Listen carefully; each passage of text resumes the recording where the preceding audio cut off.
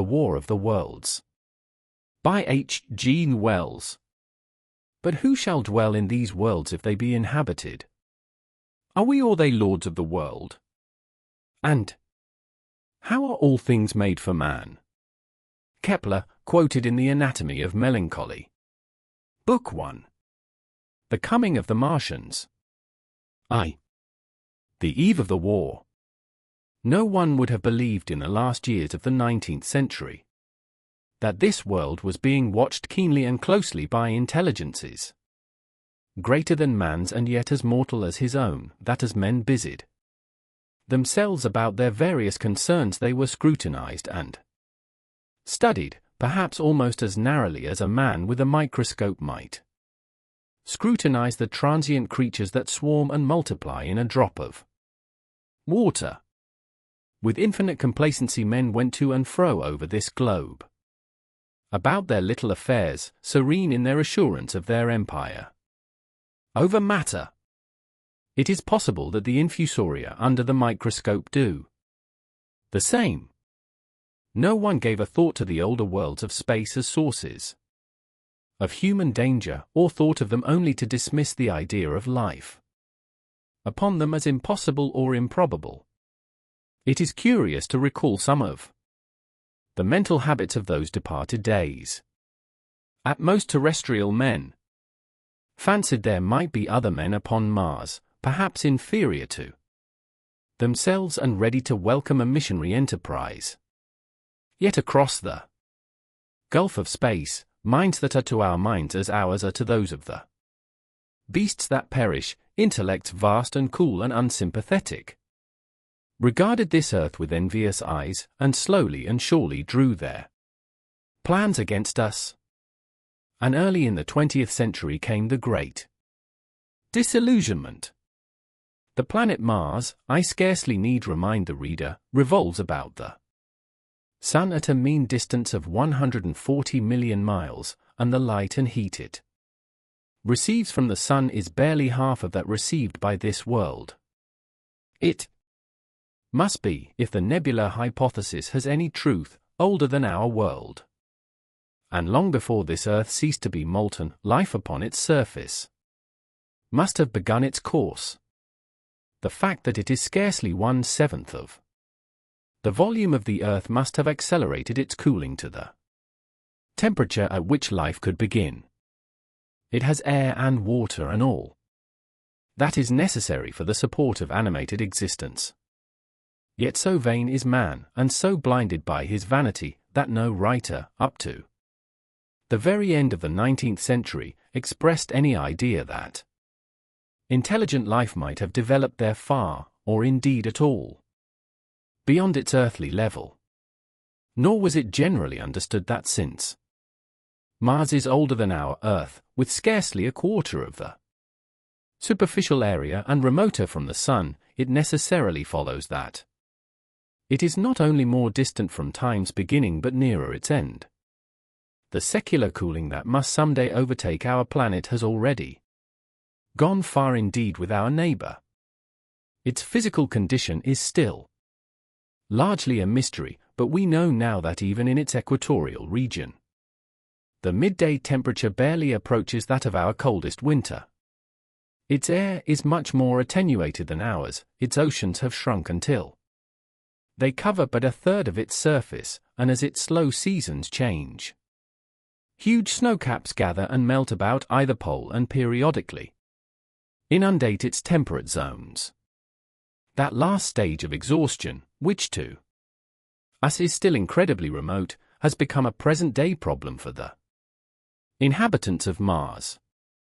The immediate pressure of necessity has brightened their intellects, enlarged their powers, and hardened their hearts. And, looking across space with instruments and intelligences such as we have scarcely dreamed of, they see, at its nearest distance only 35 million of miles sunward of them, a morning star of hope, our own warmer planet, green with vegetation and grey with water, with a cloudy atmosphere eloquent of fertility, with glimpses through its drifting cloud wisps of broad stretches of populous country and narrow navy-crowded seas. And we men, the creatures who inhabit this earth, must be to them at least as alien and lowly as are the monkeys and lemurs to us. The intellectual side of man already admits that life is an incessant struggle for existence, and it would seem that this too is the belief of the minds upon Mars. Their world is far gone in its cooling, and this world is still crowded with life, but crowded only with what they regard as inferior animals. To carry warfare sunward is, indeed, their only escape from the destruction that, generation after generation, creeps upon them. And before we judge of them too harshly, we must remember what ruthless and utter destruction our own species has wrought, not only upon animals, such as the vanished bison and the dodo, but upon its inferior races. The Tasmanians, in spite of their human likeness, were entirely swept out of existence in a war of extermination waged by European immigrants in the space of 50 years. Are we such apostles of mercy as to complain if the Martians warred in the same spirit? The Martians seem to have calculated their descent with amazing subtlety. Their mathematical learning is evidently far in excess of ours, and to have carried out their preparations with a well-nigh perfect unanimity. Had our instruments permitted it, we might have seen the gathering trouble far back in the 19th century. Men like Schiaparelli watched the red planet. It is odd, by the by, that for countless centuries Mars has been the star of war, but failed to interpret the fluctuating appearances of the markings they mapped so well. All that time the Martians must have been getting ready. During the opposition of 1894, a great light was seen on the illuminated part of the disk, first at the Lick Observatory, then by Perrotin of Nice, and then by other observers. English readers heard of it first in the issue of Nature dated August 2nd. I am inclined to think that this blaze may have been the casting of the huge gun in the vast pit sunk into their planet, from which their shots were fired at us. Peculiar markings, as yet unexplained, were seen near the site of that outbreak. During the next two oppositions, the storm burst upon us 6 years ago now. As Mars approached opposition, Lavelle of Java set the wires of the astronomical exchange palpitating with the amazing intelligence of a huge outbreak of incandescent gas upon the planet. It had occurred towards midnight of the 12th, and the spectroscope, to which he had at once resorted, indicated a mass of flaming gas, chiefly hydrogen, moving with an enormous velocity towards this Earth. This jet of fire had become invisible about 12:15. He compared it to a colossal puff of flame suddenly and violently squirted out of the planet as flaming gases rushed out of a gun. A singularly appropriate phrase it proved. Yet the next day there was nothing of this in the papers except a little note in the _Daily Telegraph _, and the world went in ignorance of one of the gravest dangers that ever threatened the human race. I might not have heard of the eruption at all had I not met Ogilvy, the well-known astronomer, at Ottershaw. He was immensely excited at the news, and in the excess of his feelings invited me up to take a turn with him that night in a scrutiny of the red planet. In spite of all that has happened since, I still remember that vigil very distinctly, the black and silent observatory, the shadowed lantern throwing a feeble glow upon the floor in the corner, the steady ticking of the clockwork of the telescope, the little slit in the roof, an oblong profundity with the stardust streaked across it. Ogilvy moved about, invisible but audible. Looking through the telescope, one saw a circle of deep blue and the little round planet swimming in the field. It seemed such a little thing, so bright and small and still, faintly marked with transverse stripes, and slightly flattened from the perfect round. But so little it was, so silvery warm, a pin's head of light. It was as if it quivered, but really this was the telescope vibrating with the activity of the clockwork that kept the planet in view. As I watched, the planet seemed to grow larger and smaller and to advance and recede, but that was simply that my eye was tired. 40 millions of miles it was from us, more than 40 millions of miles of void.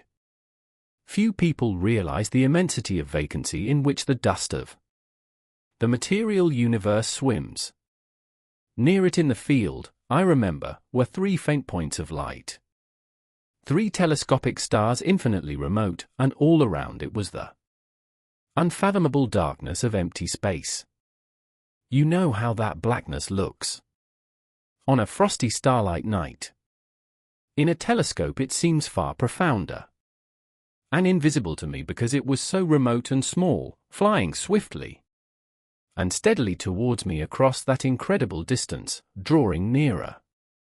Every minute by so many thousands of miles, came the thing they were sending us, the thing that was to bring so much struggle and calamity and death to the earth.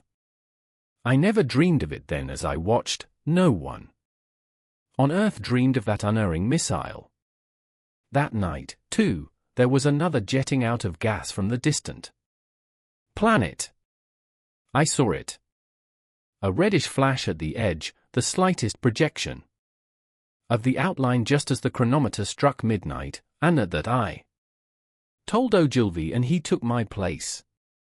The night was warm and I was thirsty, and I went stretching my legs clumsily and feeling my way in the darkness to the little table where the siphon stood, while Ogilvy exclaimed at the streamer of gas that came out towards us. That night another invisible missile started on its way to the Earth from Mars, just a second or so under 24 hours after the first one. I remember how I sat on the table there in the blackness, with patches of green and crimson swimming before my eyes. I wished I had a light to smoke by, little suspecting the meaning of the minute gleam I had seen and all that it would presently bring me. Ogilvy watched till 1, and then gave it up, and we lit the lantern and walked over to his house. Down below in the darkness were Ottershaw and Chertsey and all their hundreds of people, sleeping in peace. He was full of speculation that night about the condition of Mars, and scoffed at the vulgar idea of its having inhabitants who were signaling us. His idea was that meteorites might be falling in a heavy shower upon the planet, or that a huge volcanic explosion was in progress. He pointed out to me how unlikely it was that organic evolution had taken the same direction in the 2 adjacent planets. The chances against anything manlike on Mars are 1,000,000 to 1, he said. Hundreds of observers saw the flame that night and the night after. About midnight, and again the night after, and so for 10 nights, a flame each night. Why the shot ceased after the 10th no one on Earth has attempted to explain. It may be the gases of the firing caused the Martians' inconvenience. Dense clouds of smoke or dust, visible through a powerful telescope on Earth as little grey, fluctuating patches, spread through the clearness of the planet's atmosphere and obscured its more familiar features. Even the daily papers woke up to the disturbances at last, and popular notes appeared here, there, and everywhere concerning the volcanoes upon Mars. The serio-comic periodical Punch, I remember, made a happy use of it in the political cartoon. And, all unsuspected, those missiles the Martians had fired at us drew earthward, rushing now at a pace of many miles a second through the empty gulf of space, hour by hour and day by day, nearer and nearer. It seems to me now almost incredibly wonderful that, with that swift fate hanging over us, men could go about their petty concerns as they did. I remember how jubilant Markham was at securing a new photograph of the planet for the illustrated paper he edited in those days. People in these latter times scarcely realized the abundance and enterprise of our 19th century papers. For my own part, I was much occupied in learning to ride the bicycle, and busy upon a series of papers discussing the probable developments of moral ideas as civilization progressed. One night, the first missile then could scarcely have been 10 million miles away, I went for a walk with my wife. It was starlight and I explained the signs of the zodiac to her, and pointed out Mars, a bright dot of light creeping zenithward, towards which so many telescopes were pointed. It was a warm night. Coming home, a party of excursionists from Chertsey or Isleworth passed us singing and playing music. There were lights in the upper windows of the houses as the people went to bed. From the railway station in the distance came the sound of shunting trains, ringing and rumbling, softened almost into melody by the distance. My wife pointed out to me the brightness of the red, green, and yellow signal lights hanging in a framework against the sky. It seemed so safe and tranquil. 2. The falling star. Then came the night of the first falling star. It was seen early in the morning, rushing over Winchester eastward, a line of flame high in the atmosphere. Hundreds must have seen it, and taken it for an ordinary falling star. Albin described it as leaving a greenish streak behind it that glowed for some seconds. Denning, our greatest authority on meteorites, stated that the height of its first appearance was about 90 or 100 miles. It seemed to him that it fell to Earth about 100 miles east of him. I was at home at that hour and writing in my study, and although my French windows faced towards Ottershaw and the blind was up, for I loved in those days to look up at the night sky, I saw nothing of it. Yet, this strangest of all things that ever came to Earth from outer space must have fallen while I was sitting there, visible to me had I only looked up as it passed. Some of those who saw its flight say it traveled with a hissing sound. I myself heard nothing of that. Many people in Berkshire, Surrey, and Middlesex must have seen the fall of it, and, at most, have thought that another meteorite had descended. No. One seems to have troubled to look for the fallen mass that night. But very early in the morning poor Ogilvy, who had seen the shooting star and who was persuaded that a meteorite lay somewhere on the common between Horsell, Ottershaw, and Woking, rose early with the idea of finding it.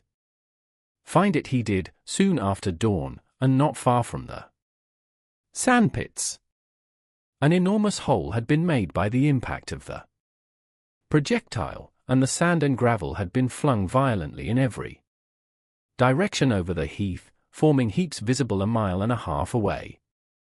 The heather was on fire eastward, and a thin blue smoke rose against the dawn. The thing itself lay almost entirely buried in sand, amidst the scattered splinters of a fir tree it had shivered to fragments in its descent. The uncovered part had the appearance of a huge cylinder, caked over and its outline softened by a thick scaly dun-colored incrustation. It had a diameter of about 30 yards. He approached the mass, surprised at the size and more so at the shape, since most meteorites are rounded more or less completely. It was, however, still so hot from its flight through the air as to forbid his near approach. A stirring noise within its cylinder he ascribed to the unequal cooling of its surface, for at that time it had not occurred to him that it might be hollow. He remained standing at the edge of the pit that the thing had made for itself, staring at its strange appearance, astonished chiefly at its unusual shape and color, and dimly perceiving even then some evidence of design in its arrival. The early morning was wonderfully still, and the sun, just clearing the pine trees towards Weybridge, was already warm. He did not remember hearing any birds that morning. There was certainly no breeze stirring, and the only sounds were the faint movements from within the cindery cylinder. He was all alone on the common. Then suddenly he noticed with a start that some of the grey clinker, the ashy incrustation that covered the meteorite, was falling off the circular edge of the end. It was dropping off in flakes and raining down upon the sand. A large piece suddenly came off and fell with a sharp noise that brought his heart into his mouth. For a minute he scarcely realized what this meant, and, although the heat was excessive, he clambered down into the pit close to the bulk to see the thing more clearly. He fancied even then that the cooling of the body might account for this, but what disturbed that idea was the fact that the ash was falling only from the end of the cylinder. And then he perceived that, very slowly, the circular top of the cylinder was rotating on its body. It was such a gradual movement that he discovered it only through noticing that a black mark that had been near him 5 minutes ago was now at the other side of the circumference. Even then he scarcely understood what this indicated, until he heard a muffled grating sound and saw the black mark jerk forward an inch or so. Then the thing came upon him in a flash. The cylinder was artificial, hollow, with an end that screwed out. Something within the cylinder was unscrewing the top. "Good heavens," said Ogilvy. "There's a man in it, men in it. Half roasted to death, trying to escape." At once, with a quick mental leap, he linked the thing with the flash upon Mars. The thought of the confined creature was so dreadful to him that he forgot the heat and went forward to the cylinder to help turn. But luckily the dull radiation arrested him before he could burn his hands on the still glowing metal. At that he stood irresolute for a moment, then turned, scrambled out of the pit, and set off running wildly into Woking. The time then must have been somewhere about 6 o'clock. He met a wagoner and tried to make him understand, but the tale he told and his appearance were so wild, his hat had fallen off in the pit, that the man simply drove on. He was equally unsuccessful with the potman, who was just unlocking the doors of the public house by Horsell Bridge. The fellow thought he was a lunatic at large and made an unsuccessful attempt to shut him into the tap room. That sobered him a little, and when he saw Henderson, the London journalist, in his garden, he called over the palings and made himself understood. "Henderson," he called, "you saw that shooting star last night?" "Well," said Henderson, "it's out on Horsell Common now." "Good Lord," said Henderson. "Fallen meteorite." "That's good. But it's something more than a meteorite. It's a cylinder, an artificial cylinder, man. And there's something inside." Henderson stood up with his spade in his hand. "What's that?" he said. He was deaf in one ear. Ogilvy told him all that he had seen. Henderson was a minute or so taking it in. Then he dropped his spade, snatched up his jacket, and came out into the road. The two men hurried back at once to the common and found the cylinder still lying in the same position. But now the sounds inside had ceased, and a thin circle of bright metal showed between the top and the body of the cylinder. Air was either entering or escaping at the rim with a thin, sizzling sound. They listened, rapped on the scaly burnt metal with a stick, and, meeting with no response, they both concluded the man or men inside must be insensible or dead. Of course the two were quite unable to do anything. They shouted consolation and promises, and went off back to the town again to get help. One can imagine them, covered with sand, excited and disordered, running up the little street in the bright sunlight just as the shop folks were taking down their shutters and people were opening their bedroom windows. Henderson went into the railway station at once, in order to telegraph the news to London. The newspaper articles had prepared men's minds for the reception of the idea. By 8 o'clock a number of boys and unemployed men had already started for the common to see the dead men from Mars. That was the form the story took. I heard of it first from my newspaper boy about 8:45 when I went out to get my daily chronicle. I was naturally startled, and lost no time in going out and across the Ottershaw Bridge to the sandpits. 3. On Horsell Common, I found a little crowd of perhaps 20 people surrounding the huge hole in which the cylinder lay. I have already described the appearance of that colossal bulk, embedded in the ground. The turf and gravel about it seemed charred as if by a sudden explosion. No doubt its impact had caused a flash of fire. Henderson and Ogilvy were not there. I think they perceived that nothing was to be done for the present, and had gone away to breakfast at Henderson's house. There were 4 or 5 boys sitting on the edge of the pit, with their feet dangling, and amusing themselves, until I stopped them, by throwing stones at the giant mass. After I had spoken to them about it, they began playing at touch in and out of the group of bystanders.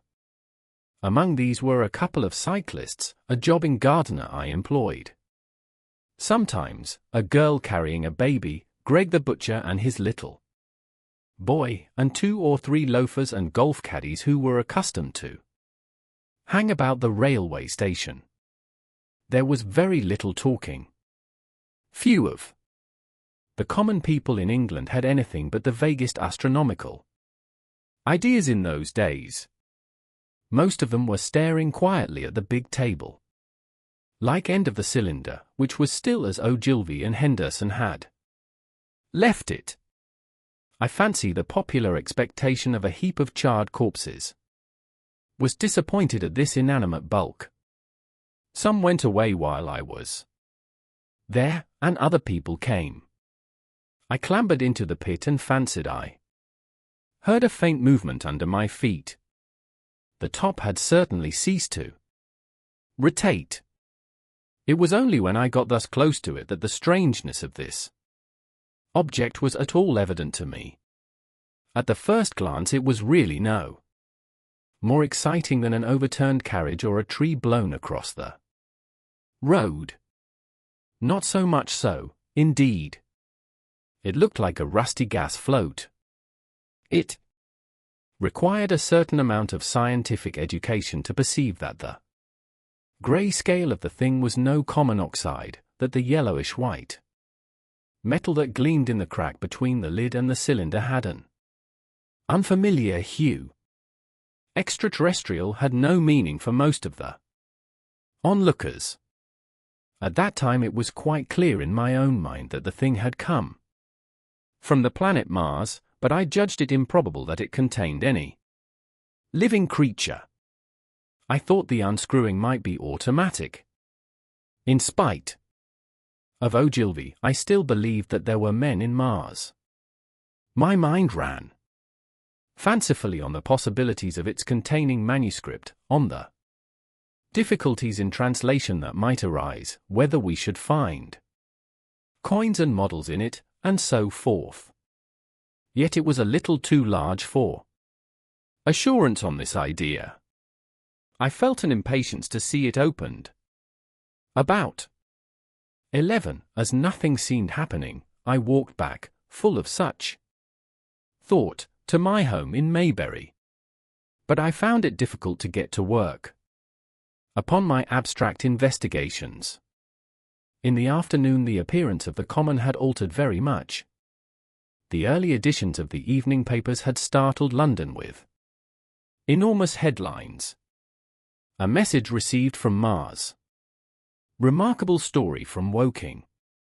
And so forth. In addition, Ogilvy's wire to the Astronomical Exchange had roused every observatory in the Three Kingdoms.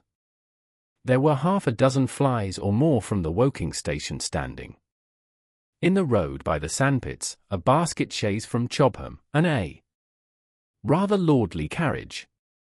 Besides that, there was quite a heap of bicycles. In addition, a large number of people must have walked, in spite of the heat of the day, from Woking and Chertsey, so that there was altogether quite a considerable crowd, one or two gaily dressed ladies among the others. It was glaringly hot, not a cloud in the sky nor a breath of wind, and the only shadow was that of the few scattered pine trees. The burning heather had been extinguished, but the level ground towards Otter Shore was blackened as far as one could see, and still giving off vertical streamers of smoke. An enterprising sweetstuff dealer in the Chobham road had sent up his son with a barrow-load of green apples and ginger beer. Going to the edge of the pit, I found it occupied by a group of about half a dozen men, Henderson, Ogilvy, and a tall, fair-haired man that I afterwards learned was Stent, the Astronomer Royal, with several workmen wielding spades and pickaxes. Stent was giving directions in a clear, high-pitched voice. He was standing on the cylinder, which was now evidently much cooler. His face was crimson and streaming with perspiration, and something seemed to have irritated him. A large portion of the cylinder had been uncovered, though its lower end was still embedded. As soon as Ogilvy saw me among the staring crowd on the edge of the pit, he called to me to come down, and asked me if I would mind going over to see Lord Hilton, the lord of the manor. The growing crowd, he said, was becoming a serious impediment to their excavations, especially the boys. They wanted a light railing put up and help to keep the people back. He told me that a faint stirring was occasionally still audible within the case, but that the workmen had failed to unscrew the top, as it afforded no grip to them. The case appeared to be enormously thick, and it was possible that the faint sounds we heard represented a noisy tumult in the interior. I was very glad to do as he asked, and so become one of the privileged spectators within the contemplated enclosure. I failed to find Lord Hilton at his house, but I was told he was expected from London by the 6 o'clock train from Waterloo, and as it was then about 5:15, I went home, had some tea, and walked up to the station to waylay him. 4. The cylinder opens. When I returned to the Common, the sun was setting. Scattered groups were hurrying from the direction of Woking, and one or two persons were returning. The crowd about the pit had increased, and stood out black against the lemon yellow of the sky, a couple of hundred people. Perhaps. There were raised voices, and some sort of struggle appeared to be going on about the pit. Strange imaginings passed through my mind. As I drew nearer, I heard Stent's voice. "Keep back! Keep back! A boy came running towards me. It's a moving, he said to me as he passed, a screw in and a screw in. Out! I don't like it. I'm a going home, I am. I went on to the crowd. There were really, I should think, 2 or 300 people elbowing and jostling one another, the 1 or 2 ladies. There being by no means the least active. He's fallen in the pit, cried someone. Keep back, said several. The crowd swayed a little, and I elbowed my way through. Everyone seemed greatly excited. I heard a peculiar humming sound from the pit. I say, said Ogilvy, help keep these idiots back. We don't know what's in the confounded thing, you know. I saw a young man, a shop assistant in Woking I believe he was, standing on the cylinder and trying to scramble out of the hole again. The crowd had pushed him in. The end of the cylinder was being screwed out from within. Nearly 2 feet of shining screw projected. Somebody blundered against me, and I narrowly missed being pitched onto the top of the screw.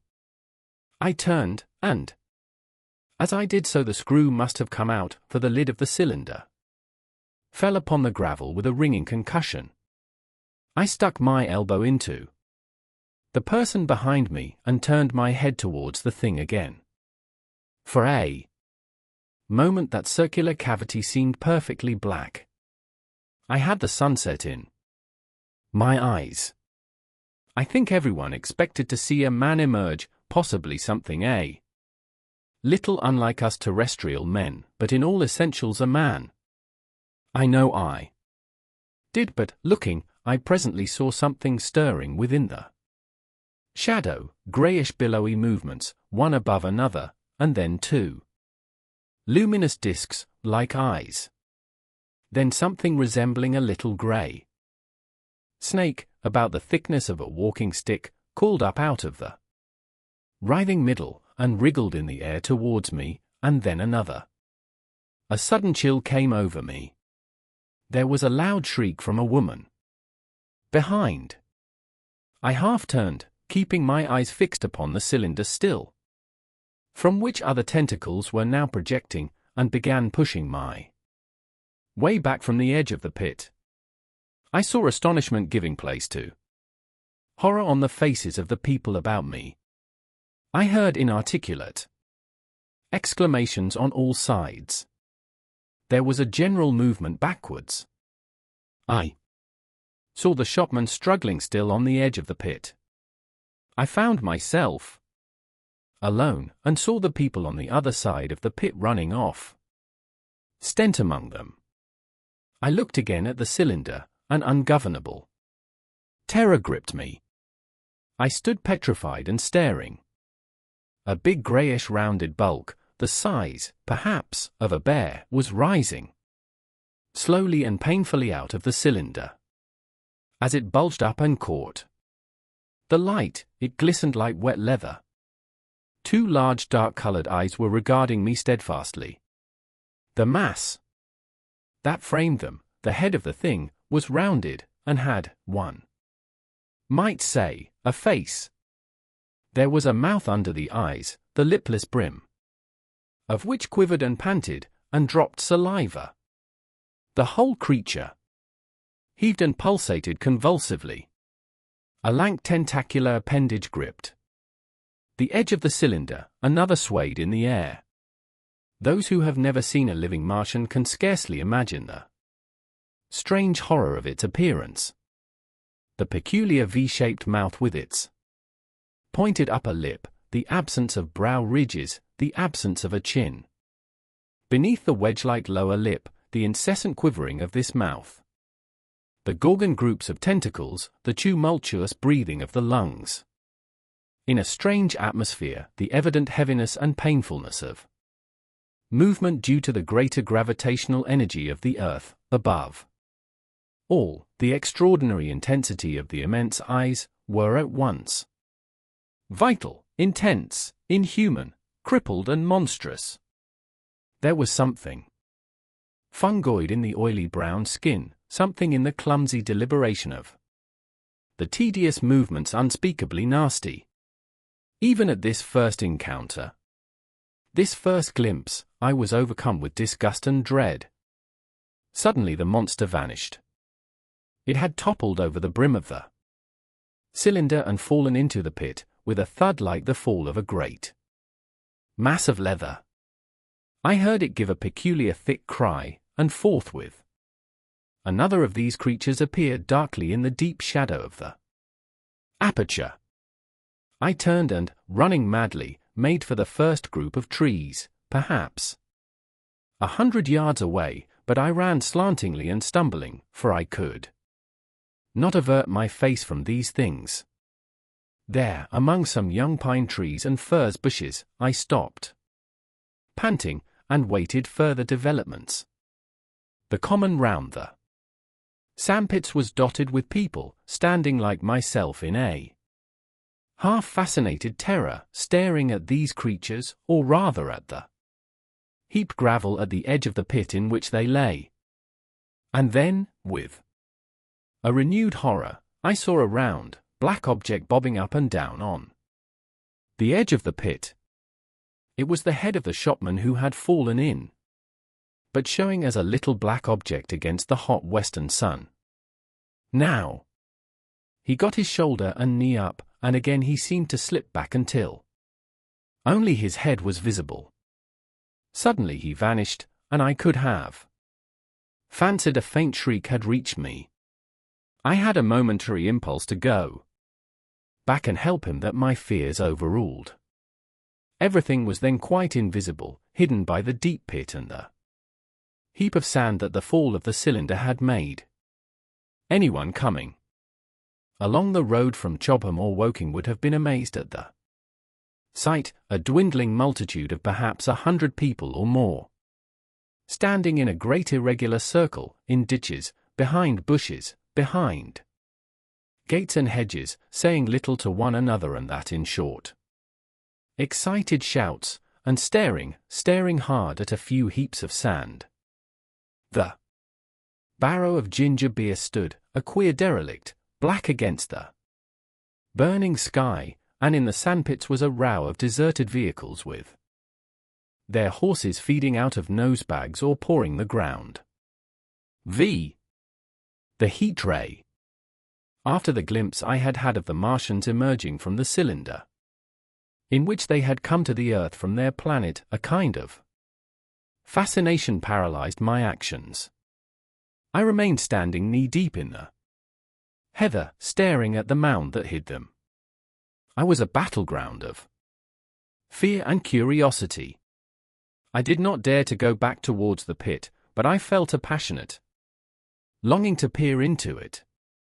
I began walking, therefore, in a big curve, seeking some point of vantage and continually looking at the sand heaps that hid these newcomers to our Earth.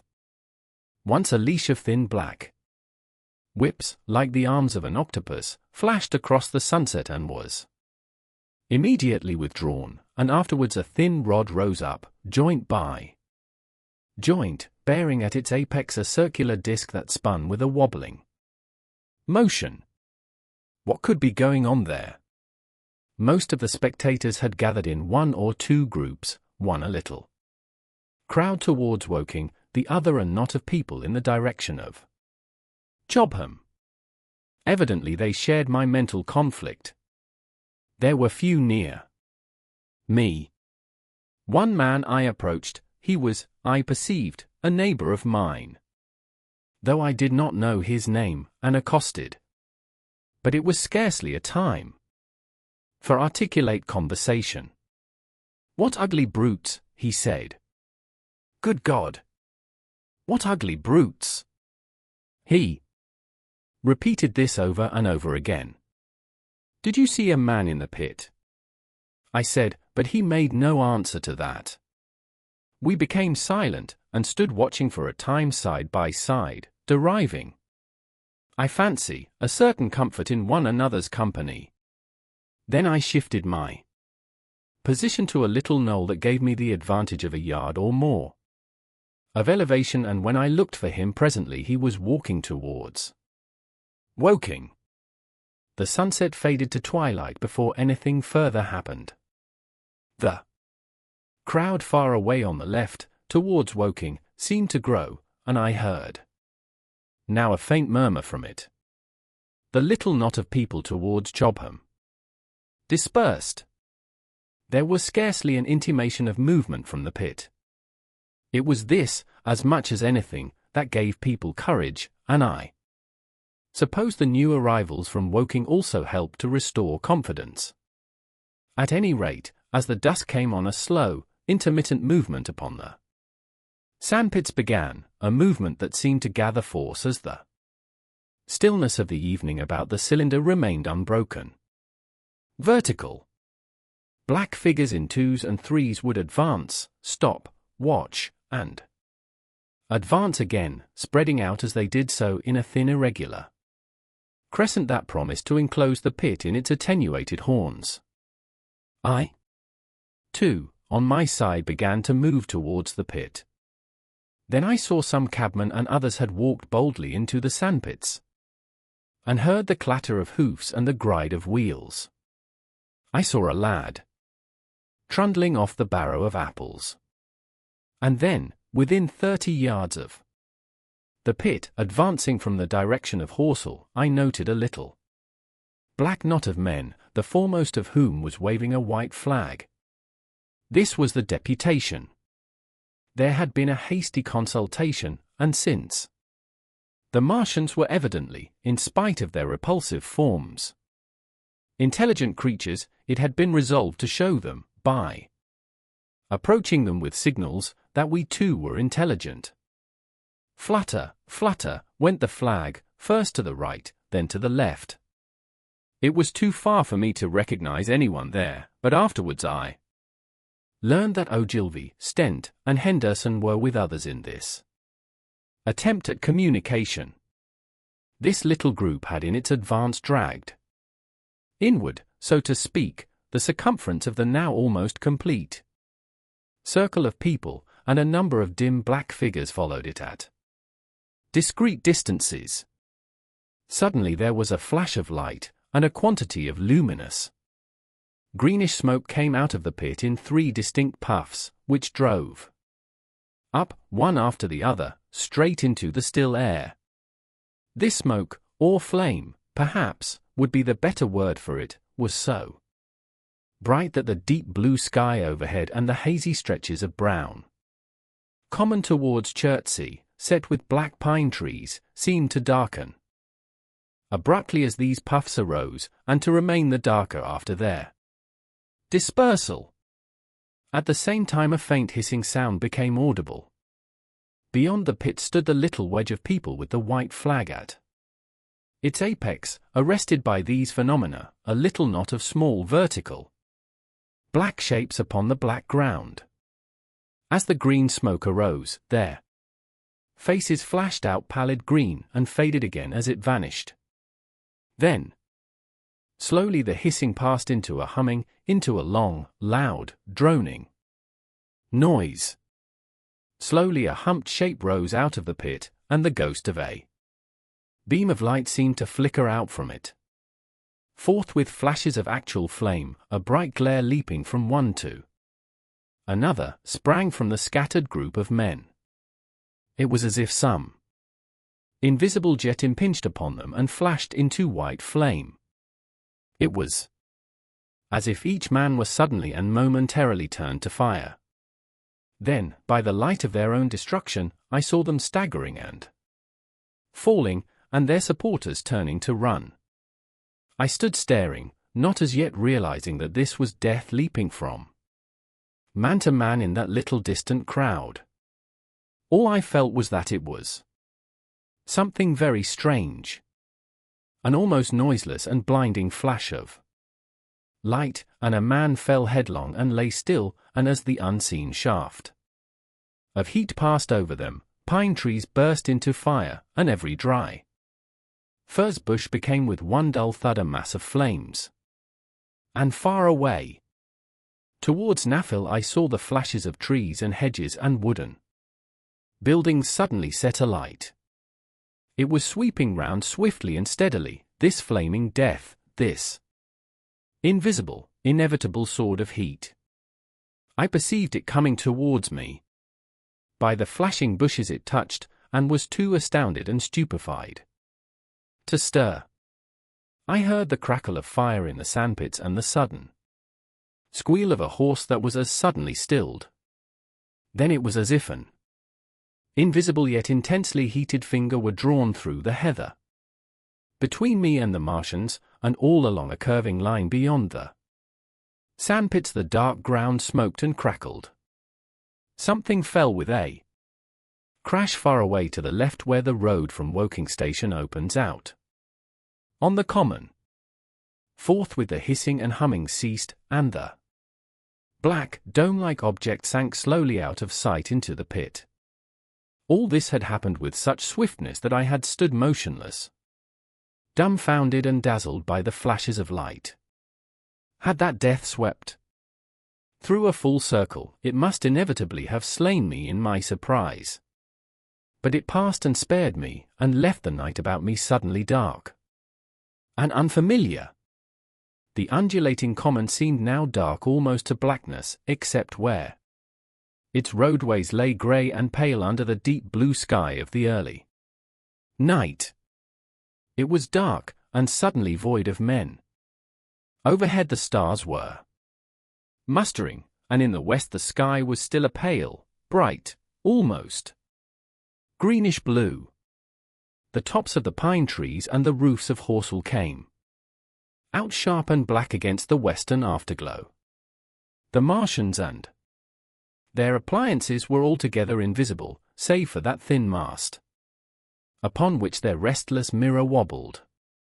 Patches of bush and isolated trees here and there smoked and glowed still, and the houses towards Woking Station were sending up spires of flame into the stillness of the evening air. Nothing was changed save for that and a terrible astonishment.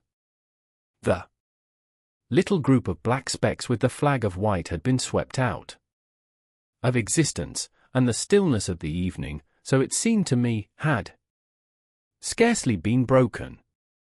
It came to me that I was upon this dark common, helpless, unprotected, and alone. Suddenly, like a thing falling upon me from without, came on fear. With an effort I turned and began a stumbling run through the heather. The fear I felt was no rational fear, but a panic terror not only of the Martians, but of the dusk and stillness all about me. Such an extraordinary effect in unmanning me it had that I ran weeping silently, as a child might do. Once I had turned, I did not dare to look back. I remember I felt an extraordinary persuasion that I was being played with, that presently, when I was upon the very verge of safety, this mysterious death, as swift as the passage of light, would leap after me from the pit about the cylinder, and strike me down. 6. The heat ray in the Chobham Road. It is still a matter of wonder how the Martians are able to slay men so swiftly and so silently. Many think that in some way they are able to generate an intense heat in a chamber of practically absolute non-conductivity. This intense heat they project in a parallel beam against any object they choose, by means of a polished parabolic mirror of unknown composition, much as the parabolic mirror of a lighthouse projects a beam of light. But no one has absolutely proved these details. However it is done, it is certain that a beam of heat is the essence of the matter. Heat, an invisible, instead of visible, light. Whatever is combustible flashes into flame at its touch. Lead runs like water, it softens iron, cracks and melts glass, and when it falls upon water, incontinently that explodes into steam. That night nearly 40 people lay under the starlight about the pit, charred and distorted beyond recognition, and all night long the common from Horsell to Maybury was deserted and brightly ablaze. The news of the massacre probably reached Chobham, Woking, and Ottershaw about the same time. In Woking the shops had closed when the tragedy happened, and a number of people, shop people and so forth, attracted by the stories they had heard, were walking over the Horsell Bridge and along the road between the hedges that runs out at last upon the common. You may imagine the young people brushed up after the labours of the day, and making this novelty, as they would make any novelty, the excuse for walking together and enjoying a trivial flirtation. You may figure to yourself the hum of voices along the road in the gloaming. As yet, of course, few people in Woking even knew that the cylinder had opened, though poor Henderson had sent a messenger on a bicycle to the post office with a special wire to an evening paper. As these folks came out by twos and threes upon the open, they found little knots of people talking excitedly and peering at the spinning mirror over the sandpits, and the newcomers were, no doubt, soon infected by the excitement of the occasion. By 8:30, when the deputation was destroyed, there may have been a crowd of 300 people or more at this place, besides those who had left the road to approach the Martians nearer. There were 3 policemen too, one of whom was mounted, doing their best, under instructions from Stent, to keep the people back and deter them from approaching the cylinder. There was some booing from those more thoughtless and excitable souls to whom a crowd is always an occasion for noise and horseplay. Stent and Ogilvy, anticipating some possibilities of a collision, had telegraphed from Horsell to the barracks as soon as the Martians emerged, for the help of a company of soldiers to protect these strange creatures from violence. After that they returned to lead that ill-fated advance. The description of their death, as it was seen by the crowd, tallies very closely with my own impressions: the 3 puffs of green smoke, the deep humming note, and the flashes of flame. But that crowd of people had a far narrower escape than mine. Only the fact that a hummock of heathery sand intercepted the lower part of the heat ray saved them. Had the elevation of the parabolic mirror been a few yards higher, none could have lived to tell the tale.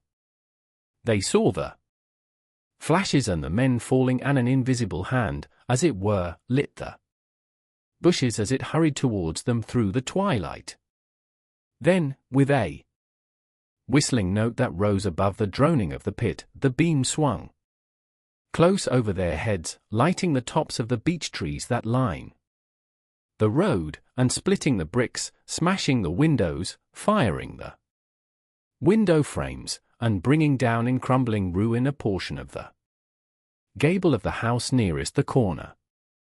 In the sudden thud, hiss, and glare of the igniting trees, the panic-stricken crowd seems to have swayed hesitatingly for some moments. Sparks and burning twigs began to fall into the road, and single leaves like puffs of flame. Hats and dresses caught fire. Then came a crying from the common.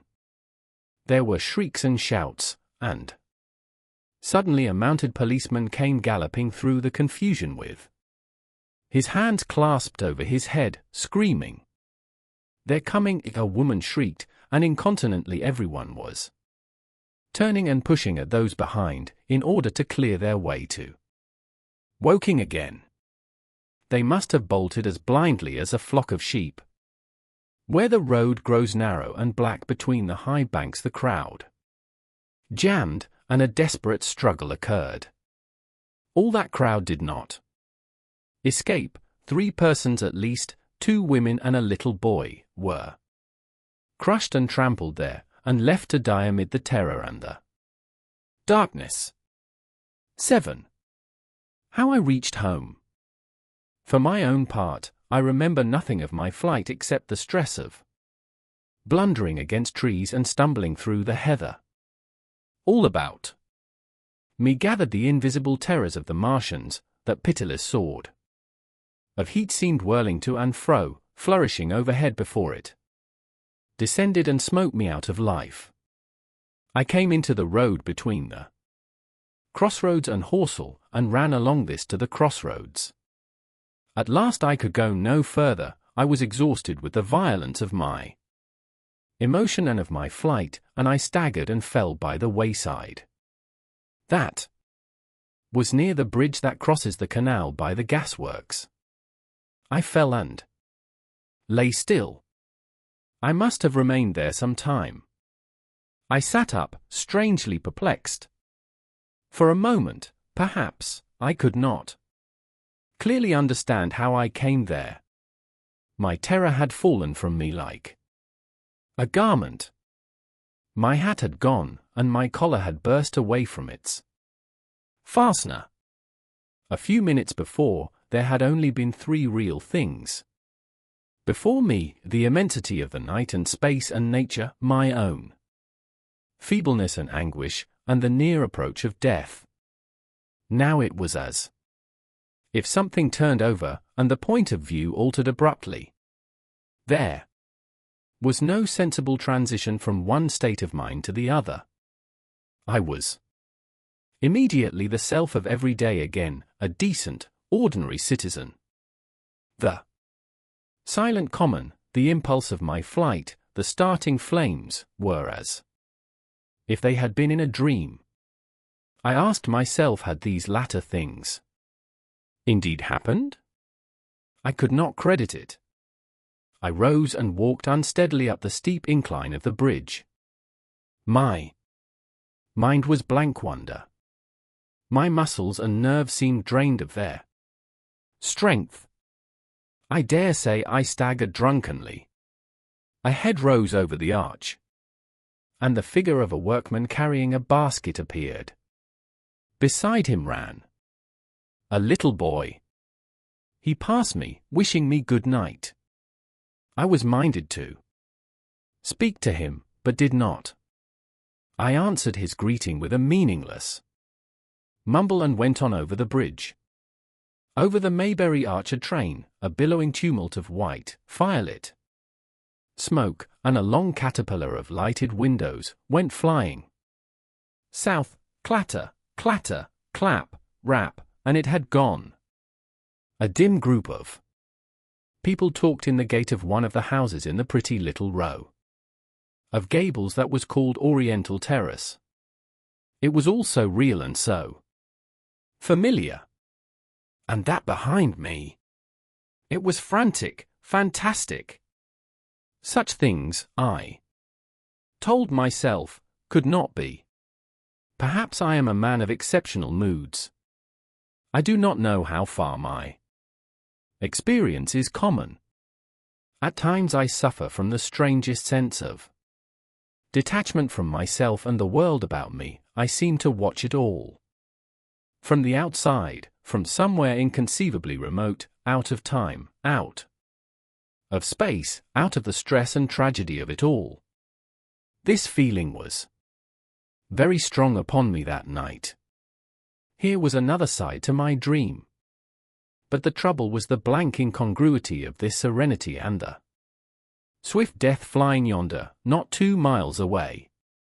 There was a noise of business from the gasworks, and the electric lamps were all alight. I stopped at the group of people. "What news from the common?" said I. There were 2 men and a woman at the gate. Said one of the men, turning. "What news from the common?" I said. "Ain't you just been there?" asked the men. "People seem fair silly about the common," said the woman over the gate. "What's it all about?" "Haven't you heard of the men from Mars?" said I, "the creatures from Mars?" "Quite enough," said the woman over the gate. "Thanks," and all 3 of them laughed. I felt foolish and angry.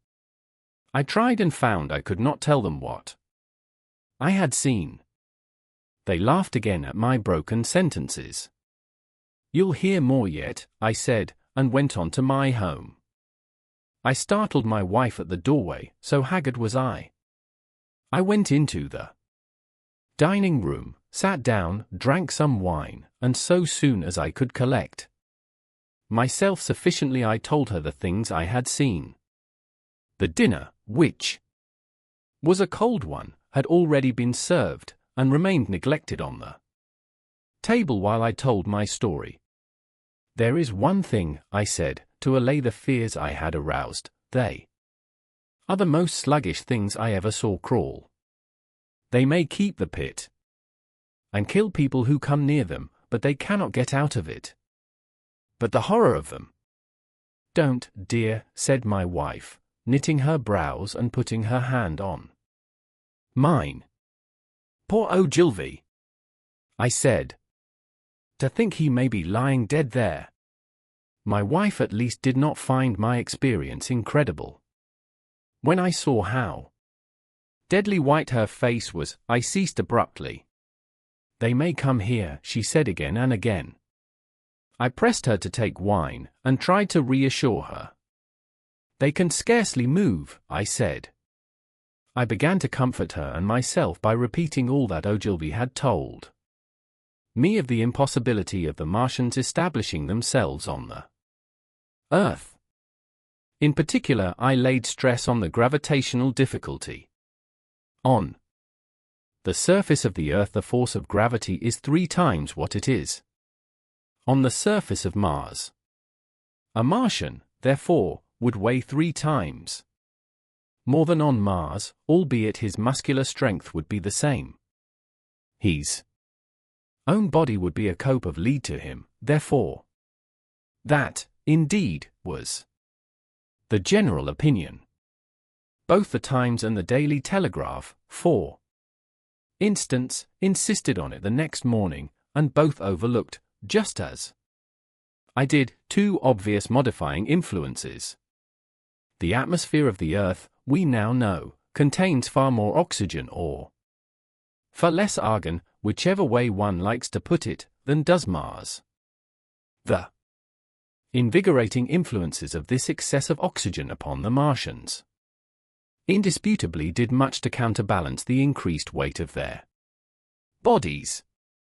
And, in the second place, we all overlooked the fact that such mechanical intelligence as the Martian possessed was quite able to dispense with muscular exertion at a pinch. But I did not consider these points at the time, and so my reasoning was dead against the chances of the invaders. With wine and food, the confidence of my own table, and the necessity of reassuring my wife, I grew by insensible degrees courageous and secure. "They have done a foolish thing," said I, fingering my wine-glass. "They are dangerous because, no doubt, they are mad with terror. Perhaps they expected to find no living things, certainly no intelligent living things. A shell in the pit," said I, "if the worst comes to the worst, will kill them all." The intense excitement of the events had no doubt left my perceptive powers in a state of erethism. I remember that dinner table with extraordinary vividness even now. My dear wife's sweet anxious face, peering at me from under the pink lampshade, the white cloth with its silver and glass table furniture, for in those days even philosophical writers had many little luxuries, the crimson-purple wine in my glass are photographically distinct. At the end of it I sat, tempering nuts with a cigarette, regretting Ogilvy's rashness, and denouncing the short-sighted timidity of the Martians. So some respectable dodo in the Mauritius might have lauded it in his nest, and discussed the arrival of that shipful of pitiless sailors in want of animal food. "We will peck them to death tomorrow, my dear." I did not know it, but that was the last civilized dinner I was to eat for very many strange and terrible days. 8. Friday night. The most extraordinary thing to my mind, of all the strange and wonderful things that happened upon that Friday, was the dovetailing of the commonplace habits of our social order with the first beginnings of the series of events that was to topple that social order headlong. If, on Friday night, you had taken a pair of compasses and drawn a circle with a radius of 5 miles round the Woking sandpits, I doubt if you would have had one human being outside it, unless it were some relation of Stentor of the 3 or 4 cyclists or London people lying dead on the common, whose emotions or habits were at all affected by the newcomers. Many people had heard of the cylinder, of course, and talked about it in their leisure, but it certainly did not make the sensation that an ultimatum to Germany would have done. In London that night, poor Henderson's telegram describing the gradual unscrewing of the shot was judged to be a canard, and his evening paper, after wiring for authentication from him and receiving no reply, the man was killed, decided not to print a special edition. Even within the 5-mile circle, the great majority of people were inert. I have already described the behavior of the men and women to whom I spoke. All over the district people were dining and supping. Working men were gardening after the labors of the day, children were being put to bed, young people were wandering through the lanes. Love-making, students sat over their books. Maybe there was a murmur in the village streets, a novel and dominant topic in the public houses, and here and there a messenger, or even an eyewitness of the later occurrences, caused a whirl of excitement, a shouting, and a running to and fro, but for the most part the daily routine of working, eating, drinking, sleeping, went on as it had done for countless years, as though no planet Mars existed in the sky. Even at Woking Station and Horsell and Chobham that was the case. In Woking Junction, until a late hour, trains were stopping and going on, others were shunting on the sidings, passengers were alighting and waiting, and everything was proceeding in the most ordinary way. A boy from the town, trenching on Smith's monopoly, was selling papers with the afternoon's news. The ringing impact of trucks, the sharp whistle of the engines from the junction, mingled with their shouts of men from Mars. Excited men came into the station about 9 o'clock with incredible tidings, and caused no more disturbance than drunkards might have done. People rattling London wards peered into the darkness outside the carriage windows, and saw only a rare, flickering, vanishing spark dance up from the direction of Horsell, a red glow and a thin veil of smoke driving across the stars, and thought that nothing more serious than a heath fire was happening.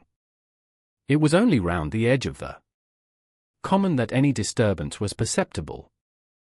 There were half a dozen villas burning on the Woking border.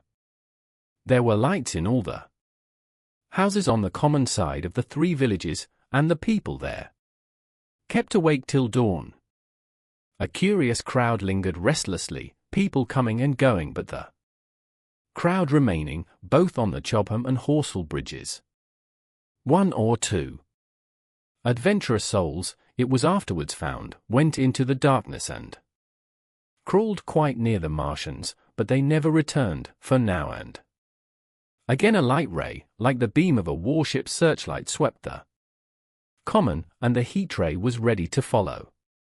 Save for such, that big area of common was silent and desolate, and the charred bodies lay about on it all night under the stars, and all the next day. A noise of hammering from the pit was heard by many people. So you have the state of things on Friday night. In the center, sticking into the skin of our old planet Earth like a poison dart, was this cylinder. But the poison was scarcely working yet. Around it was a patch of silent common, smouldering in places, and with a few dark, dimly seen objects lying in contorted attitudes here and there. Here and there was a burning bush or tree. Beyond was a fringe of excitement, and farther than that fringe the inflammation had not crept. As yet. In the rest of the world the stream of life still flowed as it had flowed for immemorial years. The fever of war that would presently clog vein and artery, deaden nerve and destroy brain, had still to develop. All night long the Martians were hammering and stirring, sleepless, indefatigable, at work upon the machines they were making ready, and ever and again a puff of greenish-white smoke whirled up to the starlit sky. About 11 a company of soldiers came through Horsell and deployed along the edge of the common to form a cordon. Later a second company marched through Chobham to deploy on the north side of the common. Several officers from the Inkerman barracks had been on the common earlier in the day, and one, Major Eden, was reported to be missing. The colonel of the regiment came to the Chobham Bridge and was busy questioning the crowd at midnight. The military authorities were certainly alive to the seriousness of the business. About 11, the next morning's papers were able to say, a squadron of hussars, 2 Maxims, and about 400 men of the Cardigan Regiment started from Aldershot. A few seconds after midnight the crowd in the Chertsey Road, Woking, saw a star fall from heaven into the pine woods to the northwest. It had a greenish color and caused a silent brightness like summer lightning. This was the second cylinder. 9. The fighting begins. Saturday lives in my memory as a day of suspense. It was a day of lassitude too, hot and close, with, I am told, a rapidly fluctuating barometer. I had slept but little, though my wife had succeeded in sleeping, and I rose early. I went into my garden before breakfast and stood listening, but towards the common there was nothing stirring but a lark. The milkman came as usual. I heard the rattle of his chariot and I went round to the side gate to ask the latest news. He told me that during the night the Martians had been surrounded by troops, and that guns were expected. Then, a familiar, reassuring note, I heard a train running towards Woking. They aren't to be killed, said the milkman, if that can possibly be avoided. I saw my neighbor gardening, chatted with him for a time, and then strolled into breakfast. It was a most unexceptional morning. My neighbor was of opinion that the troops would be able to capture or to destroy the Martians during the day. It's a pity they make themselves so unapproachable, he said. It would be curious to know how they live on another planet. We might learn a thing or two. He came up to the fence and extended a handful of strawberries, for his gardening was as generous as it was enthusiastic. At the same time he told me of the burning of the pine woods about the Byfleet golf links. They say, said he, that there's another of those blessed things fallen there, number 2. But one's enough, surely. This lot'll cost the insurance people a pretty penny before everything's settled. He laughed with an air of the greatest good humor as he said this. The woods, he said, were still burning, and pointed out a haze of smoke to me. They will be hot underfoot for days, on account of the thick soil of pine needles and turf, he said, and then grew serious over poor Ogilvy. After breakfast, instead of working, I decided to walk down towards the common. Under the railway bridge I found a group of soldiers, sappers, I think, men in small round caps, dirty red jackets unbuttoned, and showing their blue shirts, dark trousers, and boots coming to the calf. They told me no one was allowed over the canal, and, looking along the road towards the bridge, I saw one of the cardigan men standing sentinel there. I talked with these soldiers for a time. I told them of my sight of the Martians on the previous evening. None of them had seen the Martians, and they had but the vaguest ideas of them, so that they plied me with questions. They said that they did not know who had authorized the movements of the troops. Their idea was that a dispute had arisen at the Horse Guards. The ordinary sapper is a great deal better educated than the common soldier, and they discussed the peculiar conditions of the possible fight with some acuteness. I described the heat ray to them, and they began to argue among themselves. Crawl up under cover and rush rem, say I, said one. Get AHT, said another. What's cover against this flare? Eat sticks to cook your. What we got to do is to go as near as the ground let us, and then drive a trench. Blow your trenches. You always want trenches, you ought to have been born a rabbit, Snippy. Ain't they got any necks, then, said a third, abruptly, a little contemplative, dark man, smoking a pipe. I repeated my description. Octopuses, said he, that's what I calls them. Talk about fishers of men, fighters of fish it is this time. It ain't no murder-killing beasts like that, said the first speaker. Why not shell the darn things straight off and finish them, said the little dark man. You can't tell what they might do. Where's your shells, said the first speaker. There ain't no time. Do it in a rush, that's my tip, and do it at once. So they discussed it.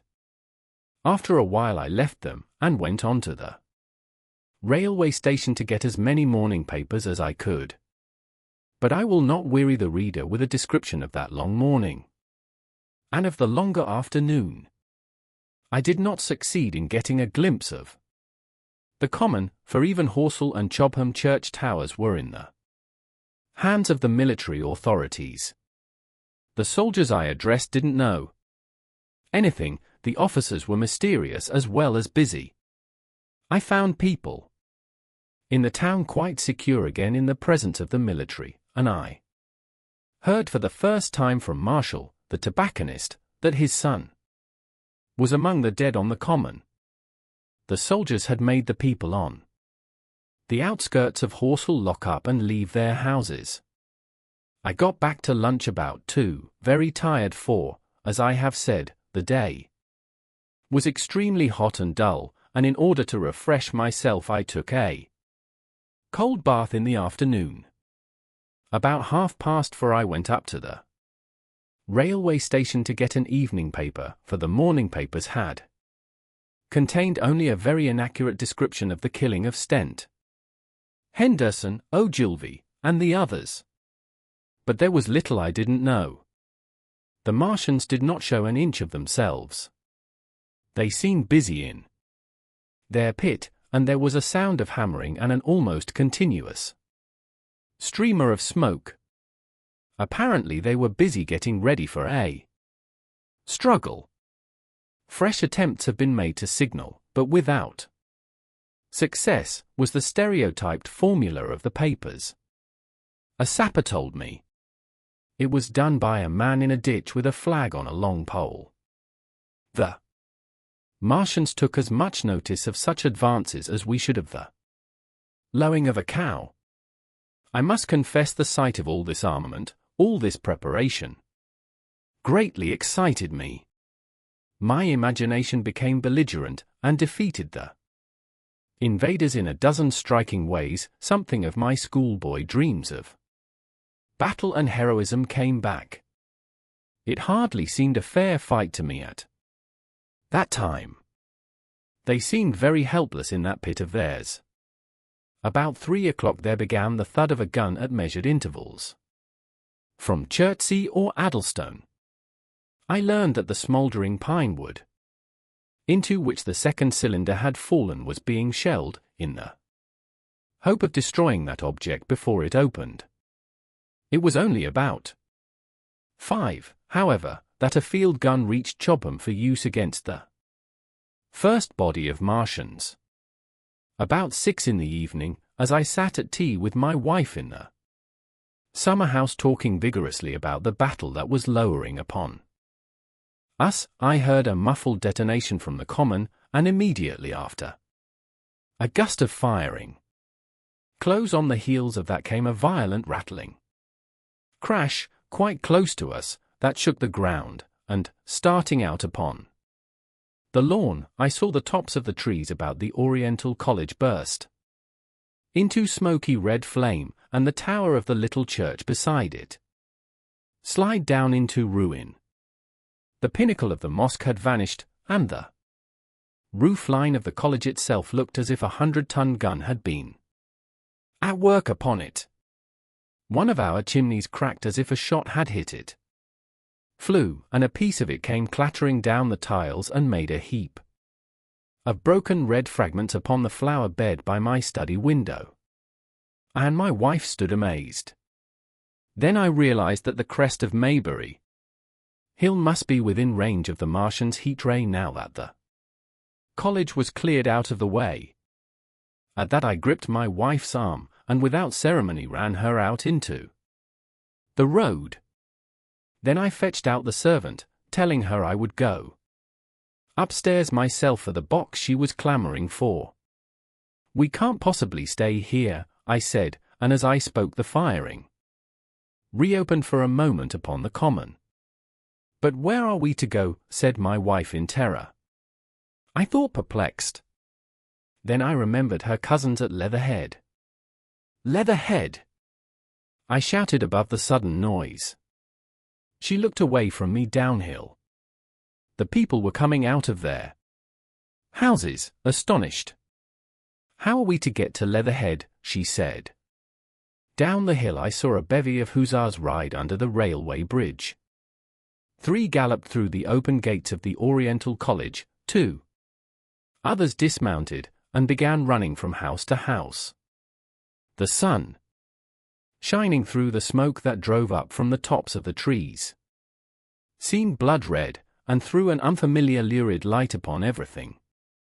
"Stop here," said I, "you are safe here," and I started off at once for the Spotted Dog, for I knew the landlord had a horse and dog cart.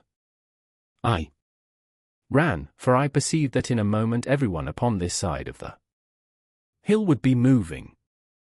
I found him in his bar, quite unaware of what was going on behind his house. A man stood with his back to me, talking to him.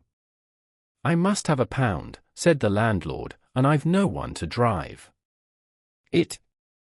"I'll give you 2, said I, over the stranger's shoulder.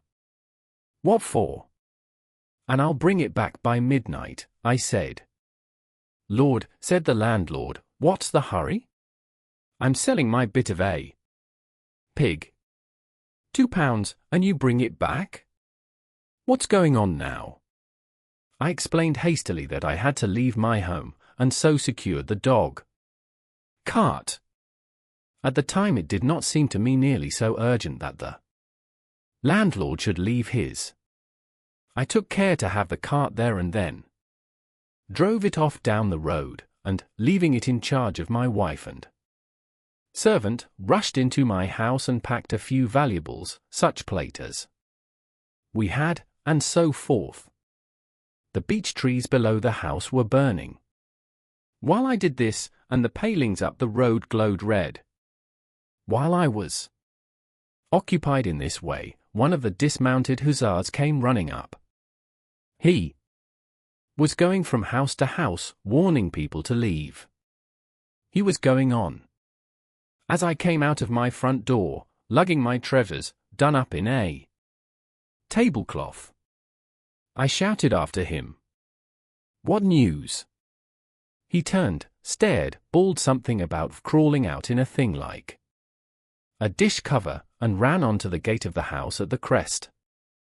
A sudden whirl of black smoke driving across the road hid him for a moment. I ran to my neighbor's door and rapped to satisfy myself of what I already knew, that his wife had gone to London with him and had locked up their house. I went in again, according to my promise, to get my servant's box, lugged it out, clapped it beside her on the tail of the dog cart, and then caught the reins and jumped up into the driver's seat beside my wife. In another moment we were clear of the smoke and noise, and spanking down the opposite slope of Maybury Hill towards Old Woking. In front was a quiet sunny landscape, a wheat field ahead on either side of the road, and the Maybury Inn with its swinging sign. I saw the doctor's cart ahead of me. At the bottom of the hill I turned my head to look at the hillside I was leaving. Thick streamers of black smoke, shot with threads of red fire, were driving up into the still air, and throwing dark shadows upon the green treetops eastward. The smoke already extended far away to the east and west, to the Byfleet pine woods eastward, and to Woking on the west. The road was dotted with people running towards us, and very faint now, but very distinct. Through the hot, quiet air one heard the whir of a machine gun that was presently stilled, and an intermittent cracking of rifles. Apparently the Martians were setting fire to everything within range of their heat ray. I am not an expert driver, and I had immediately to turn my attention to the horse. When I looked back again, the second hill had hidden the black smoke. I slashed the horse with the whip, and gave him a loose rein until Woking and Send lay between us and that quivering tumult. I overtook and passed the doctor between Woking and Send. In the storm. Leatherhead is about 12 miles from Maybury Hill. The scent of hay was in the air through the lush meadows beyond Purford, and the hedges on either side were sweet and gay with multitudes of dog roses. The heavy firing that had broken out while we were driving down Maybury Hill ceased as abruptly as it began, leaving the evening very peaceful and still. We got to Leatherhead without misadventure about 9 o'clock, and the horse had an hour's rest while I took supper with my cousins and commended my wife to their care. My wife was curiously silent throughout the drive, and seemed oppressed with forebodings of evil. I talked to her reassuringly, pointing out that the Martians were tied to the pit by sheer heaviness, and at the utmost could but crawl a little out of it, but she answered only in monosyllables. Had it not been for my promise to the innkeeper, she would, I think, have urged me to stay in Leatherhead that night. Would that I had. Her face, I remember, was very white as we parted. For my own part, I had been feverishly excited all day. Something very like the war fever that occasionally runs through a civilized community had got into my blood, and in my heart I was not so very sorry that I had to return to Maybury that night. I was even afraid that that last fusillade I had heard might mean the extermination of our invaders from Mars.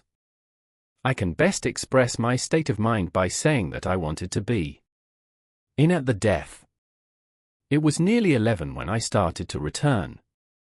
The night was unexpectedly dark to me. Walking out of the lighted passage of my cousin's house, it seemed indeed black, and it was as hot and close as the day. Overhead the clouds were driving fast, albeit not a breath stirred the shrubs about us. My cousin's man lit both lamps. Happily, I knew the road intimately. My wife stood in the light of the doorway. and watched me until I jumped up into the dog cart. Then abruptly she turned and went in, leaving my cousin side by side wishing me good hap. I was a little depressed at first with the contagion of my wife's fears, but very soon my thoughts reverted to the Martians. At that time, I was absolutely in the dark as to the course of the evening's fighting. I did not know even the circumstances that had precipitated the conflict. As I came through Ockham, for that was the way I returned, and not through Send and Old Woking, I saw along the western horizon a blood-red glow, which as I drew nearer, crept slowly up the sky. The driving clouds of the gathering thunderstorm mingled there with masses of black and red smoke. Ripley Street was deserted, and except for a lighted window or so the village showed not a sign of life, but I narrowly escaped an accident. At the corner of the road to Purford, where a knot of people stood with their backs to me, they said nothing to me as I passed. I do not know what they knew of the things happening beyond the hill, nor do I know if the silent houses I passed on my way were sleeping securely, or deserted and empty, or harassed and watching against the terror of the night. From Ripley until I came through Purford I was in the valley of the Wee, and the red glare was hidden from me. As I ascended the little hill beyond Purford Church the glare came into view again, and the trees about me shivered with the first intimation of the storm that was upon me. Then I heard midnight pealing out from Purford Church behind me, and then came the silhouette of Maybury Hill, with its tree tops and roofs black and sharp against the red. Even as I beheld this, a lurid green glare lit the road about me and showed the distant woods towards Addlestone. I felt a tug at the reins. I saw that the driving clouds had been pierced as it were by a thread of green fire, suddenly lighting their confusion and falling into the field to my left. It was the third falling star. Close on its apparition, and blindingly violet by contrast, danced out the first lightning of the gathering storm, and the thunder burst like a rocket overhead. The horse took the bit between his teeth and bolted. A moderate incline runs towards the foot of Maybury Hill, and down this we clattered. Once the lightning had begun, it went on in as rapid a succession of flashes as I have ever seen. The thunderclaps, treading one on the heels of another and with a strange crackling accompaniment, sounded more like the working of a gigantic electric machine than the usual detonating reverberations. The flickering light was blinding and confusing, and a thin hail smote gustily at my face as I drove down the slope. At first I regarded little but the road before me, and then abruptly my attention was arrested by something that was moving rapidly down the opposite slope of Maybury Hill. At first I took it for the wet roof of a house, but one flash following another showed it to be in swift rolling movement. It was an elusive vision, a moment of bewildering darkness, and then, in a flash like daylight, the red masses of the orphanage near the crest of the hill, the green tops of the pine trees. And this problematical object came out clear and sharp and bright. And this thing I saw. How can I describe it? A monstrous tripod, higher than many houses, striding over the young pine trees, and smashing them. Aside in its career, a walking engine of glittering metal, striding now across the heather, articulate ropes of steel dangling from it, and the clattering tumult of its passage mingling with the riot of the thunder. A flash, and it came out vividly, heeling over one way with 2 feet in the air, to vanish and reappear almost instantly as it seemed, with the next flash, 100 yards nearer. Can you imagine a milking stool tilted and bowled violently along the ground? That was the impression those instant flashes gave. But instead of a milking stool, imagine it a great body of machinery on a tripod stand. Then suddenly the trees in the pine wood ahead of me were parted, as brittle reeds are parted by a man thrusting through them. They were snapped off and driven headlong, and a second huge tripod appeared, rushing, as it seemed, headlong towards me. And I was galloping hard to meet it. At the sight of the second monster, my nerve went altogether. Not stopping to look again, I wrenched the horse's head hard round to the right, and in another moment the dog-cart had heeled over upon the horse, the shaft smashed noisily, and I was flung sideways and fell heavily into a shallow pool of water. I crawled out almost immediately, and crouched, my feet still in the water, under a clump of firs. The horse lay motionless, his neck was broken, poor brute, and by the lightning flashes I saw the black bulk of the overturned dog-cart and the silhouette of the wheels still spinning slowly. In another moment the colossal mechanism went striding by me, and passed uphill towards Purford. Seen nearer, the thing was incredibly strange, for it was no mere insensate machine driving on its way. Machine it was, with a ringing metallic pace, and long, flexible, glittering tentacles, one of which gripped a young pine tree, swinging and rattling about its strange body. It picked its road as it went striding along, and the brazen hood that surmounted it moved to and fro with the inevitable suggestion of a head looking about. Behind the main body was a huge mass of white metal, like a gigantic fisherman's basket, and puffs of green smoke squirted out from the joints of the limbs as the monster swept by me. And in an instant it was gone. So much I saw then, all vaguely for the flickering of the lightning, in blinding highlights and dense black shadows. As it passed it set up an exultant deafening howl that drowned the thunder. Alloo! Alloo! And in another minute it was with its companion, half a mile away, stooping over something in the field.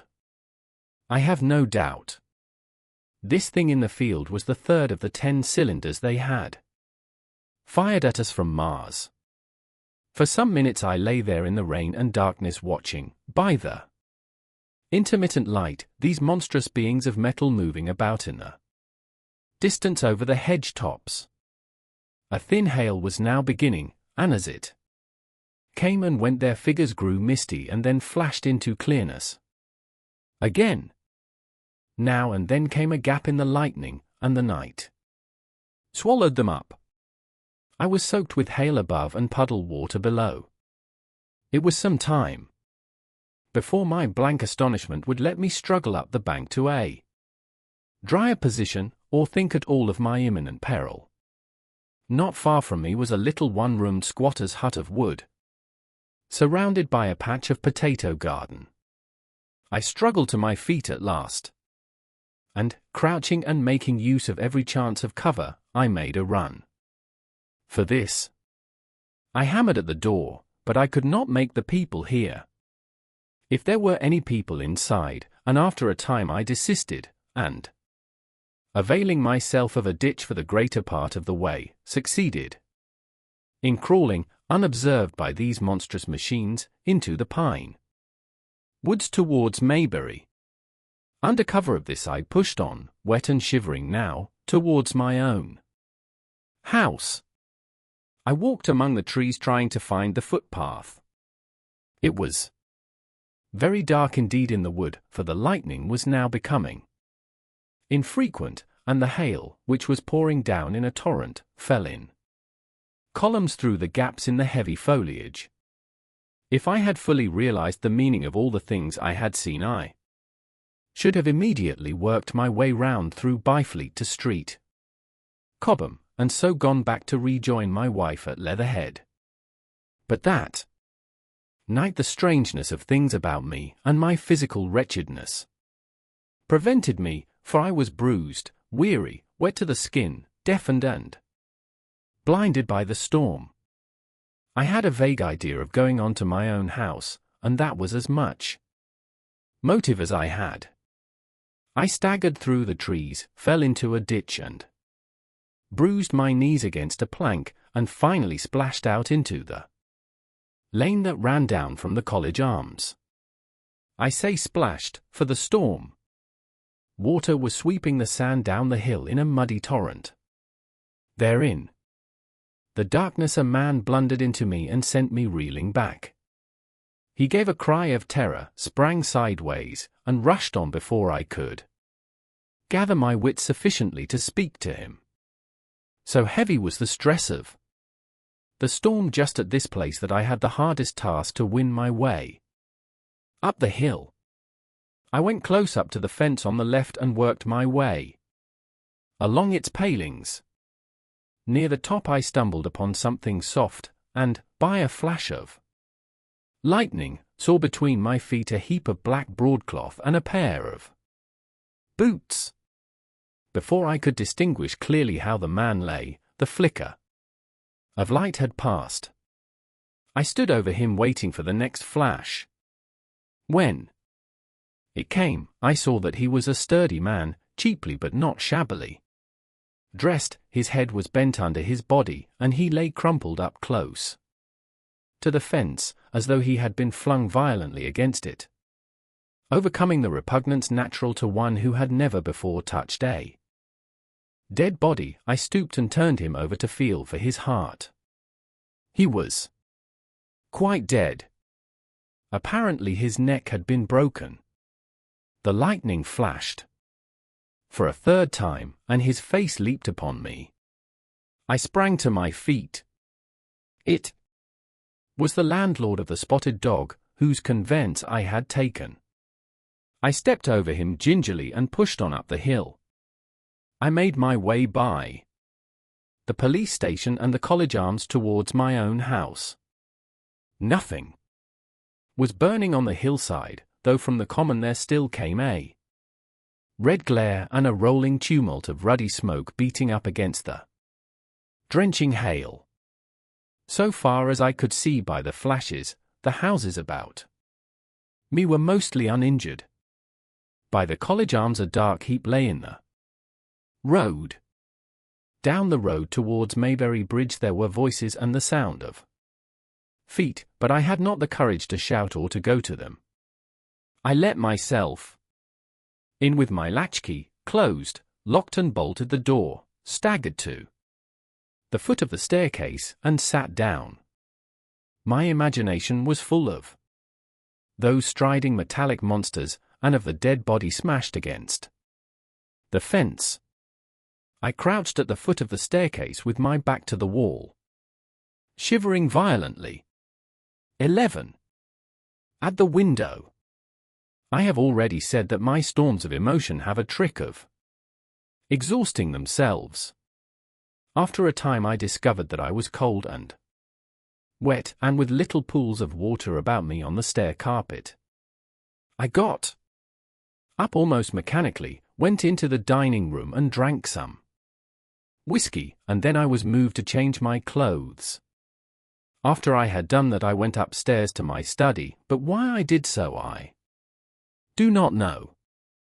The window of my study looks over the trees and the railway towards Horsell Common. In the hurry of our departure this window had been left open. The passage was dark, and, by contrast with the picture the window framing closed, the side of the room seemed impenetrably dark. I stopped short in the doorway. The thunderstorm had passed. The towers of the Oriental College and the pine trees about it had gone, and very far away, lit by a vivid red glare, the common about the sandpits was visible. Across the light, huge black shapes, grotesque and strange, moved busily to and fro. It seemed indeed as if the whole country in that direction was on fire, a broad hillside set with minute tongues of flame, swaying and writhing with the gusts of the dying storm, and throwing a red reflection upon the cloud scud above.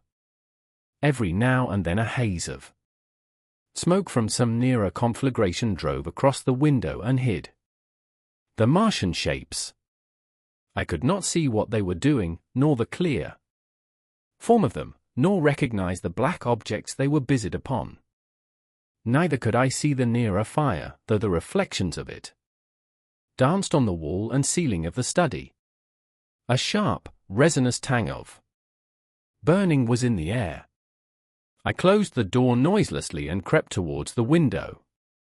As I did so, the view opened out until, on the one hand, it reached to the houses about Woking Station, and on the other to the charred and blackened pine woods of Byfleet.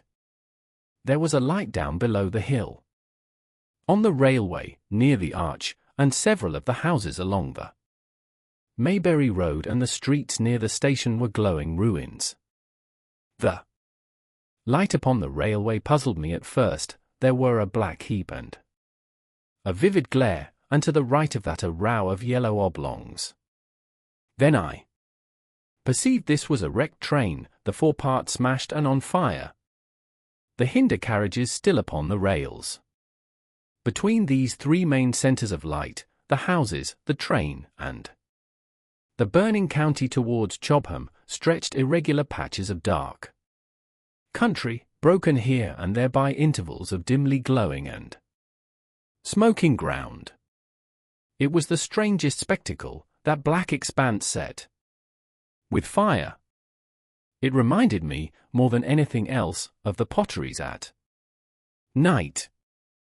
At first I could distinguish no people at all, though I peered intently for them.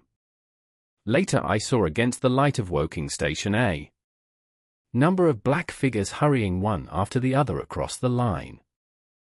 And this was the little world in which I had been living securely for years, this fiery chaos. What had happened in the last 7 hours I still did not know, nor did I know, though I was beginning to guess, the relation between these mechanical colossi and the sluggish lumps I had seen disgorged from the cylinder. With a queer feeling of impersonal interest I turned my desk chair to the window, sat down, and stared at the blackened country, and particularly at the three gigantic black things that were going to and fro in the glare about the sandpits. They seemed amazingly busy. I began to ask myself what they could be.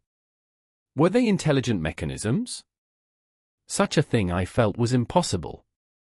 Or did a Martian sit within each, ruling, directing, using, much as a man's brain sits and rules in his body? I began to compare the things to human machines, to ask myself for the first time in my life how an ironclad or a steam engine would seem to an intelligent lower animal. The storm had left the sky clear, and over the smoke of the burning land the little fading pinpoint of Mars was dropping into the west. When a soldier came into my garden, I heard a slight scraping at the fence, and rousing myself from the lethargy that had fallen upon me, I looked down and saw him dimly, clambering over the palings. At the sight of another human being my torpor passed, and I leaned out of the window eagerly. "Hist," said I, in a whisper.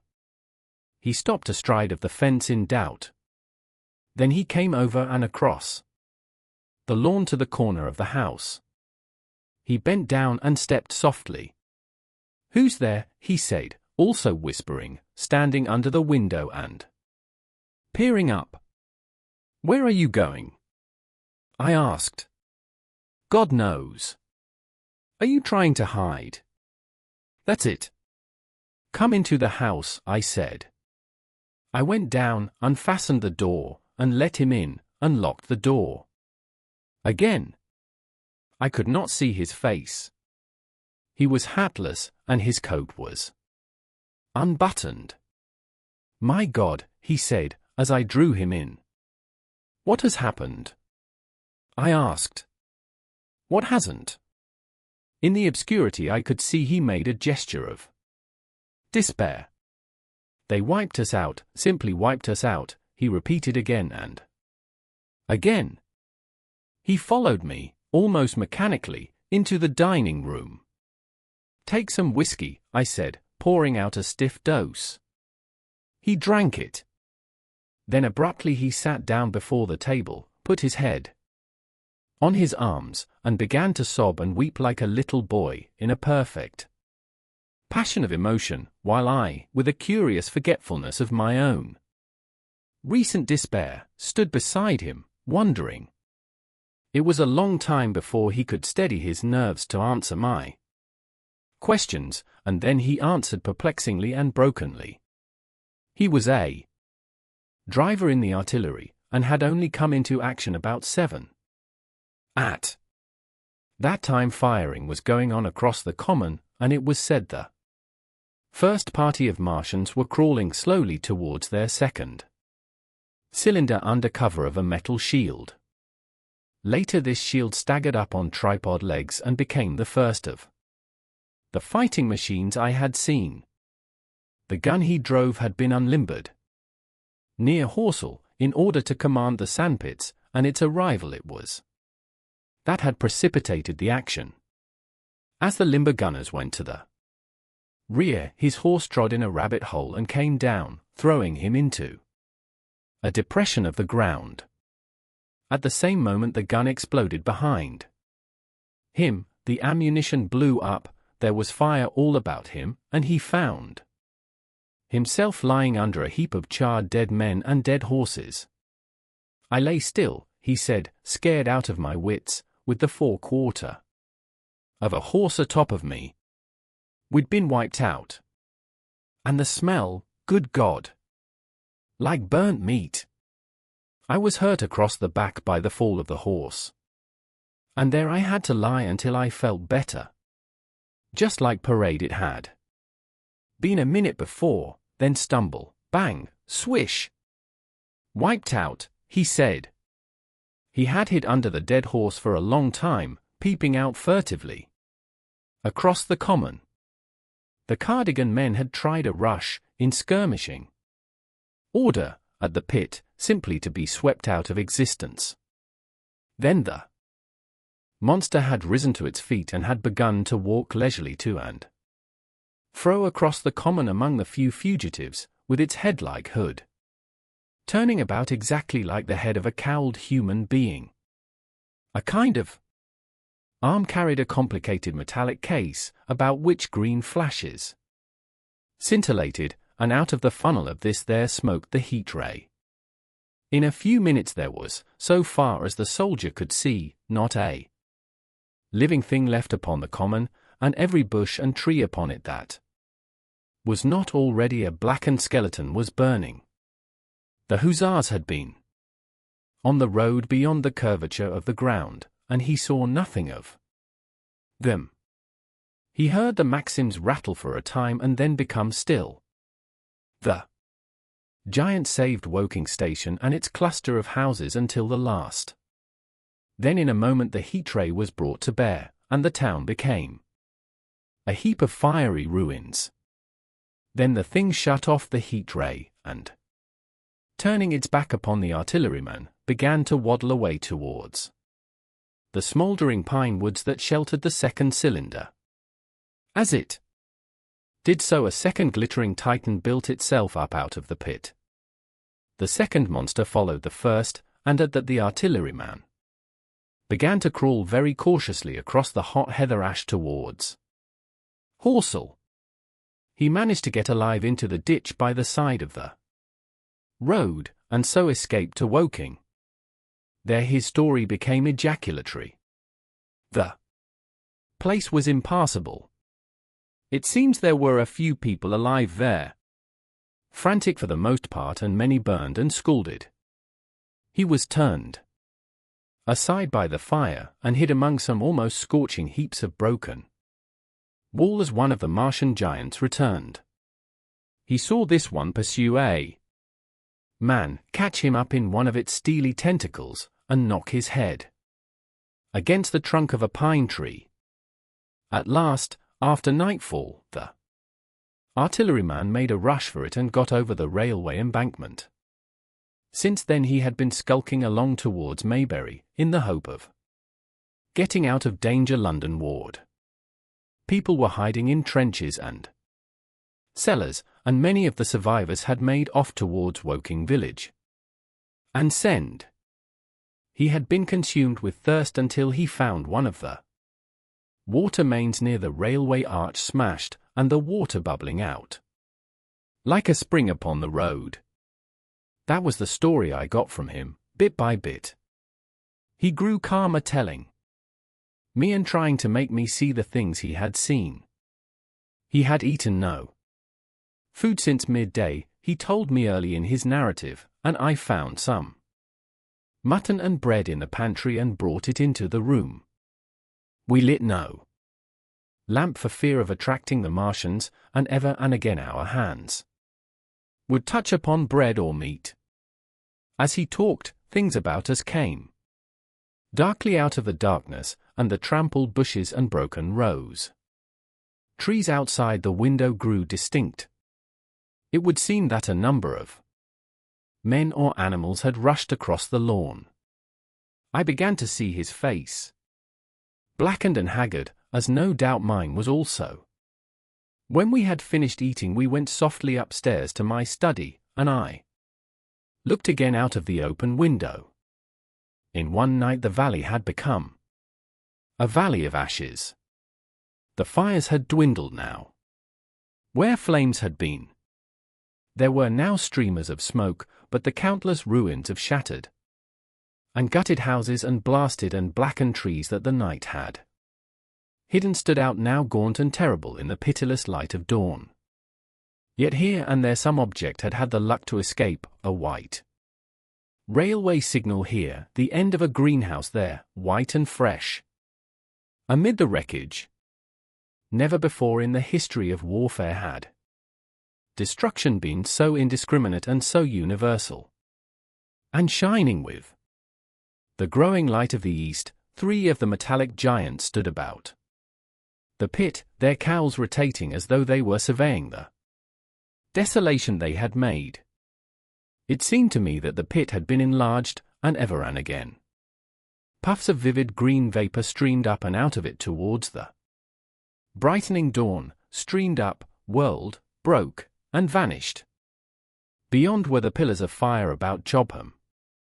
They became pillars of bloodshot smoke at the first touch of day.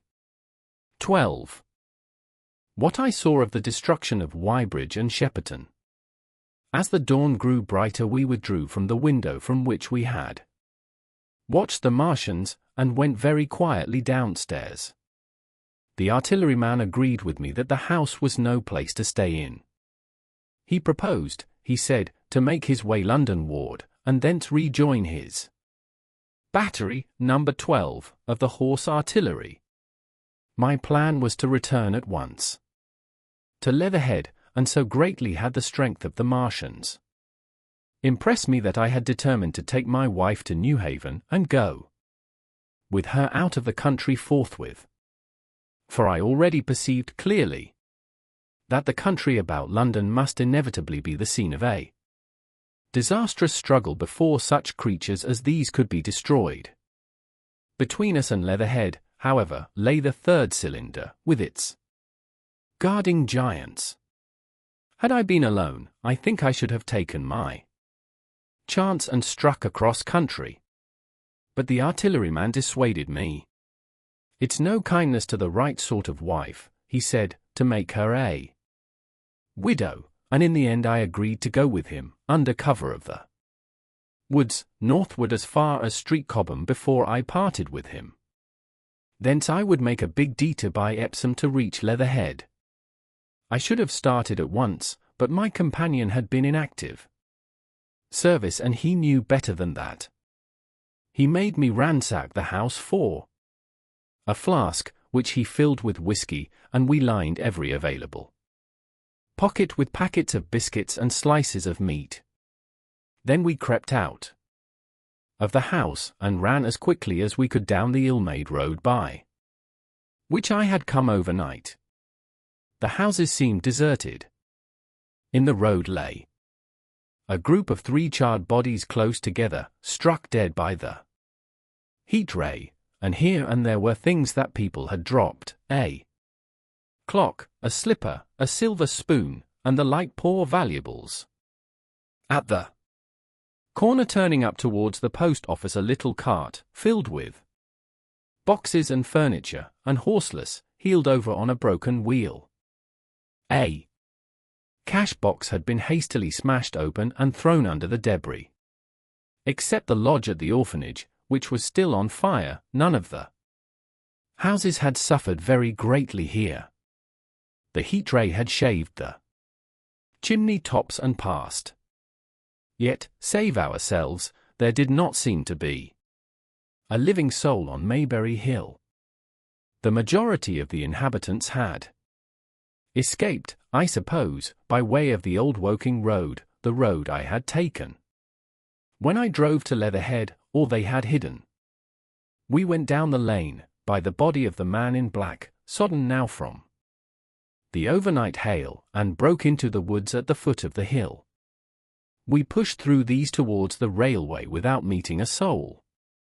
The woods across the line were but the scarred and blackened ruins of woods. For the most part the trees had fallen, but a certain proportion still stood, dismal grey stems, with dark brown foliage instead of green.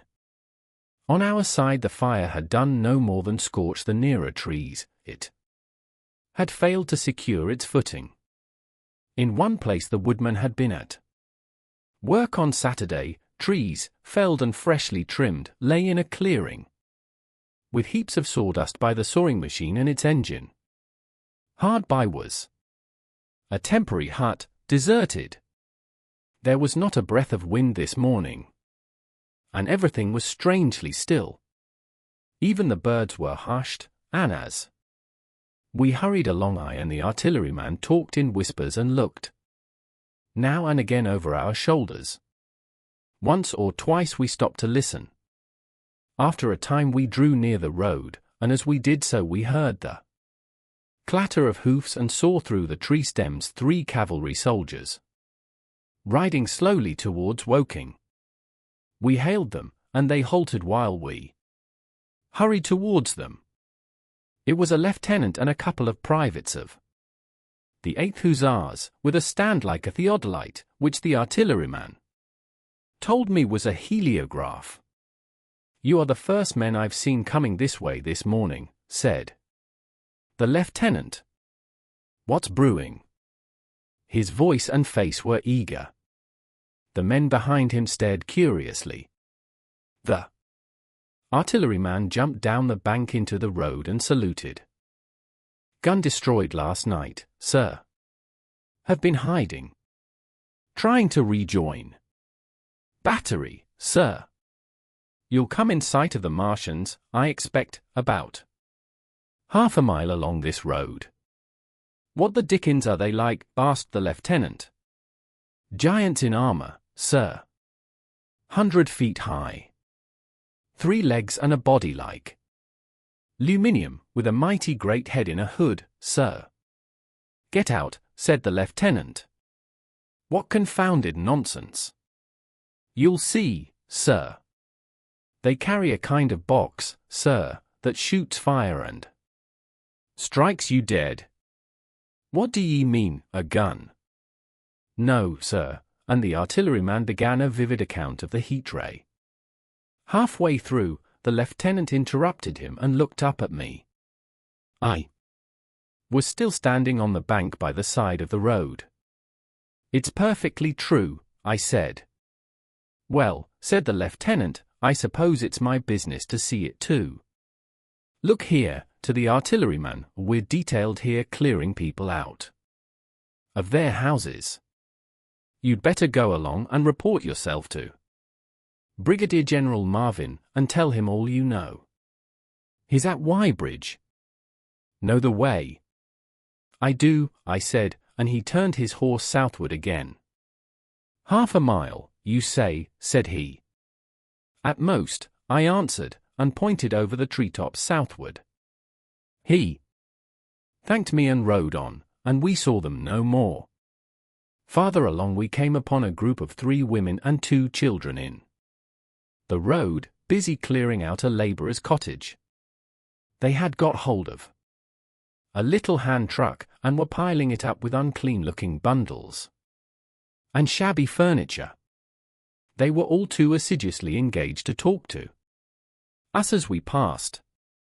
By Byfleet Station we emerged from the pine trees and found the country calm and peaceful under the morning sunlight.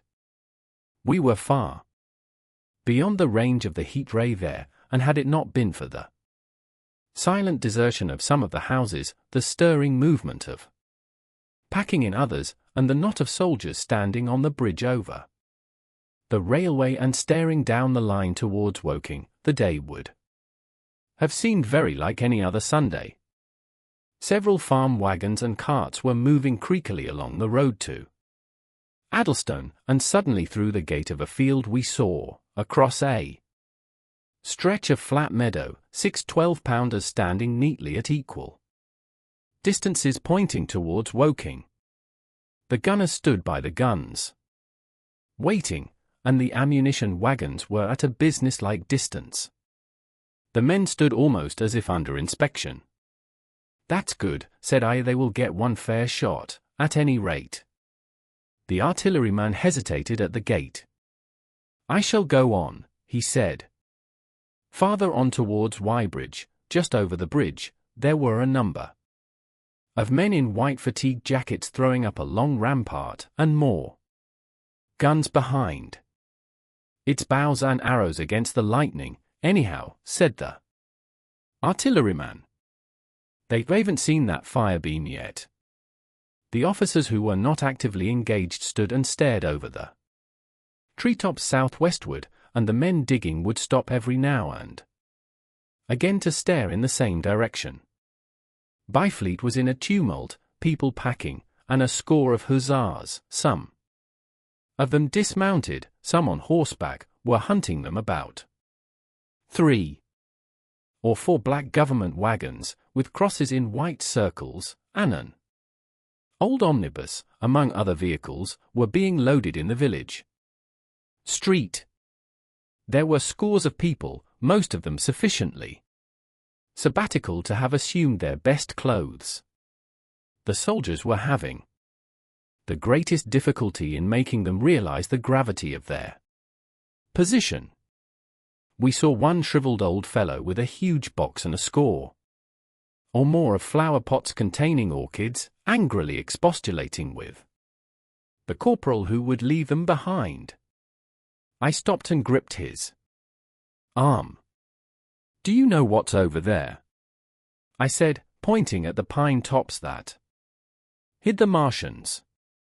"Eh?" said he, turning. I was explaining these is valuable. "Death!" I shouted. "Death is coming." Death, and leaving him to digest that if he could. I hurried on after the artilleryman. At the corner I looked back. The soldier had left him, and he was still standing by his box, with the pots of orchids on the lid of it, and staring vaguely over the trees. No one in Weybridge could tell us where the headquarters were established. The whole place was in such confusion as I had never seen in any town before. Carts, carriages everywhere, the most astonishing miscellany of conveyances and horseflesh. The respectable inhabitants of the place, men in golf and boating costumes, wives prettily dressed, were packing, riverside loafers energetically helping, children excited, and, for the most part, highly delighted at this astonishing variation of their Sunday experiences.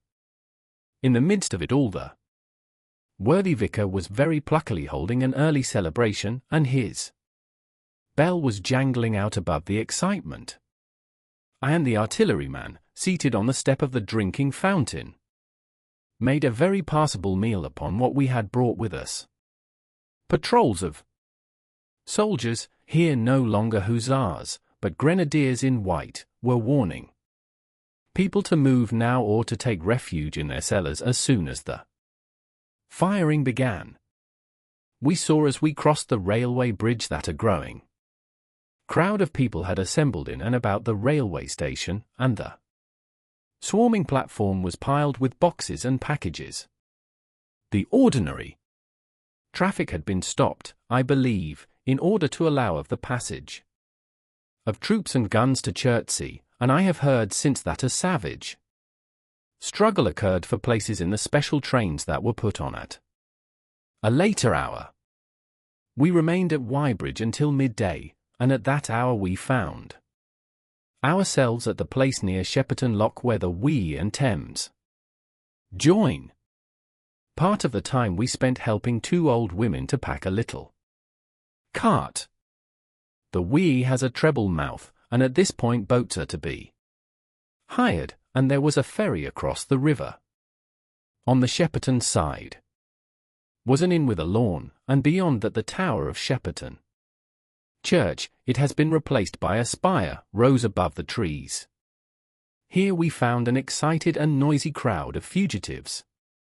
As yet the flight had not grown to a panic, but there were already far more people than all the boats going to and fro could enable to cross. People came panting along under heavy burdens. One husband and wife were even carrying a small outhouse door between them, with some of their household goods piled thereon. One man told us he meant to try to get away from Shepperton Station. There was a lot of shouting, and one man was even jesting. The idea people seemed to have here was that the Martians were simply formidable human beings, who might attack and sack the town, to be certainly destroyed in the end. Every now and then people would glance nervously across the Wye, at the meadows towards Chertsey, but everything over there was still. Across the Thames, except just where the boats landed, everything was quiet, in vivid contrast with the Surrey side. The people who landed there from the boats went tramping off down the lane. The big ferry boat had just made a journey. 3 or 4 soldiers stood on the lawn of the inn, staring and jesting at the fugitives, without offering to help. The inn was closed, as it was now within prohibited hours. "What's that?" cried a boatman, and "Shut up, you fool," said a man near me to a yelping dog. Then the sound came again, this time from the direction of Chertsey, a muffled thud, the sound of a gun. The fighting was beginning. Almost immediately unseen batteries across the river to our right, unseen because of the trees, took up the chorus, firing heavily one after the other. A woman screamed.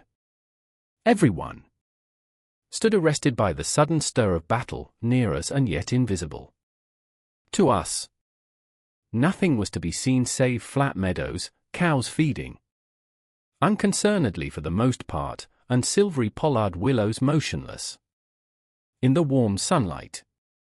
"The sudgers'll stop them," said a woman beside me, doubtfully. A haziness rose over the treetops.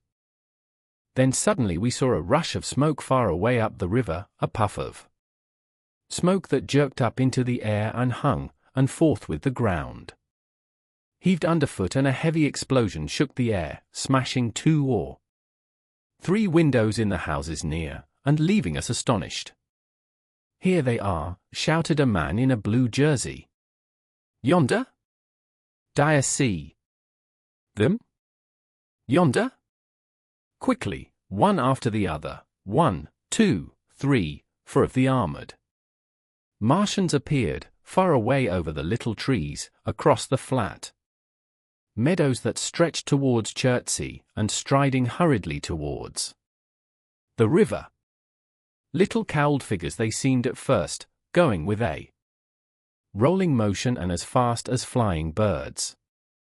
Then, advancing obliquely towards us, came a fifth.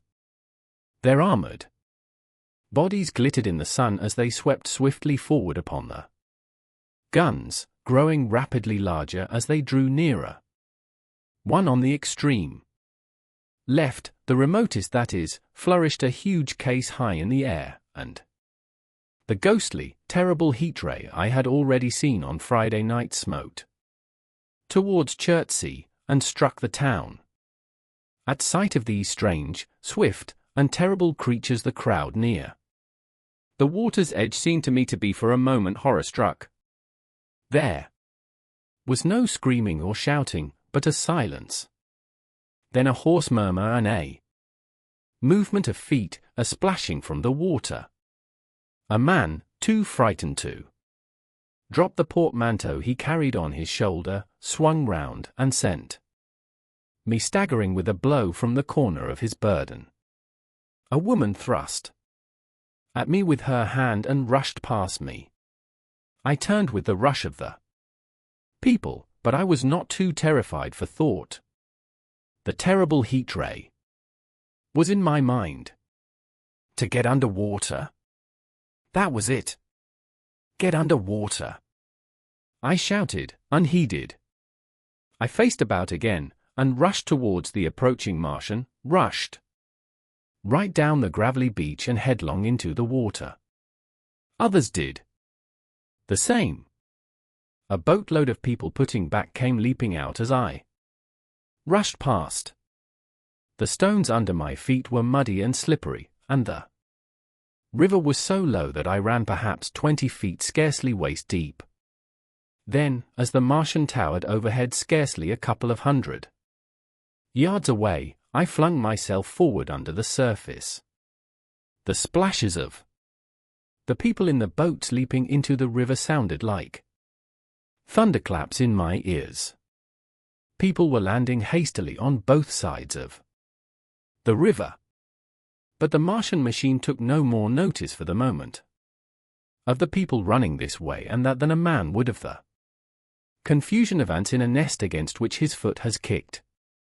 When, half suffocated, I raised my head above water, the Martian's hood pointed at the batteries that were still firing across the river, and as it advanced it swung loose what must have been the generator of the heat ray. In another moment it was on the bank, and in a stride wading halfway across.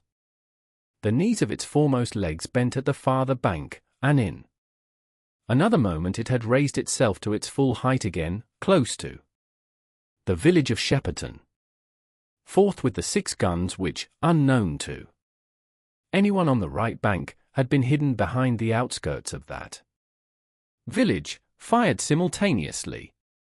The sudden near concussion, the last close upon the first, made my heart jump. The monster was already raising the case generating the heat ray as the first shell burst 6 yards above the hood. I gave a cry of astonishment. I saw and thought nothing of the other. For Martian monsters, my attention was riveted upon the nearer incident.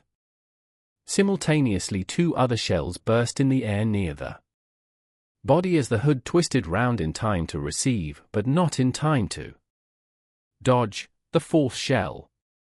The shell burst clean in the face of the thing. The hood bulged, flashed, was whirled off in a dozen tattered fragments of red flesh and glittering metal.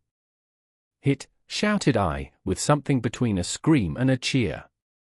I heard answering shouts from the people in the water about me. I could have leaped out of the water with that momentary exultation. The decapitated colossus reeled like a drunken giant, but it did not fall over. It recovered its balance by a miracle, and, no longer heeding its steps and with the camera that fired the heat ray now rigidly upheld, it reeled swiftly upon Shepperton.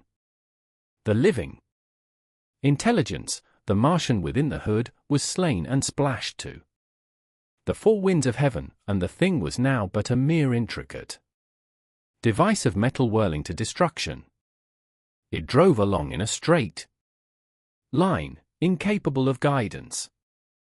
It struck the tower of Shepperton Church, smashing it down as the impact of a battering ram might have done. Swerved aside, blundered on and collapsed with tremendous force into the river out of my sight. A violent explosion shook the air, and a spout of water, steam, mud, and shattered metal shot far up into the sky. As the camera of the heat ray hit the water, the latter had immediately flashed into steam. In another moment a huge wave, like a muddy tidal bore but almost scaldingly hot, came sweeping round the bend upstream. I saw people struggling shorewards, and heard their screaming and shouting faintly above the seething and roar of the Martian's collapse. For a moment I heeded nothing of the heat, forgot the patent need of self-preservation. I splashed through the tumultuous water, pushing aside a man in black to do so, until I could see round the bend. Half a dozen deserted boats pitched aimlessly upon the confusion of the waves. The fallen Martian came into sight downstream, lying across the river, and for the most part submerged. Thick clouds of steam were pouring off the wreckage, and through the tumultuously whirling wisps I could see, intermittently and vaguely, the gigantic limbs churning the water and flinging a splash and spray of mud and froth into the air. The tentacles swayed and struck like living arms, and, save for the helpless purposelessness of these movements, it was as if some wounded thing were struggling for its life. Amid the waves, enormous quantities of a ruddy-brown fluid were spurting up in noisy jets out of the machine. My attention was diverted from this death flurry by a furious yelling, like that of the thing called a siren in our manufacturing towns. A man, knee-deep near the towing path, shouted inaudibly to me and pointed. Looking back, I saw the other Martians advancing with gigantic strides down the riverbank from the direction of Chertsey. The Shepperton gun spoke this time unavailingly. At that I ducked at once under water, and, holding my breath until movement was an agony, blundered painfully ahead under the surface as long as I could. The water was in a tumult about me and rapidly growing hotter. When for a moment I raised my head to take breath and throw the hair and water from my eyes, the steam was rising in a whirling white fog that at first hid the Martians altogether. The noise was deafening. Then I saw them dimly, colossal figures of grey, magnified by the mist. They had passed by me, and two were stooping over the frothing, tumultuous ruins of their comrade. The third and fourth stood beside him in the water, one perhaps 200 yards from me, the other towards Laleham. The generators of the heat rays waved high, and the hissing beams smote down this way and that. The air was full of sound, a deafening and confusing conflict of noises, the clangorous din of the Martians, the crash of falling houses, the thud of trees, fences, sheds flashing into flame, and the crackling and roaring of fire. Dense black smoke was leaping up to mingle with the steam from the river, and as the heat ray went to and fro over Weybridge its impact was marked by flashes of incandescent white, that gave place at once to a smoky dance of lurid flames. The nearer houses still stood intact, awaiting their fate, shadowy, faint and pallid in the steam, with the fire behind them going to and fro. For a moment perhaps I stood there, breast high in the almost boiling water, dumbfounded at my position, hopeless of escape.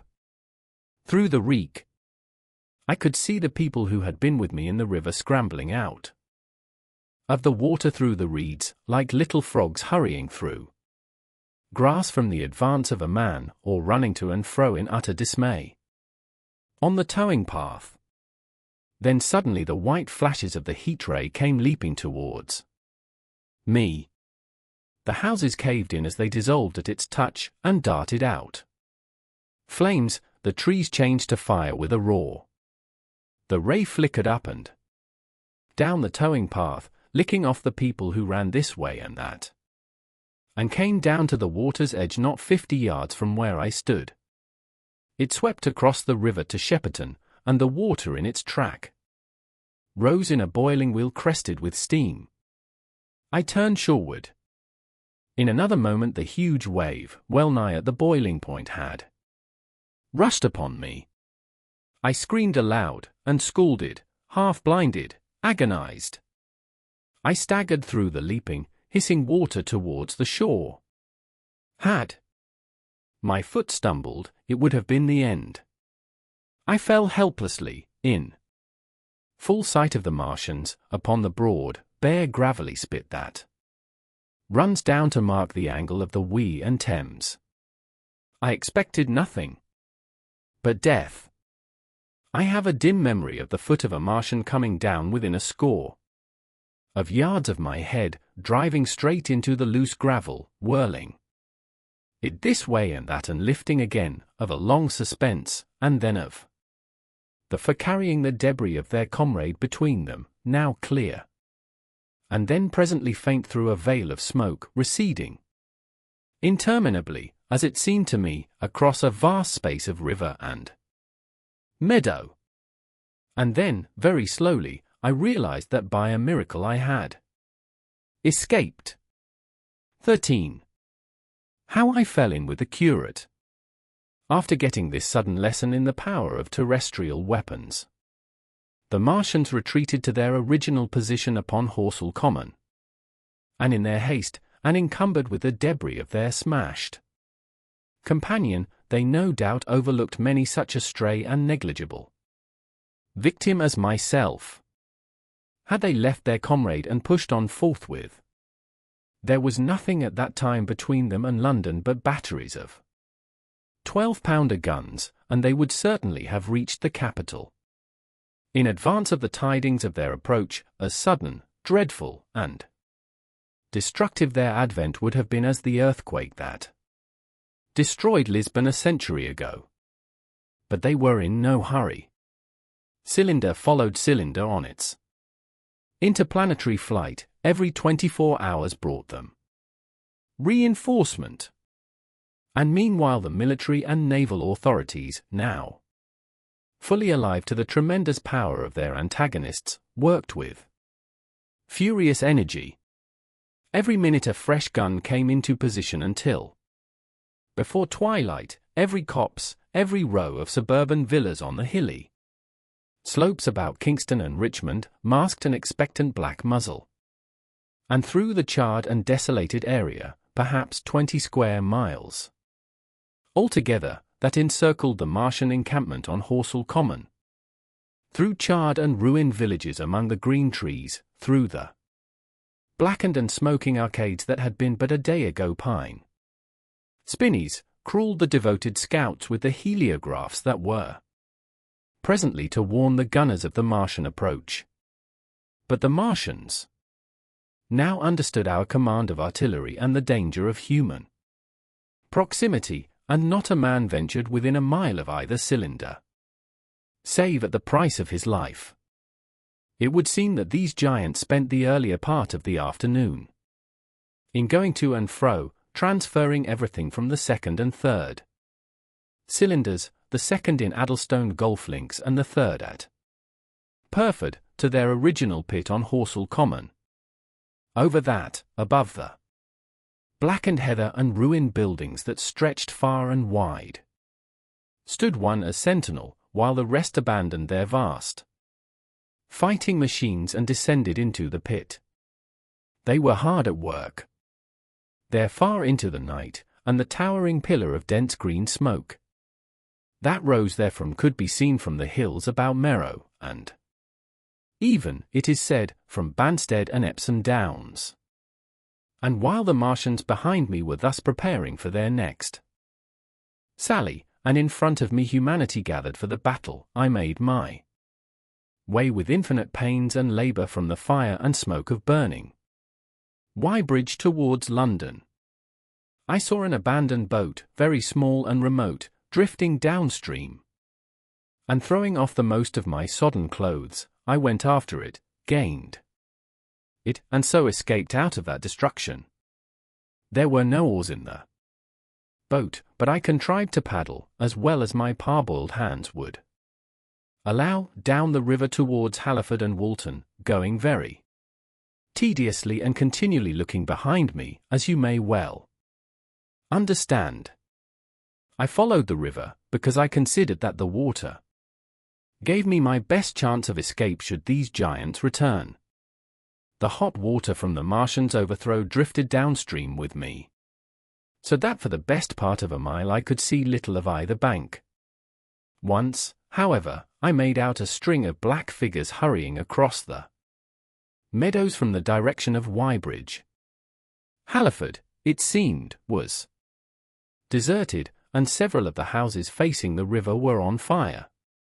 It was strange to see the place quite tranquil, quite desolate under the hot blue sky, with the smoke and little threads of flame going straight up into the heat of the afternoon. Never before had I seen houses burning without the accompaniment of an obstructive crowd. A little farther on the dry reeds up the bank were smoking and glowing, and a line of fire inland was marching steadily across a late field of hay.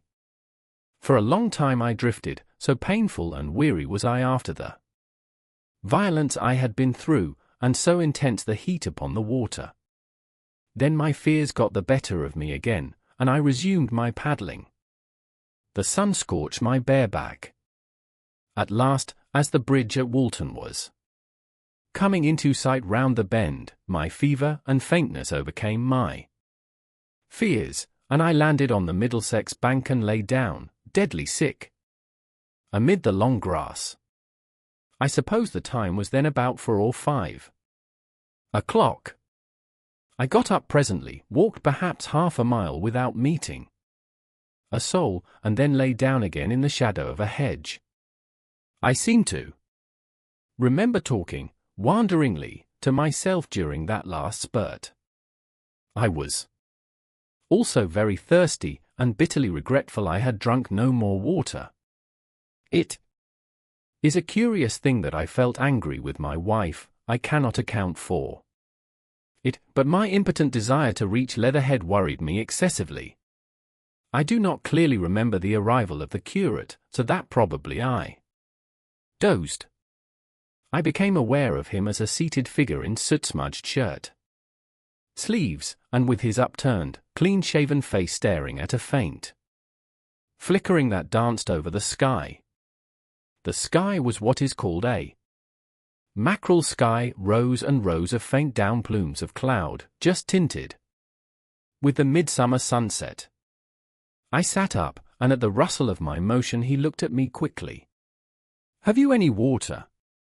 I asked abruptly. He shook his head. "You have been asking for water for the last hour," he said.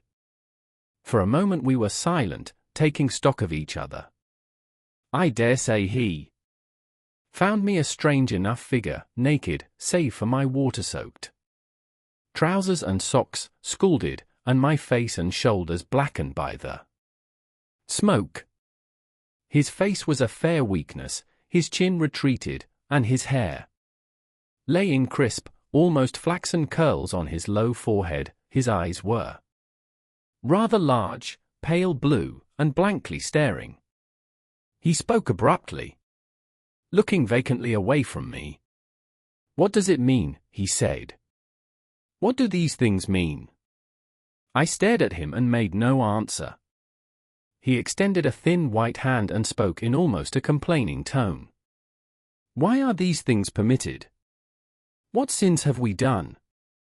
The morning service was over. I was walking through the roads to clear my brain for the afternoon, and then fire, earthquake, death. As if it were Sodom and Gomorrah. All our work undone, all the work. What are these? Martians. What are we? I answered, clearing my throat. He gripped his knees and turned to look at me again. For half a minute. Perhaps, he stared silently. I was walking through the roads to clear my brain, he said. And suddenly, fire, earthquake, death. He relapsed into silence, with his chin now sunken almost to his knees. Presently he began waving his hand. All the work, all the Sunday schools, what have we done, what has Wybridge done? Everything gone, everything destroyed. The church. We rebuilt it only 3 years ago. Gone. Swept out of existence. Why? Another pause, and he broke out again like one demented. The smoke of her burning goeth up for ever and ever, he shouted. His eyes flamed, and he pointed a lean finger in the direction of Wybridge. By this time I was beginning to take his measure. The tremendous tragedy in which he had been involved, it was evident he was a fugitive from Wybridge, had driven him to the very verge of his reason. Are we far from Sunbury? I said, in a matter-of-fact tone. What are we to do? He asked. Are these creatures everywhere? Has the earth been given over to them? Are we far from Sunbury? Only this morning I officiated at early celebration. Things have changed, I said, quietly. You must keep your head. There is still hope. Hope? Yes. Plentiful hope for all this destruction. I began to explain my view of our position. He listened at first, but as I went on, the interest dawning in his eyes gave place to their former stare, and his regard wandered from me. This must be the beginning of the end, he said, interrupting me. The end. The great and terrible day of the Lord, when men shall call upon the mountains and the rocks to fall upon them and hide them from the face of him that sitteth upon the throne. I began to understand the position. I ceased my labored reasoning, struggled to my feet, and, standing over him, laid my hand on his shoulder. Be a man, said I, you are scared out of your wits. What good is religion if it collapses under calamity? Think of what earthquakes and floods, wars and volcanoes have done before to men. Did you think God had exempted Wybridge? He is not an insurance agent. For a time he sat in blank silence. But how can we escape? He asked, suddenly. They are invulnerable. They are pitiless. Neither the one nor, perhaps, the other, I answered. And the mightier they are, the more sane and wary should we be. One of them was killed yonder not 3 hours ago. Killed, he said, staring about him. How can God's ministers be killed? I saw it happen. I proceeded to tell him. We have chanced to come in for the thick of it, said I, and that is all. What is that flicker in the sky? He asked abruptly. I told him it was the heliograph signaling, that it was the sign of human help and effort in the sky. We are in the midst of it, I said, quiet as it is. That flicker in the sky tells of the gathering storm. Yonder, I take it other Martians, and London ward, where those hills rise about Richmond and Kingston, and the trees give cover, earthworks are being thrown up and guns are being placed. Presently the Martians will be coming this way again. And even as I spoke he sprang to his feet and stopped me by a gesture. Listen, he said. From beyond the low hills across the water came the dull resonance of distant guns and a remote weird crying. Then everything was still. A cockchafer came droning over the hedge and past us. High in the west, the crescent moon hung faint and pale above the smoke of Wybridge and Shepperton and the hot, still splendor of the sunset. We had better follow this path, I said, northward. 14. In London. My younger brother was in London when the Martians fell at Woking. He was a medical student working for an imminent examination, and he heard nothing of the arrival until Saturday morning. The morning papers on Saturday contained, in addition to lengthy special articles on the planet Mars, on life in the planets, and so forth, a brief and vaguely worded telegram, all the more striking for its brevity. The Martians, alarmed by the approach of a crowd, had killed a number of people with a quick-firing gun, so the story ran. The telegram concluded with the words, formidable as they seem to be, the Martians have not moved from the pit into which they have fallen and, indeed, seem incapable of doing so. Probably this is due to the relative strength of the Earth's gravitational energy. On that last text there, leader-writer expanded very comfortingly. Of course all the students in the crammer's biology class, to which my brother went that day, were intensely interested, but there were no signs of any unusual excitement in the streets. The afternoon papers puffed scraps of news under big headlines. They had nothing to tell beyond the movements of troops about the common and the burning of the pine woods between Woking and Wybridge, until 8. Then the _St. James's Gazette _ in an extra special edition, announced the bare fact of the interruption of telegraphic communication. This was thought to be due to the falling of burning pine trees across the line. Nothing more of the fighting was known that night, the night of my drive to Leatherhead and back. My brother felt no anxiety about us, as he knew from the description in the papers that the cylinder was a good 2 miles from my house. He made up his mind to run down that night to me, in order, as he says, to see the things before they were killed. He dispatched a telegram, which never reached me, about 4 o'clock, and spent the evening at a music hall. In London, also, on Saturday night there was a thunderstorm, and my brother reached Waterloo in a cab. On the platform from which the midnight train usually starts he learned, after some waiting, that an accident prevented trains from reaching Woking that night. The nature of the accident he could not ascertain, indeed, the railway authorities did not clearly know at that time. There was very little excitement in the station, as the officials, failing to realize that anything further than a breakdown between Byfleet and Woking Junction had occurred, were running the theatre trains which usually passed through Woking round by Virginia Water or Guildford.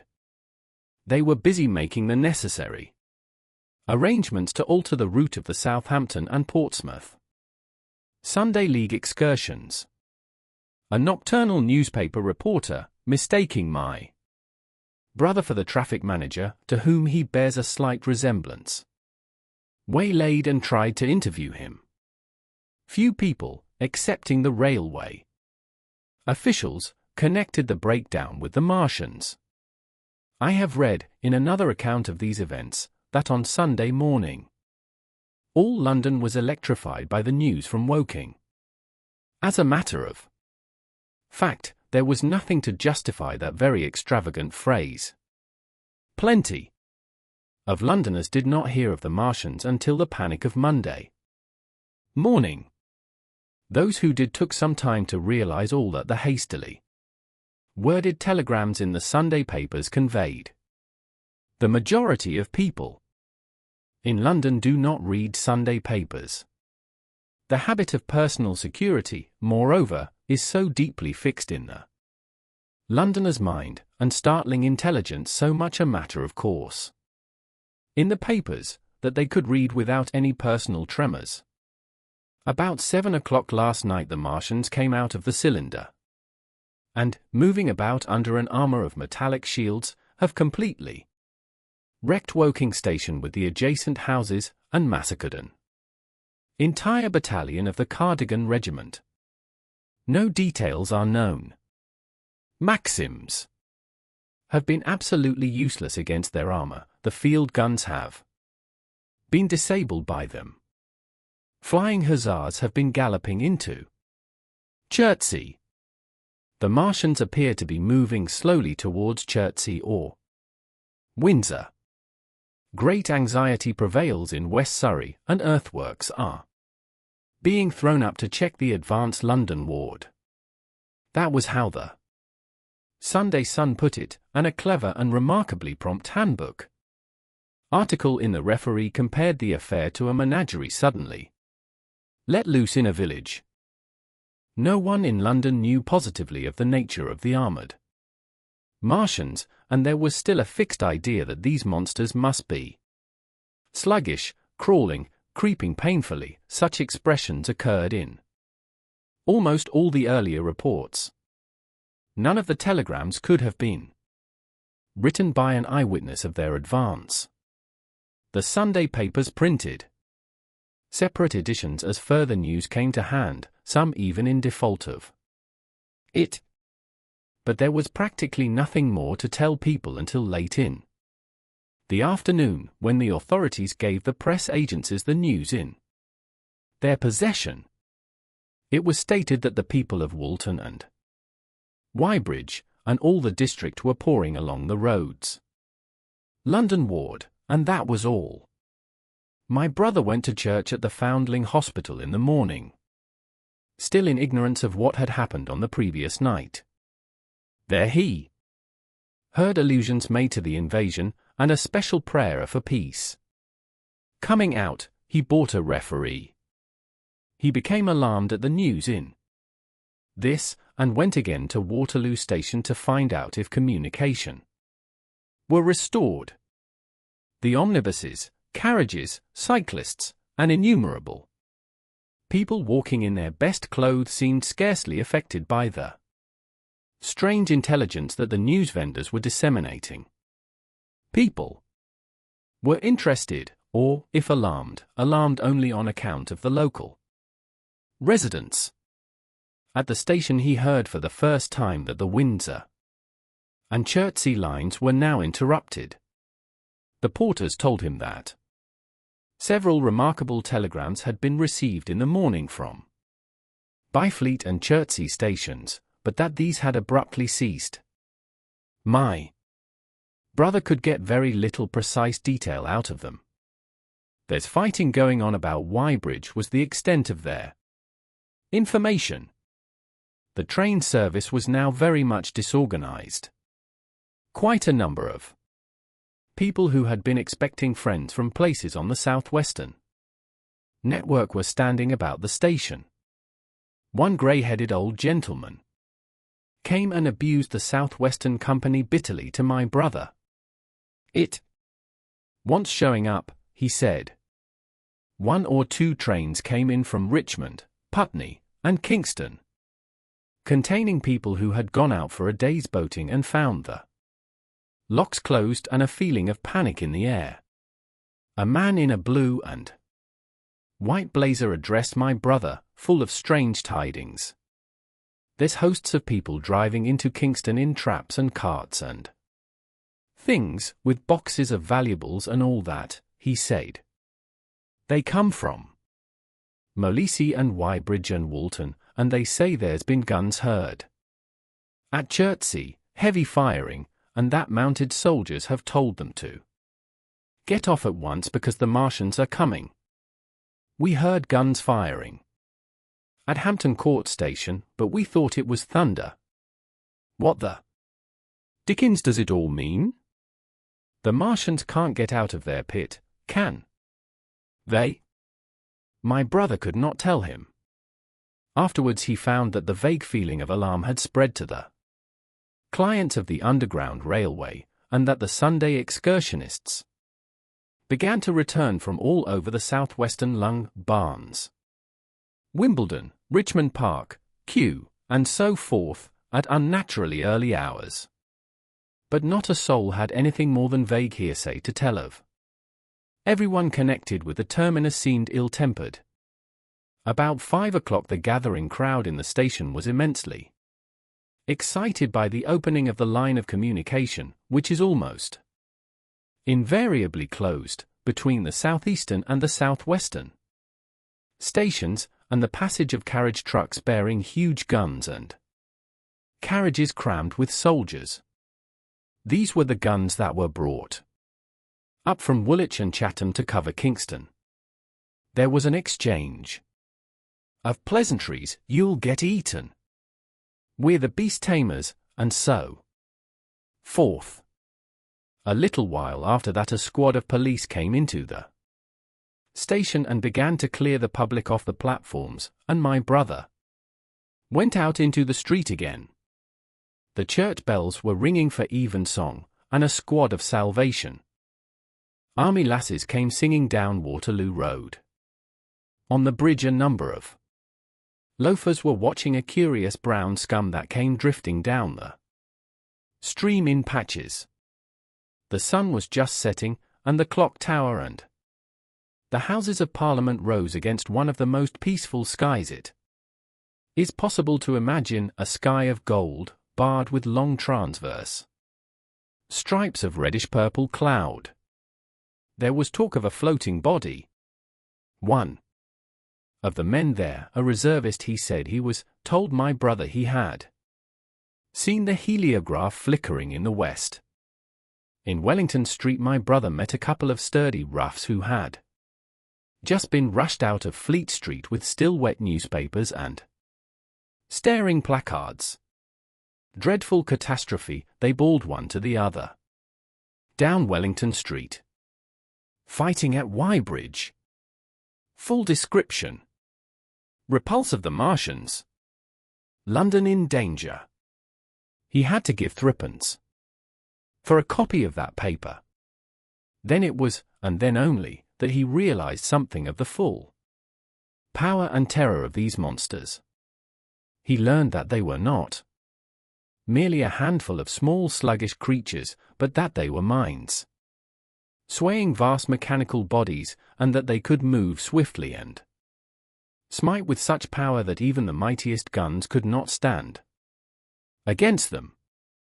They were described as vast spider-like machines, nearly 100 feet high, capable of the speed of an express train, and able to shoot out a beam of intense heat. Masked batteries, chiefly of field guns, had been planted in the country about Horsell Common, and especially between the Woking district and London. 5 of the machines had been seen moving towards the Thames, and one, by a happy chance, had been destroyed. In the other cases the shells had missed, and the batteries had been at once annihilated by the heat rays. Heavy losses of soldiers were mentioned, but the tone of the dispatch was optimistic. The Martians had been repulsed, they were not invulnerable. They had retreated to their triangle of cylinders again, in the circle about Woking. Signallers with heliographs were pushing forward upon them from all sides. Guns were in rapid transit from Windsor, Portsmouth, Aldershot, Woolwich, even from the north, among others, long wire guns of 95 tons from Woolwich. Altogether 116 were in position or being hastily placed, chiefly covering London. Never before in England had there been such a vast or rapid concentration of military material. Any further cylinders that fell, it was hoped, could be destroyed at once by high explosives, which were being rapidly manufactured and distributed. No doubt, ran the report, the situation was of the strangest and gravest description, but the public was exhorted to avoid and discourage panic. No doubt the Martians were strange and terrible. In the extreme, but at the outside there could not be more than 20 of them against our millions. The authorities had reason to suppose, from the size of the cylinders, that at the outside there could not be more than 5 in each cylinder, 15 altogether. And one at least was disposed of, perhaps more. The public would be fairly warned of the approach of danger, and elaborate measures were being taken for the protection of the people in the threatened southwestern suburbs. And so, with reiterated assurances of the safety of London and the ability of the authorities to cope with the difficulty, this quasi-proclamation closed. This was printed in enormous type on paper so fresh that it was still wet, and there had been no time to add a word of comment. It was curious, my brother said, to see how ruthlessly the usual contents of the paper had been hacked and taken out to give this place. All down Wellington Street people could be seen fluttering out the pink sheets and reading, and the Strand was suddenly noisy with the voices of an army of hawkers following these pioneers. Men came scrambling off buses to secure copies. Certainly this news excited people intensely, whatever their previous apathy. The shutters of a map shop in the Strand were being taken down, my brother said, and a man in his Sunday raiment, lemon-yellow gloves even, was visible inside the window, hastily fastening maps of Surrey to the glass. Going on along the Strand to Trafalgar Square, the paper in his hand. My brother saw some of the fugitives from West Surrey. There was a man with his wife and 2 boys and some articles of furniture in a cart, such as greengrocers use. He was driving from the direction of Westminster Bridge, and close behind him came a hay wagon with 5 or 6 respectable-looking people in it, and some boxes and bundles. The faces of these people were haggard, and their entire appearance contrasted conspicuously with the Sabbath-best appearance of the people on the omnibuses. People in fashionable clothing peeped at them out of cabs. They stopped at the square as if undecided which way to take, and finally turned eastward along the Strand. Some way behind these came a man in workday clothes, riding one of those old-fashioned tricycles with a small front wheel. He was dirty and white in the face. My brother turned down towards Victoria and met a number of such people. He had a vague idea that he might see something of me. He noticed an unusual number of police regulating the traffic. Some of the refugees were exchanging news with the people on the omnibuses. One was professing to have seen the Martians. Boilers on stilts, I tell you. Striding along like men. Most of them were excited and animated by their strange experience. Beyond Victoria, the public houses were doing a lively trade with these arrivals. At all the street corners groups of people were reading papers, talking excitedly, or staring at these unusual Sunday visitors. They seemed to increase as night drew on, until at last the roads, my brother said, were like Epsom High Street on a Derby day. My brother addressed several of these fugitives and got unsatisfactory answers from most. None of them could tell him any news of Woking except one man, who assured him that Woking had been entirely destroyed on the previous night. I come from Byfleet, he said. A man on a bicycle came through the place in the early morning, and ran from door to door warning us to come away. Then came soldiers. We went out to look, and there were clouds of smoke to the south, nothing but smoke, and not a soul coming that way. Then we heard the guns at Chertsey, and folks coming from Why bridge? So I've locked up my house and come on. At that time there was a strong feeling in the streets that the authorities were to blame for their incapacity to dispose of the invaders without all this inconvenience. About 8 o'clock a noise of heavy firing was distinctly audible all over the south of London. My brother could not hear it for the traffic in the main thoroughfares, but by striking through the quiet back streets to the river he was able to distinguish it quite plainly. He walked from Westminster to his apartments near Regent's Park, about 2. He was now very anxious on my account, and disturbed at the evident magnitude of the trouble. His mind was inclined to run, even as mine had run on Saturday, on military details. He thought of all those silent, expectant guns of the suddenly nomadic countryside. He tried to imagine boilers on stilts 100 feet high. There were 1 or 2 cartloads of refugees passing along Oxford Street, and several in the Marylebone Road, but so slowly was the news spreading that Regent Street and Portland Place were full of their usual Sunday night promenaders, albeit they talked in groups, and along the edge of Regent's Park there were as many silent couples walking out together under the scattered gas lamps as ever there had been. The night was warm and still, and a little oppressive. The sound of guns continued intermittently, and after midnight there seemed to be sheet lightning in the south.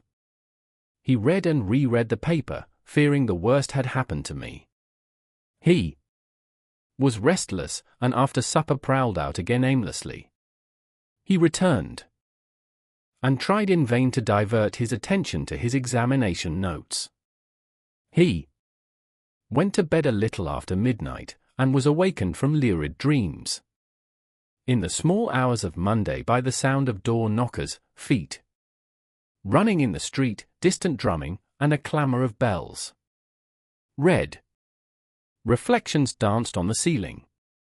For a moment he lay astonished, wondering whether day had come or the world gone mad. Then he jumped out of bed and ran to the window. His room was an attic, and as he thrust his head out, up and down the street there were a dozen echoes to the noise of his window sash, and heads in every kind of night disarray appeared. Enquiries were being shouted. "They are coming," bawled a policeman, hammering at the door. "The Martians are coming," and hurried to the next door. The sound of drumming and trumpeting came from the Albany Street barracks, and every church within earshot was hard at work killing sleep with a vehement disorderly tocsin. There was a noise of doors opening, and window after window in the houses opposite flashed from darkness into yellow illumination. Up the street came galloping a closed carriage, bursting abruptly into noise at the corner, rising to a clattering climax under the window, and dying away slowly in the distance.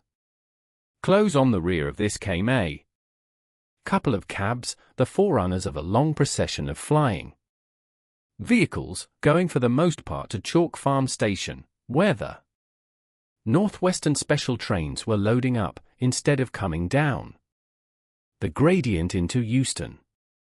For a long time my brother stared out of the window in blank astonishment, watching the policemen hammering at door after door, and delivering their incomprehensible message. Then the door behind him opened, and the man who lodged across the landing came in, dressed only in shirt, trousers, and slippers, his braces loose about his waist, his hair disordered from his pillow. "What the devil is it?" he asked. "A fire? What a devil of a row!" They both craned their heads out of the window, straining to hear what the policemen were shouting. People were coming out of the side streets, and standing in groups at the corners talking. "What the devil is it all about?" said my brother's fellow lodger. My brother answered him vaguely and began to dress, running with each garment to the window in order to miss nothing of the growing excitement. And presently men selling unnaturally early newspapers came bawling into the street. London in danger of suffocation. The Kingston and Richmond defences forced. Fearful massacres in the Thames Valley.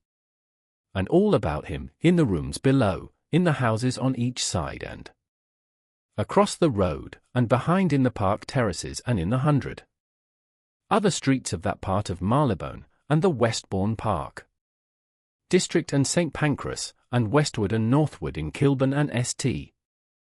John's Wood and Hampstead, and eastward in Shoreditch and Highbury and Haggerston and Hoxton, and, indeed, through all the vastness of London. From Ealing to East Ham, people were rubbing their eyes, and opening windows to stare out and ask aimless questions, dressing hastily as the first breath of the coming storm of fear blew through the streets. It was the dawn of the Great Panic. London, which had gone to bed on Sunday night oblivious and inert, was awakened, in the small hours of Monday morning, to a vivid sense of danger. Unable from his window to learn what was happening, my brother went down and out into the street, just as the sky between the parapets of the houses grew pink with the early dawn. The flying people on foot and in vehicles grew more numerous every moment. Black smoke, he heard. People crying, and again a black smoke. The contagion of such a unanimous fear was inevitable. As my brother hesitated on the doorstep, he saw another news vendor approaching, and got a paper. Forthwith, the man was running away with the rest, and selling his papers for £1 each as he ran, a grotesque mingling of profit and panic. And from this paper my brother read that catastrophic dispatch of the Commander-in-Chief. The Martians are able to discharge enormous clouds of a black and poisonous vapor by means of rockets. They have smothered our batteries, destroyed Richmond, Kingston, and Wimbledon, and are advancing slowly towards London, destroying everything on the way. It is impossible to stop them. There is no safety from the black smoke but in instant flight. That was all, but it was enough. The whole population of the great 6 million city was stirring, slipping, running, presently it would be pouring en masse northward. Black smoke, the voices cried. Fire! The bells of the neighboring church made a jangling tumult, a cart carelessly driven smashed, amid shrieks and curses, against the water trough up the street. Sickly yellow lights went to and fro in the houses, and some of the passing cabs flaunted unextinguished lamps. And overhead the dawn was growing brighter, clear, and steady and calm. He heard footsteps running to and fro in the rooms, and up and down stairs behind him. His landlady came to the door, loosely wrapped in dressing gown and shawl. Her husband followed, ejaculating. As my brother began to realize the import of all these things, he turned hastily to his own room, put all his available money, some £10 altogether, into his pockets, and went out again into the streets. 15. What had happened in Surrey? It was while the curate had sat and talked so wildly to me under the hedge in the flat meadows near Halliford, and while my brother was watching the fugitives stream over Westminster Bridge, that the Martians had resumed the offensive. So far as one can ascertain from the conflicting accounts that have been put forth, the majority of them remained busied with preparations in the Horsell pit until 9 that night, hurrying on some operation that disengaged huge volumes of green smoke. but 3 certainly came out about 8 o'clock and, advancing slowly and cautiously, made their way through Byfleet and Purford towards Ripley and Weybridge, and so came in sight of the expectant batteries against the setting sun. These Martians did not advance in a body, but in a line, each perhaps a mile and a half from his nearest fellow. They communicated with one another by means of siren-like howls, running up and down the scale from one note to another. It was this howling and firing of the guns at Ripley and St. George's Hill that we had heard at Upper Halliford. The Ripley gunners, unseasoned artillery volunteers who ought never to have been placed in such a position, fired one wild, premature, ineffectual volley, and bolted on horse and foot through the deserted village, while the Martian, without using his heat ray, walked serenely over their guns, stepped gingerly among them, passed in front of them, and so came unexpectedly upon the guns in Payne's Hill Park, which he destroyed. The St. George's Hill men, however, were better led or of a better metal. Hidden by a pine wood as they were, they seemed to have been quite unsuspected by the Martian nearest to them. They laid their guns as deliberately as if they had been on parade, and fired at about 1,000 yards range. The shells flashed all round him, and he was seen to advance a few paces, stagger, and go down. Everybody yelled together, and the guns were reloaded in frantic haste.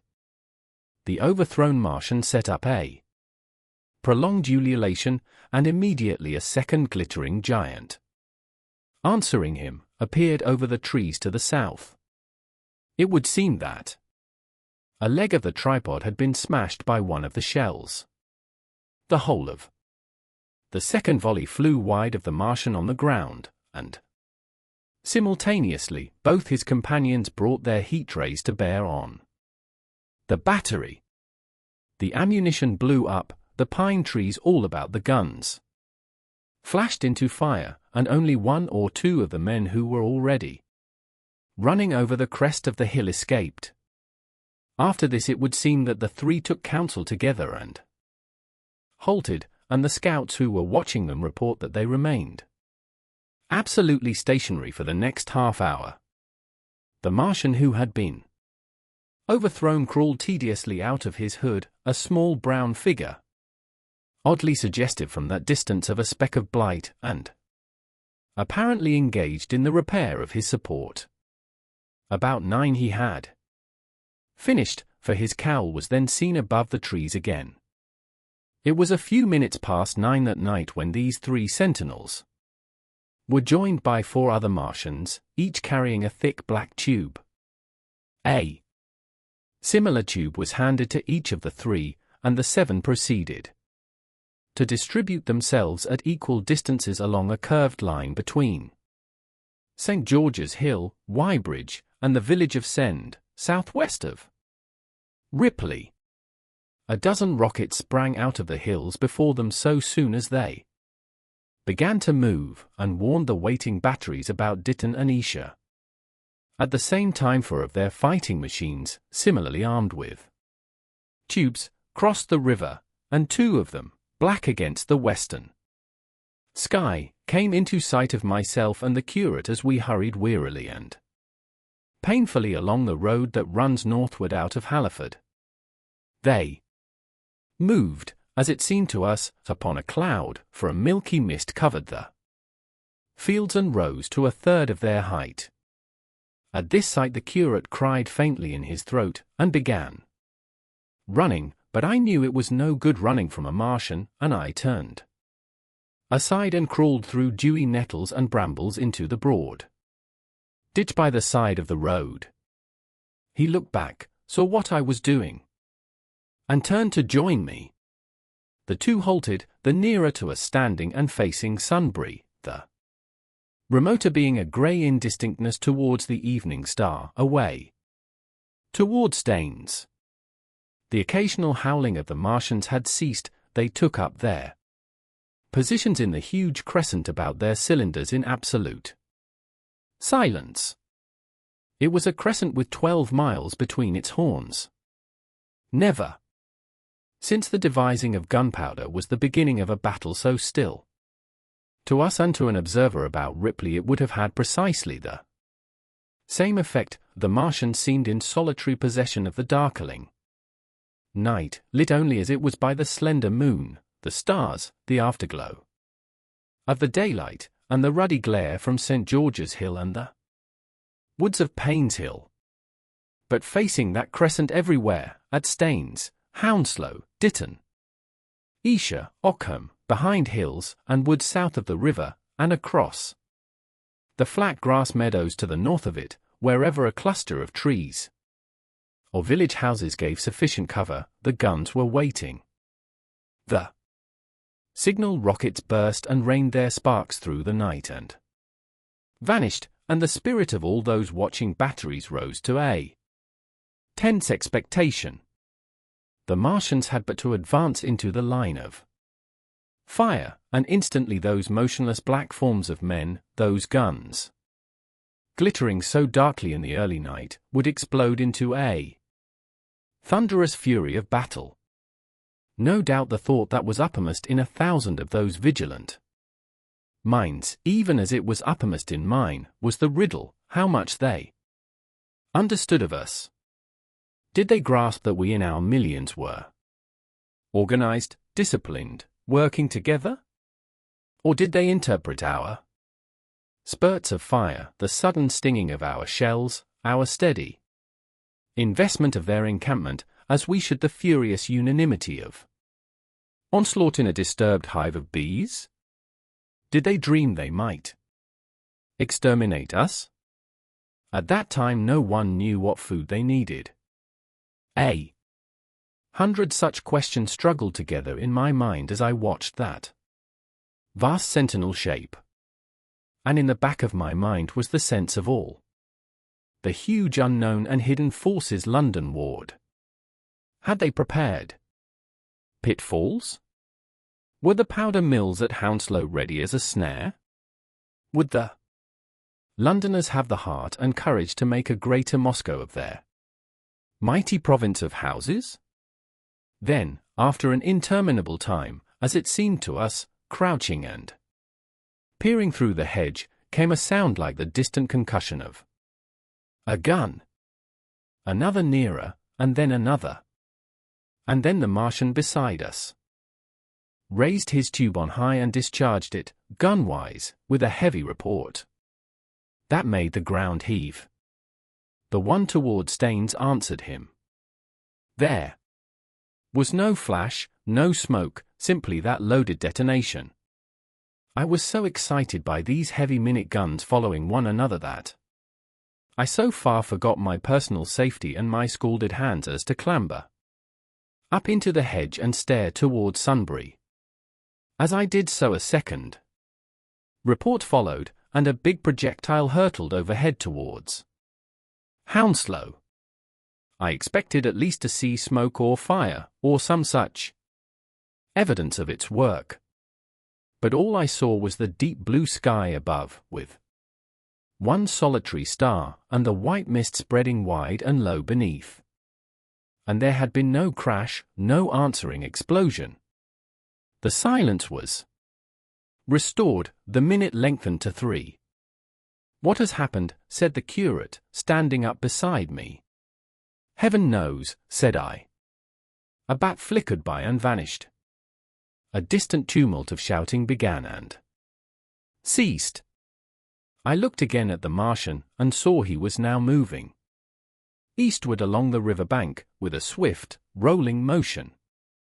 Every moment I expected the fire of some hidden battery to spring upon him, but the evening calm was unbroken. The figure of the Martian grew smaller as he receded, and presently the mist and the gathering night had swallowed him up. By a common impulse we clambered higher. Towards Sunbury was a dark appearance, as though a conical hill had suddenly come into being there, hiding our view of the farther country, and Then, remoter across the river, over Walton, we saw another such summit. These hill-like forms grew lower and broader even as we stared. Moved by a sudden thought, I looked northward, and there I perceived a third of these cloudy black kopjes had risen. Everything had suddenly become very still. Far away to the southeast, marking the quiet, we heard the Martians hooting to one another, and then the air quivered again with the distant thud of their guns. But the earthly artillery made no reply.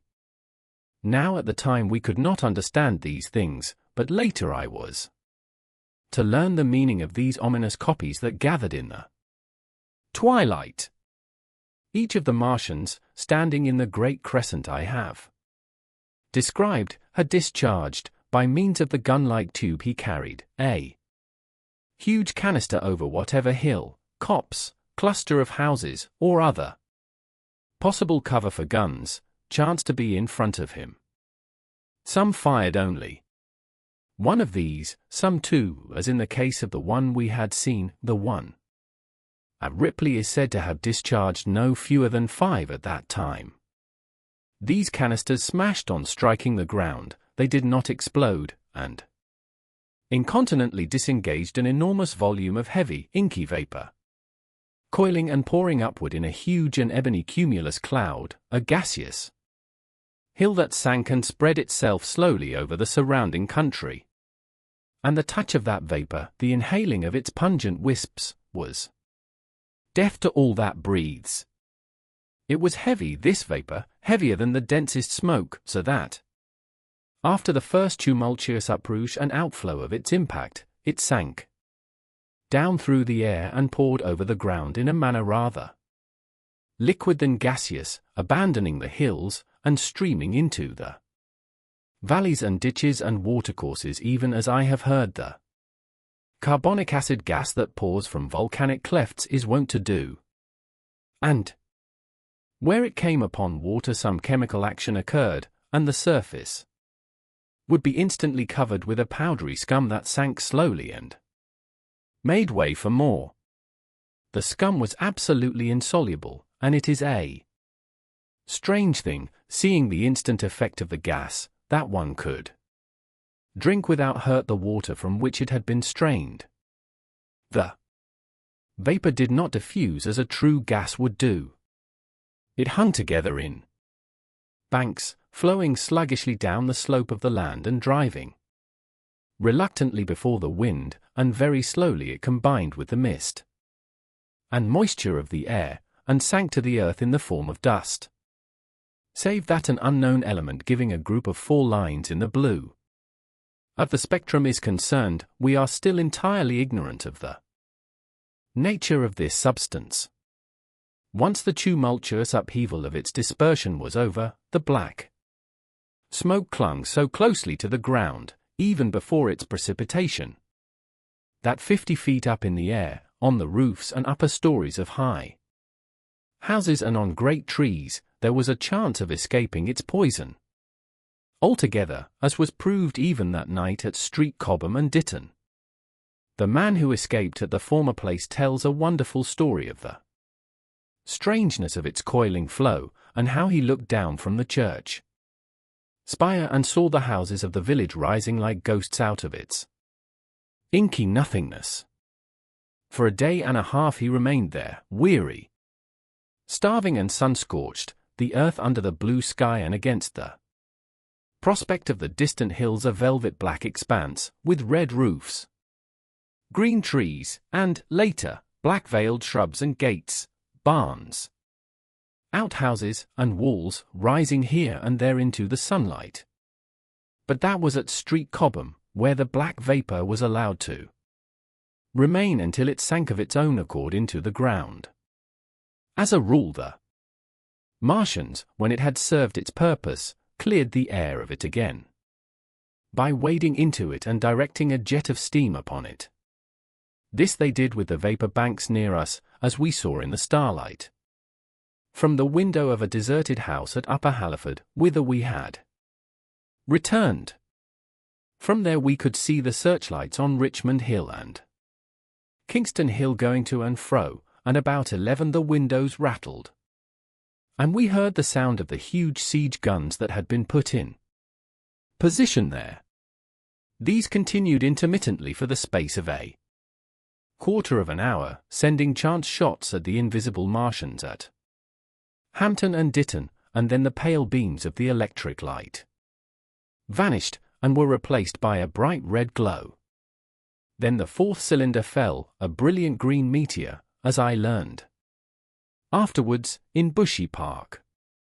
Before the guns on the Richmond and Kingston line of hills began, there was a fitful cannonade far away in the southwest, due, I believe, to guns being fired haphazard before the black vapor could overwhelm the gunners. So, setting about it as methodically as men might smoke out a wasp's nest, the Martians spread this strange stifling vapor over the London Ward country. The horns of the crescent slowly moved apart, until at last they formed a line from Hanwell to Coombe and Malden. All night through their destructive tubes advanced. Never once, after the Martian at St. George's Hill was brought down, did they give the artillery the ghost of a chance against them. Wherever there was a possibility of guns being laid for them unseen, a fresh canister of the black vapor was discharged, and where the guns were openly displayed the heat ray was brought to bear. By midnight the blazing trees along the slopes of Richmond Park and the glare of Kingston Hill threw their light upon a network of black smoke, blotting out the whole valley of the Thames and extending as far as the eye could reach. And through this 2 Martians slowly waded, and turned their hissing steam jets this way and that. They were sparing of the heat ray that night, either because they had but a limited supply of material for its production, or because they did not wish to destroy the country but only to crush and overawe the opposition they had aroused. In the latter aim they certainly succeeded. Sunday night was the end of the organized opposition to their movements. After that no body of men would stand against them, so hopeless was the enterprise. Even the crews of the torpedo boats and destroyers that had brought their quick fires up the Thames refused to stop, mutinied, and went down again. The only offensive operation men ventured upon after that night was the preparation of mines and pitfalls, and even in that their energies were frantic and spasmodic. One has to imagine, as well as one may, the fate of those batteries towards Esher, waiting so tensely in the twilight. Survivors there were none. One may picture the orderly expectation, the officers alert and watchful, the gunners ready, the ammunition piled to hand, the limber gunners with their horses and wagons, the groups of civilian spectators standing as near as they were permitted, the evening stillness, the ambulances and hospital tents with the burned and wounded from Weybridge, then the dull resonance of the shots the Martians fired, and the clumsy projectile whirling over the trees and houses and smashing amid the neighboring fields. One may picture, too, the sudden shifting of the attention, the swiftly spreading coils and bellyings of that blackness advancing headlong, towering heavenward, turning the twilight to a palpable darkness, a strange and horrible antagonist of vapor striding upon its victims. Men and horses near it seen dimly, running, shrieking, falling headlong, shouts of dismay, the guns suddenly abandoned, men choking and writhing on the ground, and the swift broadening out of the opaque cone of smoke. And then night and extinction, nothing but a silent mass of impenetrable vapor hiding its dead. Before dawn the black vapor was pouring through the streets of Richmond, and the disintegrating organism of government was, with a last expiring effort, rousing the population of London to the necessity of flight. 16. The exodus from London. So you understand the roaring wave of fear that swept through the greatest city in the world just as Monday was dawning, the stream of flight rising swiftly to a torrent, lashing in a foaming tumult round the railway stations, banked up into a horrible struggle about the shipping in the Thames, and hurrying by every available channel, northward and eastward. By 10 o'clock the police organization, and by midday even the railway organizations, were losing coherency, losing shape and efficiency, guttering, softening, running at last in that swift liquefaction of the social body.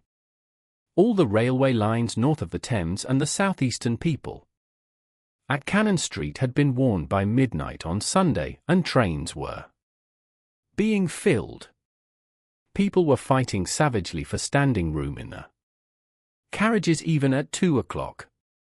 By 3, people were being trampled and crushed even in Bishopsgate Street, a couple of 100 yards or more from Liverpool Street Station. Revolvers were fired, people stabbed, and the policemen who had been sent to direct the traffic, exhausted and infuriated, were breaking the heads of the people they were called out to protect. And as the day advanced and the engine drivers and stokers refused to return to London, the pressure of the flight drove the people in an ever-thickening multitude away from the stations and along the northward-running roads. By midday a Martian had been seen at Barnes, and a cloud of slowly sinking black vapour drove along the Thames and across the flats of Lambeth, cutting off all escape over the bridges in its sluggish advance.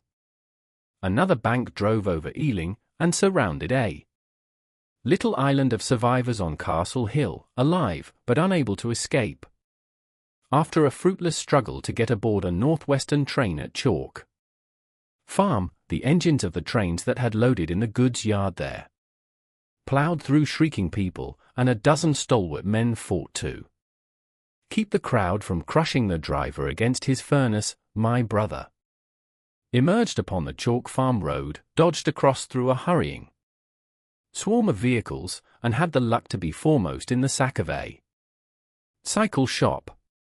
The front tire of the machine he got was punctured in dragging it through the window, but he got up and off, notwithstanding, with no further injury than a cut wrist.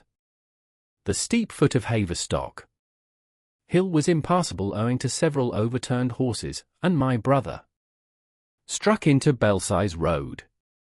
So he got out of the fury of the panic, and, skirting the Edgware Road, reached Edgware about 7, fasting and wearied, but well ahead of the crowd. Along the road people were standing in the roadway, curious, wondering. He was passed by a number of cyclists, some horsemen, and 2 motor cars. A mile from Edgware the rim of the wheel broke, and the machine became unrideable. He left it by the roadside and trudged through the village. There were shops half opened in the main street of the place, and people crowded on the pavement and in the doorways and windows, staring astonished at this extraordinary procession of fugitives that was beginning. He succeeded in getting some food at an inn. For a time he remained in Edgware, not knowing what next to do. The flying people increased in number. Many of them, like my brother, seemed inclined to loiter in the place. There was no fresh news of the invaders from Mars. At that time the road was crowded, but as yet far from congested. Most of the fugitives at that hour were mounted on cycles, but there were soon motor cars, hansom cabs, and carriages hurrying along, and the dust hung in heavy clouds along the road to St. Albans. It was perhaps a vague idea of making his way to Chelmsford, where some friends of his lived, that at last induced my brother to strike into a quiet lane running eastward. Presently he came upon a stile, and Crossing it, followed a footpath northeastward.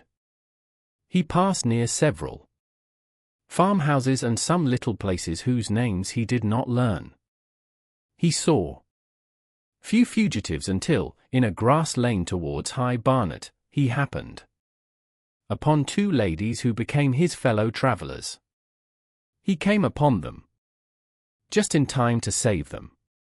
He heard their screams, and, hurrying round the corner, saw a couple of men struggling to drag them out of the little pony chaise in which they had been driving, while a third with difficulty held the frightened pony's head.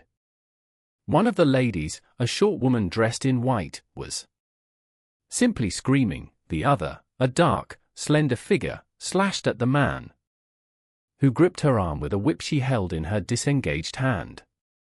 My brother immediately grasped the situation, shouted, and hurried towards the struggle. One of the men desisted and turned towards him, and my brother, realizing from his antagonist's face that a fight was unavoidable, and being an expert boxer, went into him forthwith and sent him down against the wheel of the chaise. It was no time for pugilistic chivalry, and my brother laid him quiet with a kick, and gripped the collar of the man who pulled at the slender lady's arm. He heard the clatter of hoofs, the whip stung across his face, a third antagonist struck him between the eyes, and the man he held wrenched himself free and made off down the lane in the direction from which he had come. Partly stunned, he found himself facing the man who had held the horse's head, and became aware of the chaise receding from him down the lane, swaying from side to side, and with the women in it looking back. The man before him, a burly rough, tried to close, and he stopped him with a blow in the face. Then, realizing that he was deserted, he dodged round and made off down the lane after the chaise, with the sturdy man close behind him, and the fugitive, who had turned now, following remotely.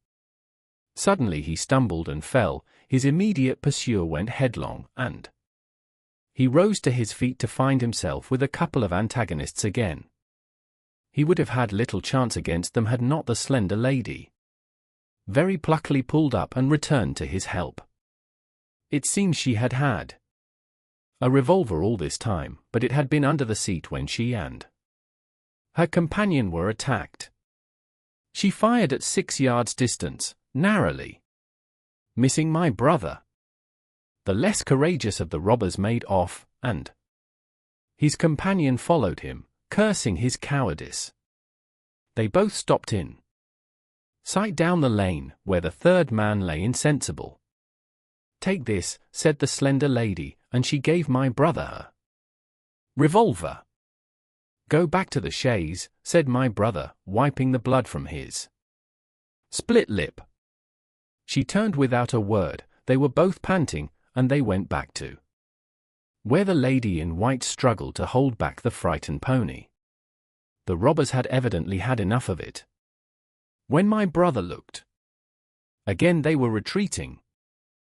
"I'll sit here," said my brother, "if I may," and he got upon the empty front seat. The lady looked over her shoulder. "Give me the reins," she said, and laid the whip along the pony's side. In another moment a bend in the road hid the 3 men from my brother's eyes. So, quite unexpectedly, my brother found himself panting, with a cut mouth, a bruised jaw, and blood-stained knuckles, driving along an unknown lane with these 2 women.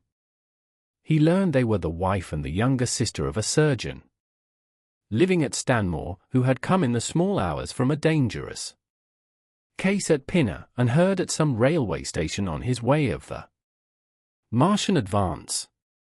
He had hurried home, roused the women, their servant had left them 2 days before, packed some provisions, put his revolver under the seat, luckily for my brother, and told them to drive on to Edgware, with the idea of getting a train there. He stopped behind to tell the neighbors. He would overtake them, he said, at about 4:30 in the morning, and now it was nearly 9 and they had seen nothing of him. They could not stop in Edgware because of the growing traffic through the place, and so they had come into this side lane. That was the story they told my brother in fragments when presently they stopped again, nearer to New Barnet. He promised to stay with them, at least until they could determine what to do, or until the missing man arrived, and professed to be an expert shot with the revolver, a weapon strange to him, in order to give them confidence. They made a sort of encampment by the wayside, and the pony became happy in the hedge. He told them of his own escape out of London, and all that he knew of these Martians and their ways. The sun crept higher in the sky, and after a time their talk died out and gave place to an uneasy state of anticipation. Several wayfarers came along the lane, and of these my brother gathered such news as he could. Every broken answer he had deepened his impression of the great disaster that had come on humanity, deepened his persuasion of the immediate necessity for prosecuting this flight. He urged the matter upon them. "We have money," said the slender woman, and hesitated. Her eyes met my brother's, and her hesitation ended. "So have I," said my brother. She explained that they had as much as £30 in gold, besides a £5 note, and suggested that with that they might get upon a train at St. Albans or New Barnet. My brother thought that was hopeless, seeing the fury of the Londoners to crowd upon the trains, and broached his own idea of striking across Essex towards Harwich and thence escaping from the country altogether. Mrs. Elphinstone, that was the name of the woman in white, would listen to no reasoning, and kept calling upon Sir George, but her sister-in-law was astonishingly quiet and deliberate, and at last agreed to my brother's suggestion. So, designing to cross the Great North Road, they went on towards Barnet, my brother leading the pony to save it as much as possible. As the sun crept up the sky, the day became excessively hot, and underfoot a thick, whitish sand grew burning and blinding, so that they travelled only very slowly. The hedges were grey with dust, and as they advanced towards Barnet a tumultuous murmuring grew stronger. They began to meet more people. For the most part these were staring before them, murmuring indistinct questions, jaded, haggard, unclean. One man in evening dress passed them on foot, his eyes on the ground. They heard his voice, and, looking back at him, saw one hand clutched in his hair and the other beating invisible things. His paroxysm of rage over, he went on his way without once looking back. As my brother's party went on towards the crossroads to the south of Barnet, they saw a woman approaching the road across some fields on their left, carrying a child and with 2 other children, and then passed a man in dirty black, with a thick stick in one hand and a small portmanteau in the other. Then round the corner of the lane, from between the villas that guarded it at its confluence with the high road, came a little cart drawn by a sweating black pony and driven by a sallow youth in a bowler hat, grey with dust. There were 3 girls, East End factory girls, and a couple of little children crowded in the cart. "This'll take us round Edgware?" asked the driver, wild-eyed, white-faced, and when my brother told him it would if he turned to the left, he whipped up at once without the formality of thanks. My brother noticed a pale grey smoke or haze rising among the houses in front of them, and veiling the white facade of a terrace beyond the road that appeared between the backs of the villas. Mrs. Elphinstone suddenly cried out at a number of tongues of smoky red flame leaping up above the houses in front of them against the hot, blue sky. The tumultuous noise resolved itself now into the disorderly mingling of many voices, the gride of many wheels, the creaking of wagons, and the staccato of hoofs. The lane came round sharply not 50 yards from the crossroads. "Good heavens!" cried Mrs. Elphinstone. "What is this you are driving us into?" My brother stopped. For the main road was a boiling stream of people, a torrent of human beings rushing northward, one pressing on another. A great bank of dust, white and luminous in the blaze of the sun, made everything within 20 feet of the ground grey and indistinct, and was perpetually renewed by the hurrying feet of a dense crowd of horses and of men and women on foot, and by the wheels of vehicles of every description. "Way!" my brother heard voices crying. "Make way!" It was like riding into the smoke of a fire to approach the meeting point of the lane and road. The crowd roared like a fire, and the dust was hot and pungent. And, indeed, a little way up the road a villa was burning and sending rolling masses of black smoke across the road to add to the confusion. 2 men came past them. Then a dirty woman, carrying a heavy bundle and weeping. A lost retriever dog, with hanging tongue, circled dubiously round them, scared and wretched, and fled at my brother's threat. So much as they could see of the road Londonward between the houses to the right was a tumultuous stream of dirty, hurrying people, pent in between the villas on either side. The black heads, the crowded forms, grew into distinctness as they rushed towards the corner, hurried past, and merged their individuality again in a receding multitude that was swallowed up at last in a cloud of dust. "Go on! Go on!" cried the voices. "Way! Way!" One man's hands pressed on the back of another. My brother stood at the pony's head. Irresistibly attracted, he advanced slowly, pace by pace, down the lane.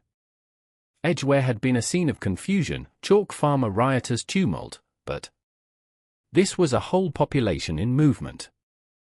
It is hard to imagine that host. It had no character of its own. The figures poured out past the corner, and receded with their backs to the group in the lane.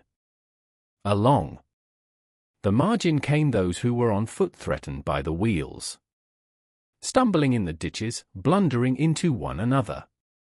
The carts and carriages crowded close upon one another, making little way for those swifter and more impatient vehicles that darted forward, every now and then when an opportunity showed itself of doing so, sending the people scattering against the fences and gates of the villas.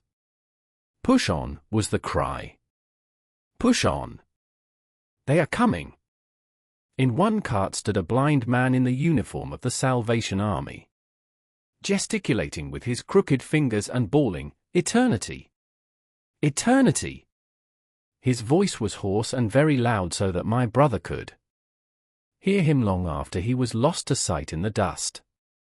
Some of the people who crowded in the carts whipped stupidly at their horses and quarreled with other drivers. Some sat motionless, staring at nothing, with miserable eyes. Some gnawed their hands with thirst. All lay prostrate in the bottoms of their conveyances. The horses' bits were covered with foam, their eyes bloodshot. There were cabs, carriages, shop carts, wagons, beyond counting, a mail cart, a road cleaner's cart marked Vestry of St. Pancras, a huge timber wagon crowded with roughs. A brewer's dray rumbled by with its 2 near wheels splashed with fresh blood. "Clear the way!" cried the voices. "Clear the way!" "Eternity! Eternity!" came echoing down the road. There were sad, haggard women tramping by, well dressed, with children that cried and stumbled, their dainty clothes smothered in dust, their weary faces smeared with tears. With many of these came men, sometimes helpful, sometimes lowering and savage, fighting side by side with them. Pushed some weary street outcast in faded black rags, wide-eyed, loud-voiced, and foul-mouthed. There were sturdy workmen thrusting their way along, wretched, unkempt men, clothed like clerks or shopmen. Struggling spasmodically, a wounded soldier my brother noticed, men dressed in the clothes of railway porters, one wretched creature in a nightshirt with a coat thrown over it. But varied as its composition was, certain things all that host had in common. There were fear and pain on their faces, and fear behind them.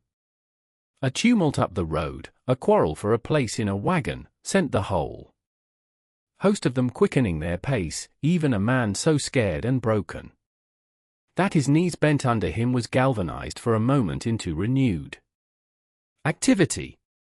The heat and dust had already been at work upon this multitude. Their skins were dry, their lips black and cracked. They were all thirsty, weary, and footsore. And amid the various cries one heard disputes, reproaches, groans of weariness and fatigue. The voices of most of them were hoarse and weak. Through it all ran a refrain. Way! Way! The Martians are coming! Few stopped and came aside from that flood. The lane opened slantingly into the main road with a narrow opening, and had a delusive appearance of coming from the direction of London.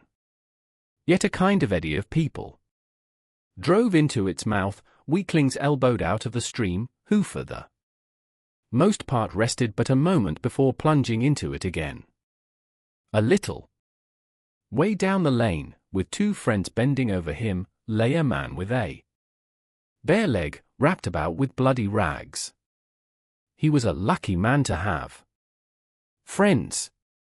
A little old man, with a grey military moustache and a filthy black frock coat, limped out and sat down beside the trap, removed his boot, his sock was blood-stained, shook out a pebble, and hobbled on again, and then a little girl of 8 or 9, all alone, threw herself under the hedge close by my brother, weeping.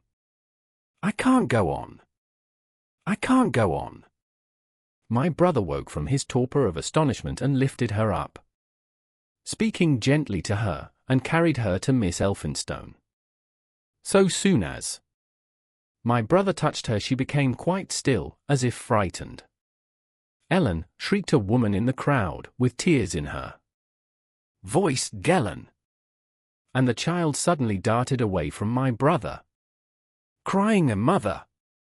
"They are coming," said a man on horseback, riding past along the lane.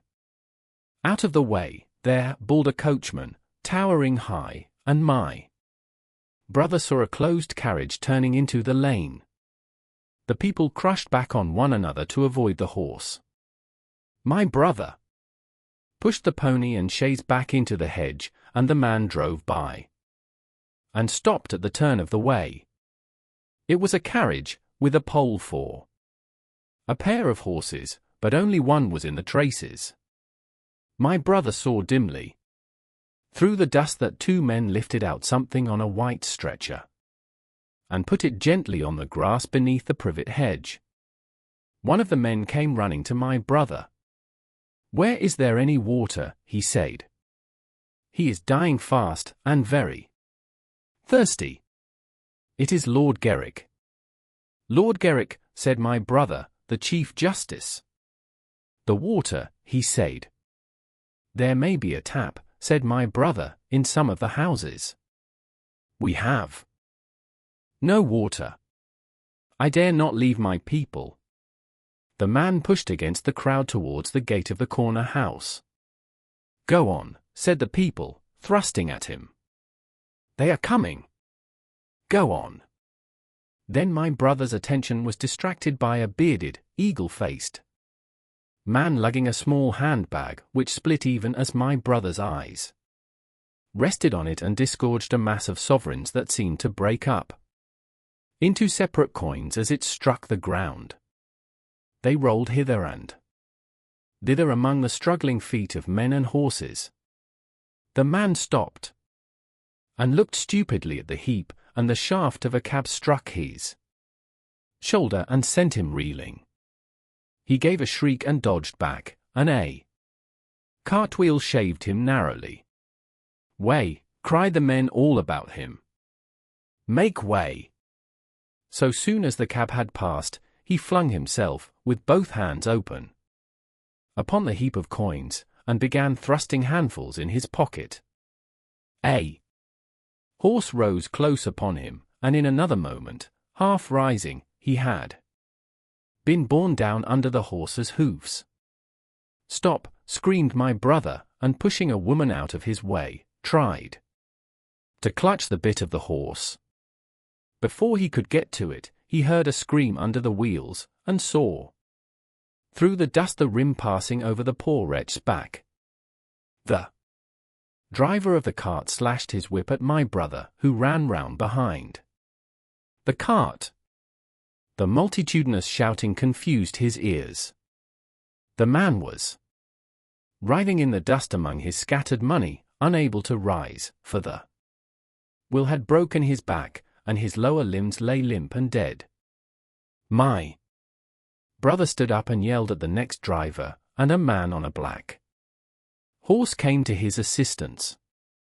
"Get him out of the road," said he, and, clutching the man's collar with his free hand, my brother lugged him sideways.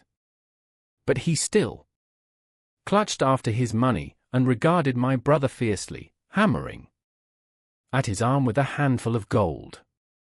"Go on! Go on!" shouted angry voices behind. "Way! Way!" There was a smash as the pole of a carriage crashed into the cart that the man on horseback stopped. My brother looked up, and the man with the gold twisted his head round and bit the wrist that held his collar. There was a concussion, and the black horse came staggering sideways, and the cart horse pushed beside it. A hoof missed my brother's foot by a hair's breadth. He released his grip on the fallen man and jumped back. He saw anger change to terror on the face of the poor wretch on the ground, and in a moment he was hidden and my brother was borne backward and carried past the entrance of the lane, and had to fight hard in the torrent to recover it. He saw Miss Elphinstone covering her eyes, and a little child, with all a child's want of sympathetic imagination, staring with dilated eyes at a dusty something that lay black and still, ground and crushed under the rolling wheels. "Let us go back," he shouted, and began turning the pony round. "We cannot cross this hell," he said, and they went back 100 yards the way they had come, until the fighting crowd was hidden.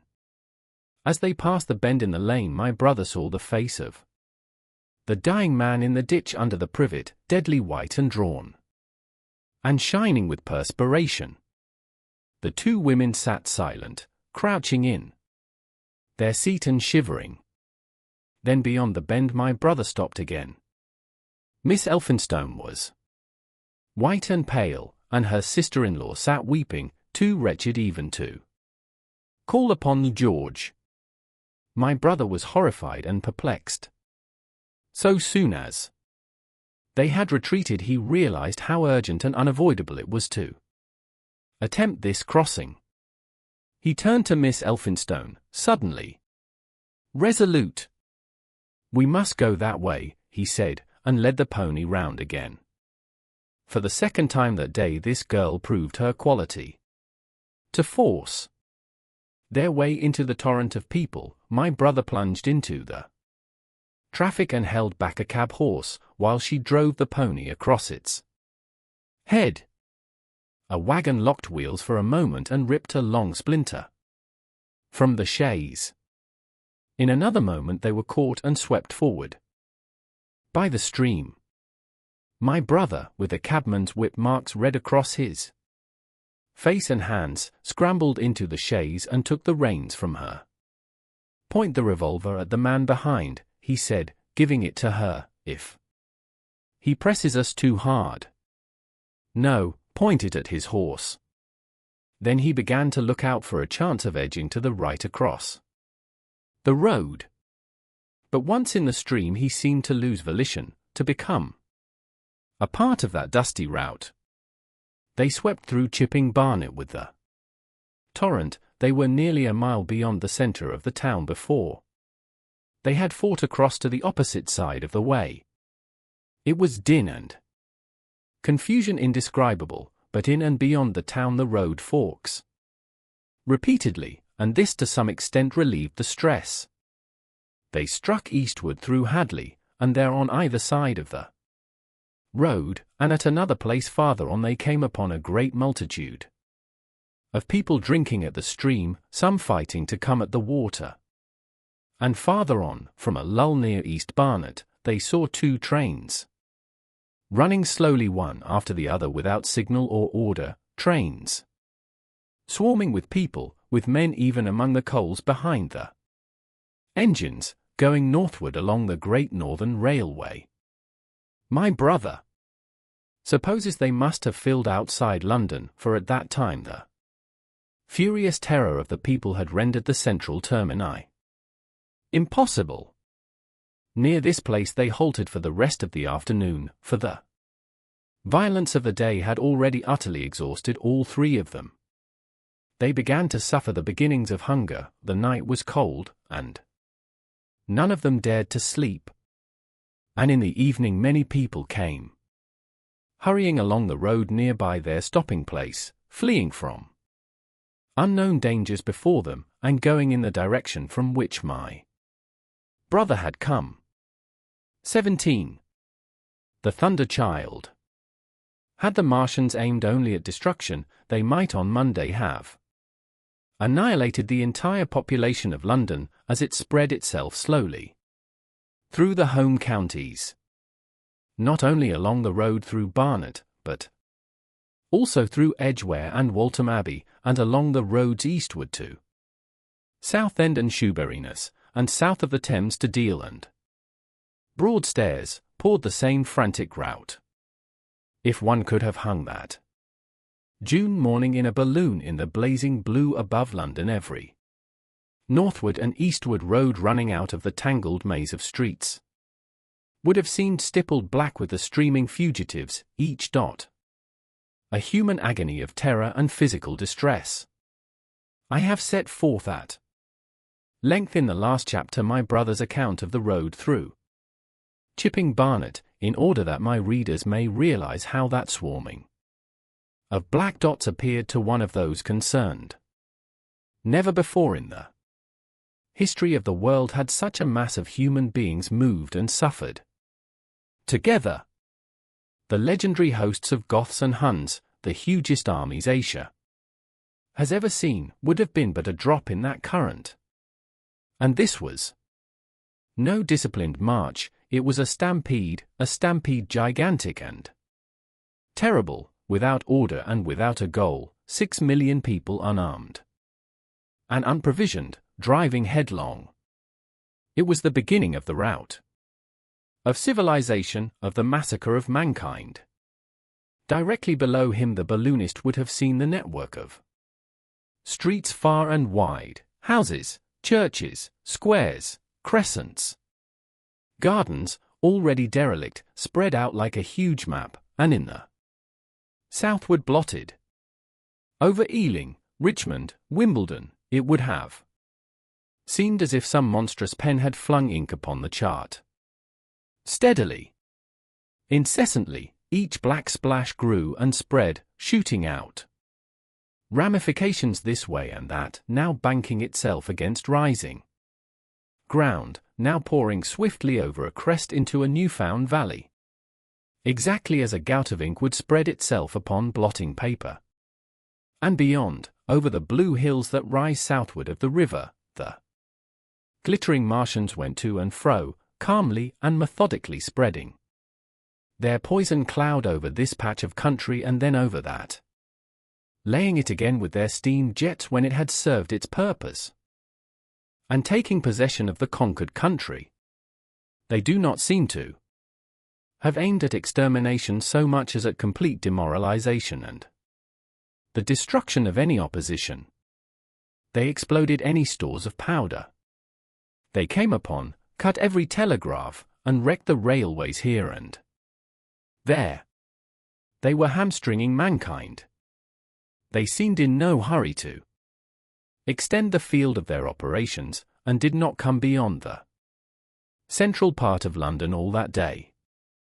It is possible that a very considerable number of people in London stuck to their houses through Monday morning. Certain it is that many died at home suffocated by the black smoke. Until about midday the Pool of London was an astonishing scene. Steamboats and shipping of all sorts lay there, tempted by the enormous sums of money offered by fugitives, and it is said that many who swam out to these vessels were thrust off with boat hooks and drowned. About 1 o'clock in the afternoon the thinning remnant of a cloud of the black vapor appeared between the arches of Blackfriars Bridge. At that, the pool became a scene of mad confusion, fighting, and collision, and for some time a multitude of boats and barges jammed in the northern arch of the Tower Bridge, and the sailors and lightermen had to fight savagely against the people who swarmed upon them from the river front. People were actually clambering down the piers of the bridge from above, when, an hour later, a Martian appeared beyond the clock tower and waded down the river. Nothing but wreckage floated above Limehouse. Of the falling of the fifth cylinder I have presently to tell. The sixth star fell at Wimbledon. My brother, keeping watch beside the women in the chaise in a meadow, saw the green flash of it far beyond the hills. On Tuesday the little party, still set upon getting across the sea, made its way through the swarming country towards Colchester. The news that the Martians were now in possession of the whole of London was confirmed. They had been seen at Highgate, and even, it was said, at Neasden. But they did not come into my brother's view until the morrow. That day the scattered multitudes began to realize the urgent need of provisions. As they grew hungry, the rights of property ceased to be regarded. Farmers were out to defend their cattle sheds, granaries, and ripening root crops with arms in their hands.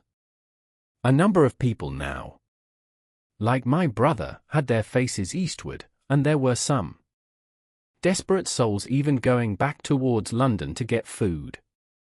These were chiefly people from the northern suburbs, whose knowledge of the black smoke came by hearsay.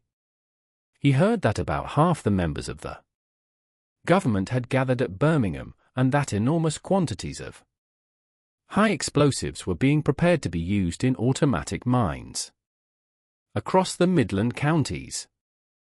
He was also told that the Midland Railway Company had replaced the desertions of the first day's panic, had resumed traffic, and was running northward trains from St. Albans to relieve the congestion of the home counties.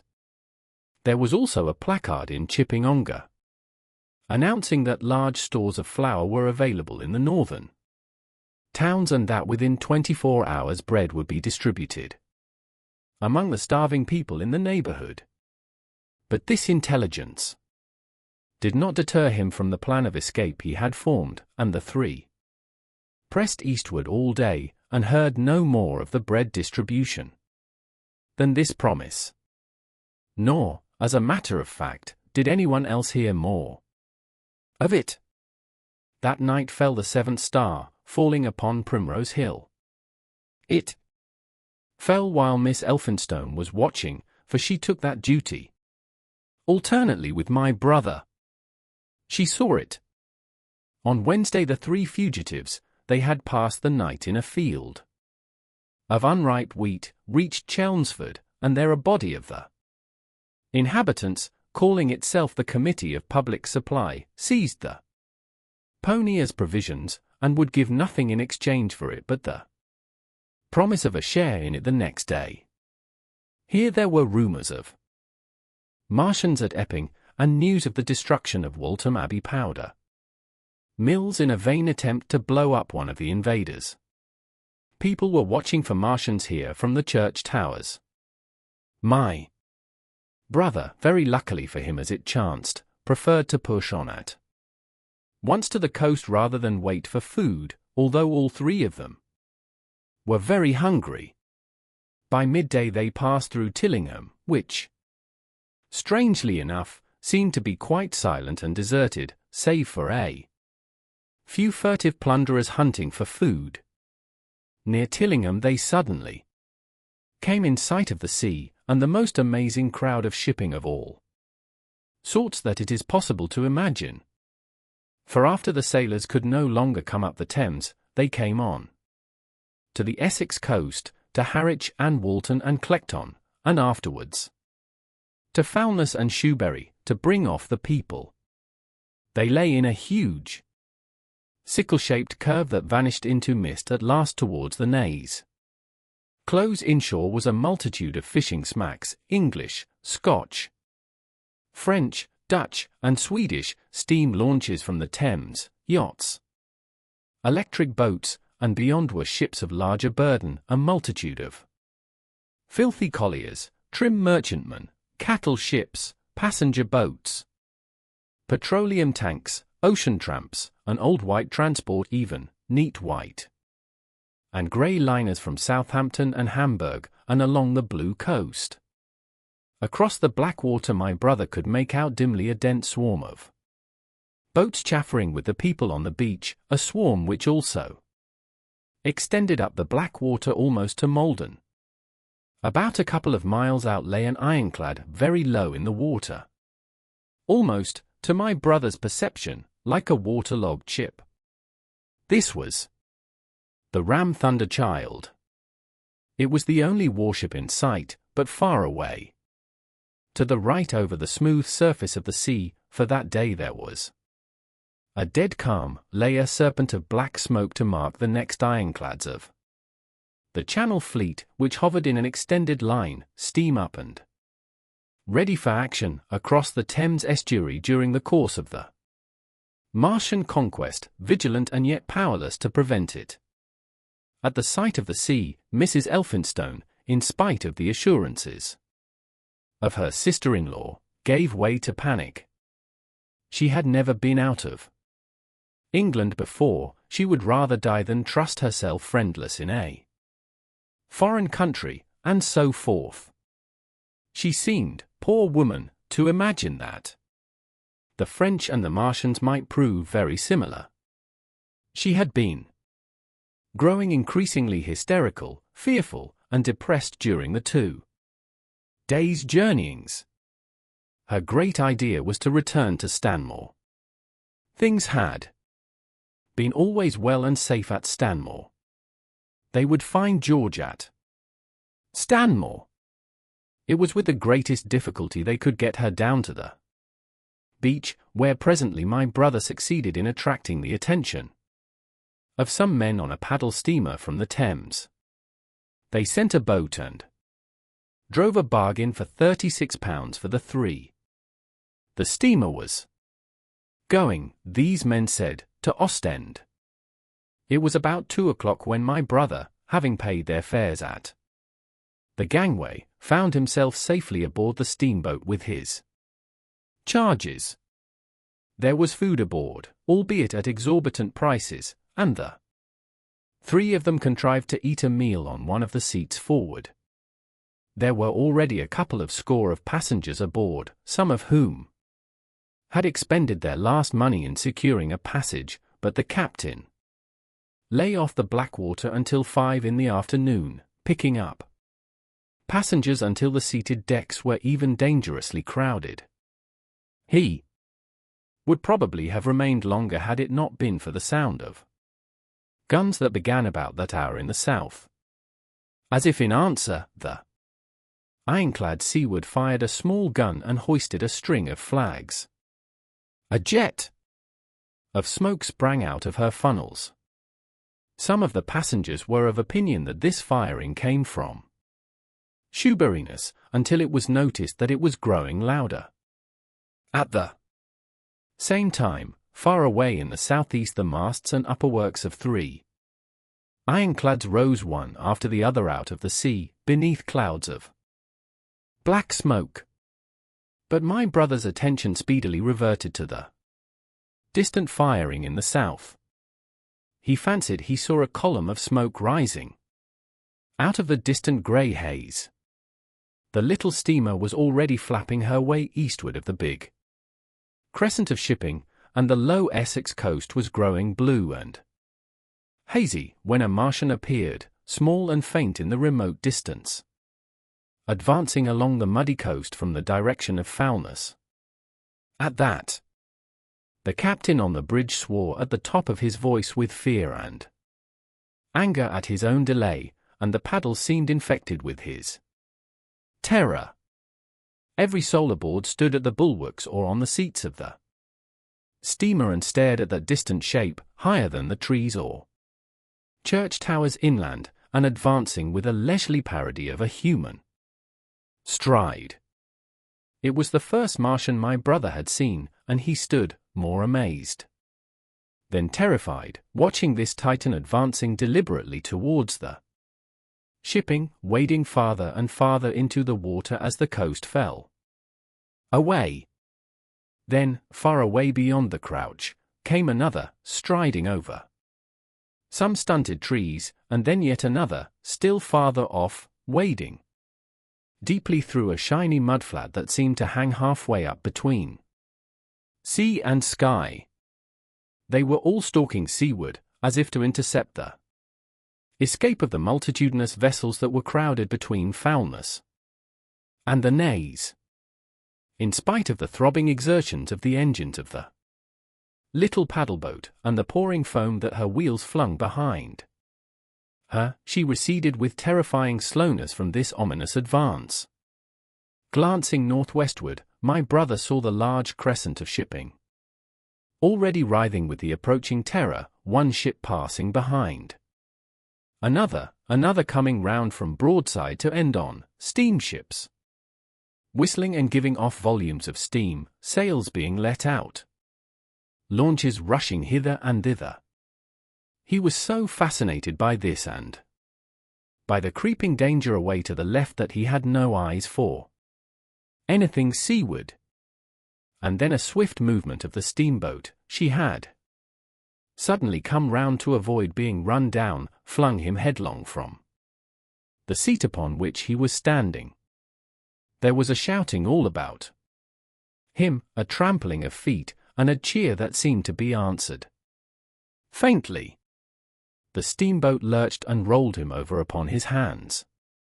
He sprang to his feet and saw to starboard, and not 100 yards from their heeling, pitching boat, a vast iron bulk like the blade of a plough tearing through the water, tossing it on either side in huge waves of foam that leaped towards the steamer, flinging her paddles helplessly in the air, and then sucking her deck down almost to the waterline. A douche of spray blinded my brother for a moment. When his eyes were clear again, he saw the monster had passed and was rushing landward. Big iron upperworks rose out of this headlong structure, and from that twin funnels projected and spat a smoking blast shot with fire. It was the torpedo ram, Thunder Child, steaming headlong, coming to the rescue of the threatened shipping. Keeping his footing on the heaving deck by clutching the bulwarks, my brother looked past this charging leviathan at the Martians again, and he saw the three of them now close together and standing so far out to see that their tripod supports were almost entirely submerged. Thus, sunken, and seen in remote perspective, they appeared far less formidable than the huge iron bulk in whose wake the steamer was pitching so helplessly. It would seem they were regarding this new antagonist with astonishment.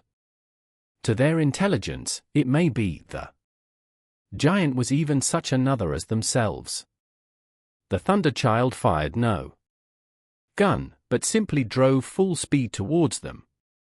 It was probably her not firing that enabled her to get so near the enemy as she did. They did not know what to make of her. One shell, and they would have sent her to the bottom forthwith with the heat ray. She was steaming at such a pace that in a minute she seemed halfway between the steamboat and the Martians, a diminishing black bulk against the receding horizontal expanse of the Essex coast. Suddenly the foremost Martian lowered his tube and discharged a canister of the black gas at the ironclad. It hit her larboard side and glanced off in an inky jet that rolled away to seaward, an unfolding torrent of black smoke, from which the ironclad drove clear. To the watchers from the steamer, low in the water and with the sun in their eyes, it seemed as though she were already among the Martians. They saw the gaunt figures separating and rising out of the water as they retreated shoreward, and one of them raised the camera-like generator of the heat ray. He held it pointing obliquely downward, and a bank of steam sprang from the water at its touch. It must have driven through the iron of the ship's side like a white-hot iron rod through paper. A flicker of flame went up through the rising steam, and then the Martian reeled and staggered. In another moment he was cut down, and a great body of water and steam shot high in the air.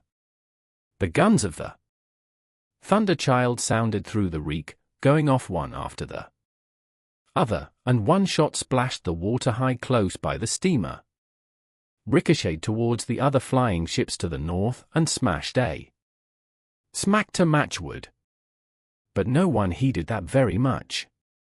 At the sight of the Martians collapse, the captain on the bridge yelled inarticulately, and all the crowding passengers on the steamer's stern shouted together. And then they yelled again. For, surging out beyond the white tumult, drove something long and black, the flames streaming from its middle parts, its ventilators and funnels spouting fire. She was alive still, the steering gear, it seems, was intact and her engines working. She headed straight for a second Martian, and was within 100 yards of him when the heat ray came to bear. Then with a violent thud, a blinding flash, her decks, her funnels, leaped upward.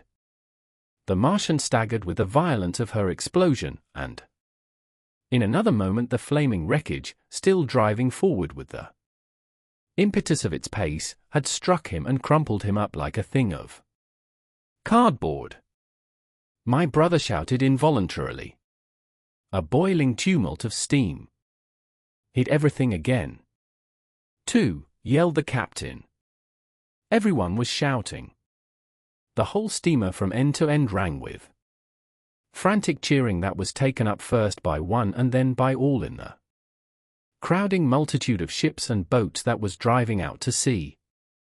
The steam hung upon the water for many minutes, hiding the third Martian and the coast altogether. And all this time the boat was paddling steadily out to sea and away from the fight, and when at last the confusion cleared, the drifting bank of black vapor intervened, and nothing of the Thunderchild could be made out, nor could the third Martian be seen. But the ironclads to seaward were now quite close and standing in towards shore past the steamboat. The little vessel continued to beat its way seaward, and the ironclads receded slowly towards the coast, which was hidden still by a marbled bank of vapor, part steam, part black gas, eddying and combining in the strangest way. The fleet of refugees was scattering to the northeast, several smacks were sailing between the ironclads and the steamboat. After a time, and before they reached the sinking cloud bank, the warships turned northward, and then abruptly went about and passed into the thickening haze of evening southward. The coast grew faint, and at last indistinguishable amid the low banks of clouds that were gathering about the sinking sun. Then suddenly out of the golden haze of the sunset came the vibration of guns, and a form of black shadows moving. Everyone struggled to the rail of the steamer and peered into the blinding furnace of the west. But nothing was to be distinguished clearly. A mass of smoke rose, slanting, and barred the face of the sun. The steamboat throbbed on its way through an interminable suspense. The sun sank into grey clouds, the sky flushed and darkened, the evening star trembled into sight. It was deep twilight when the captain cried out and pointed. My brother strained his eyes.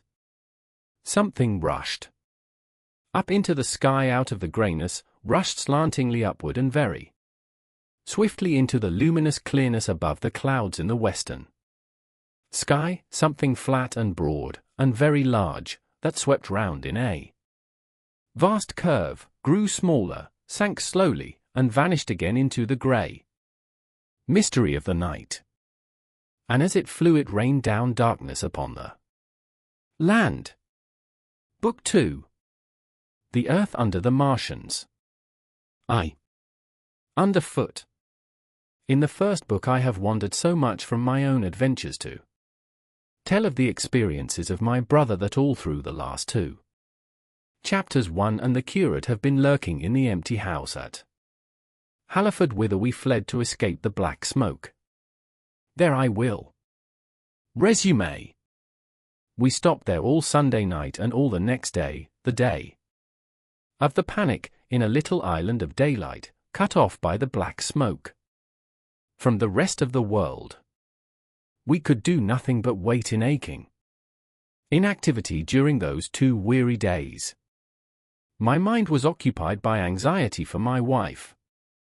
I figured her at Leatherhead, terrified, in danger, mourning me already as a dead man. I paced the rooms and cried aloud when I thought of how I was cut off from her, of all that might happen to her in my absence. My cousin I knew was brave enough for any emergency, but he was not the sort of man to realize danger quickly, to rise promptly. What was needed now was not bravery, but circumspection. My only consolation was to believe that the Martians were moving Londonward and away from her. Such vague anxieties keep the mind sensitive and painful. I grew very weary and irritable with the curate's perpetual ejaculations. I tired of the sight of his selfish despair. After some ineffectual remonstrance I kept away from him, staying in a room, evidently a children's schoolroom, containing globes, forms, and copybooks. When he followed me thither, I went to a box room at the top of the house and, in order to be alone with my aching miseries, locked myself in. We were hopelessly hemmed in by the black smoke all that day and the morning of the next. There were signs of people in the next house on Sunday evening, a face at a window and moving lights, and later the slamming of a door. But I do not know who these people were, nor what became of them. We saw nothing of them next day. The black smoke drifted slowly riverward all through Monday morning, creeping nearer and nearer to us, driving at last along the roadway outside the house. That hid us. A Martian came across the fields about midday, laying the stuff with a jet of superheated steam that hissed against the walls, smashed all the windows it touched, and scalded the curate's hand as he fled out of the front room. When at last we crept across the sodden rooms and looked Out again, the country northward was as though a black snowstorm had passed over it. Looking towards the river, we were astonished to see an unaccountable redness mingling with the black of the scorched meadows. For a time we did not see how this change affected our position, save that we were relieved of our fear of the black smoke. But later I perceived that we were no longer hemmed in, that now we might get away. So soon as I realized that the way of escape was open, my dream of action returned. But the curate was lethargic, unreasonable. "We are safe here," he repeated, "safe here." I resolved to leave him, would that I had. Wiser now for the artilleryman's teaching, I sought out food and drink. I had found oil and rags for my burns, and I also took a hat and a flannel shirt that I found in one of the bedrooms. When it was clear to him that I meant to go alone, had reconciled myself to going alone, he suddenly roused himself to come. And all being quiet throughout the afternoon, we started about 5 o'clock, as I should judge, along the blackened road to Sunbury. In Sunbury, and at intervals along the road, were dead bodies lying in contorted attitudes, horses as well as men, overturned carts and luggage, all covered thickly with black dust. That pall of cindery powder made me think of what I had read of the destruction of Pompeii. We got to Hampton Court without misadventure, our minds full of strange and unfamiliar appearances, and at Hampton Court our eyes were relieved to find a patch of green that had escaped the suffocating drift. We went through Bushy Park, with its deer going to and fro under the chestnuts, and some men and women hurrying in the distance towards Hampton, and so we came to Twickenham. These were the first people we saw. Away across the road the woods beyond Ham and Petersham were still afire. Twickenham was uninjured by either heat ray or black smoke, and there were more people about here, though none could give us news. For the most part they were like ourselves, taking advantage of a lull to shift their quarters. I have an impression that many of the houses here were still occupied by scared inhabitants, too frightened even for flight. Here too the evidence of a hasty rout was abundant along the road. I remember most vividly 3 smashed bicycles in a heap, pounded into the road by the wheels of subsequent carts. We crossed Richmond Bridge about 8:30.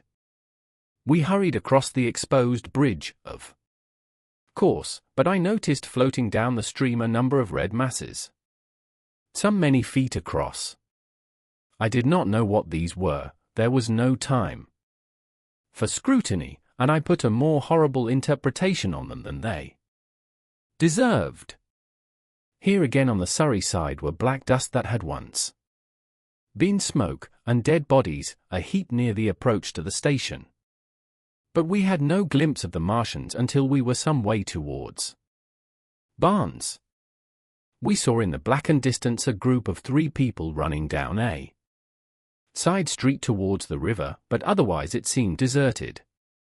Up the hill Richmond town was burning briskly, outside the town of Richmond. There was no trace of the black smoke.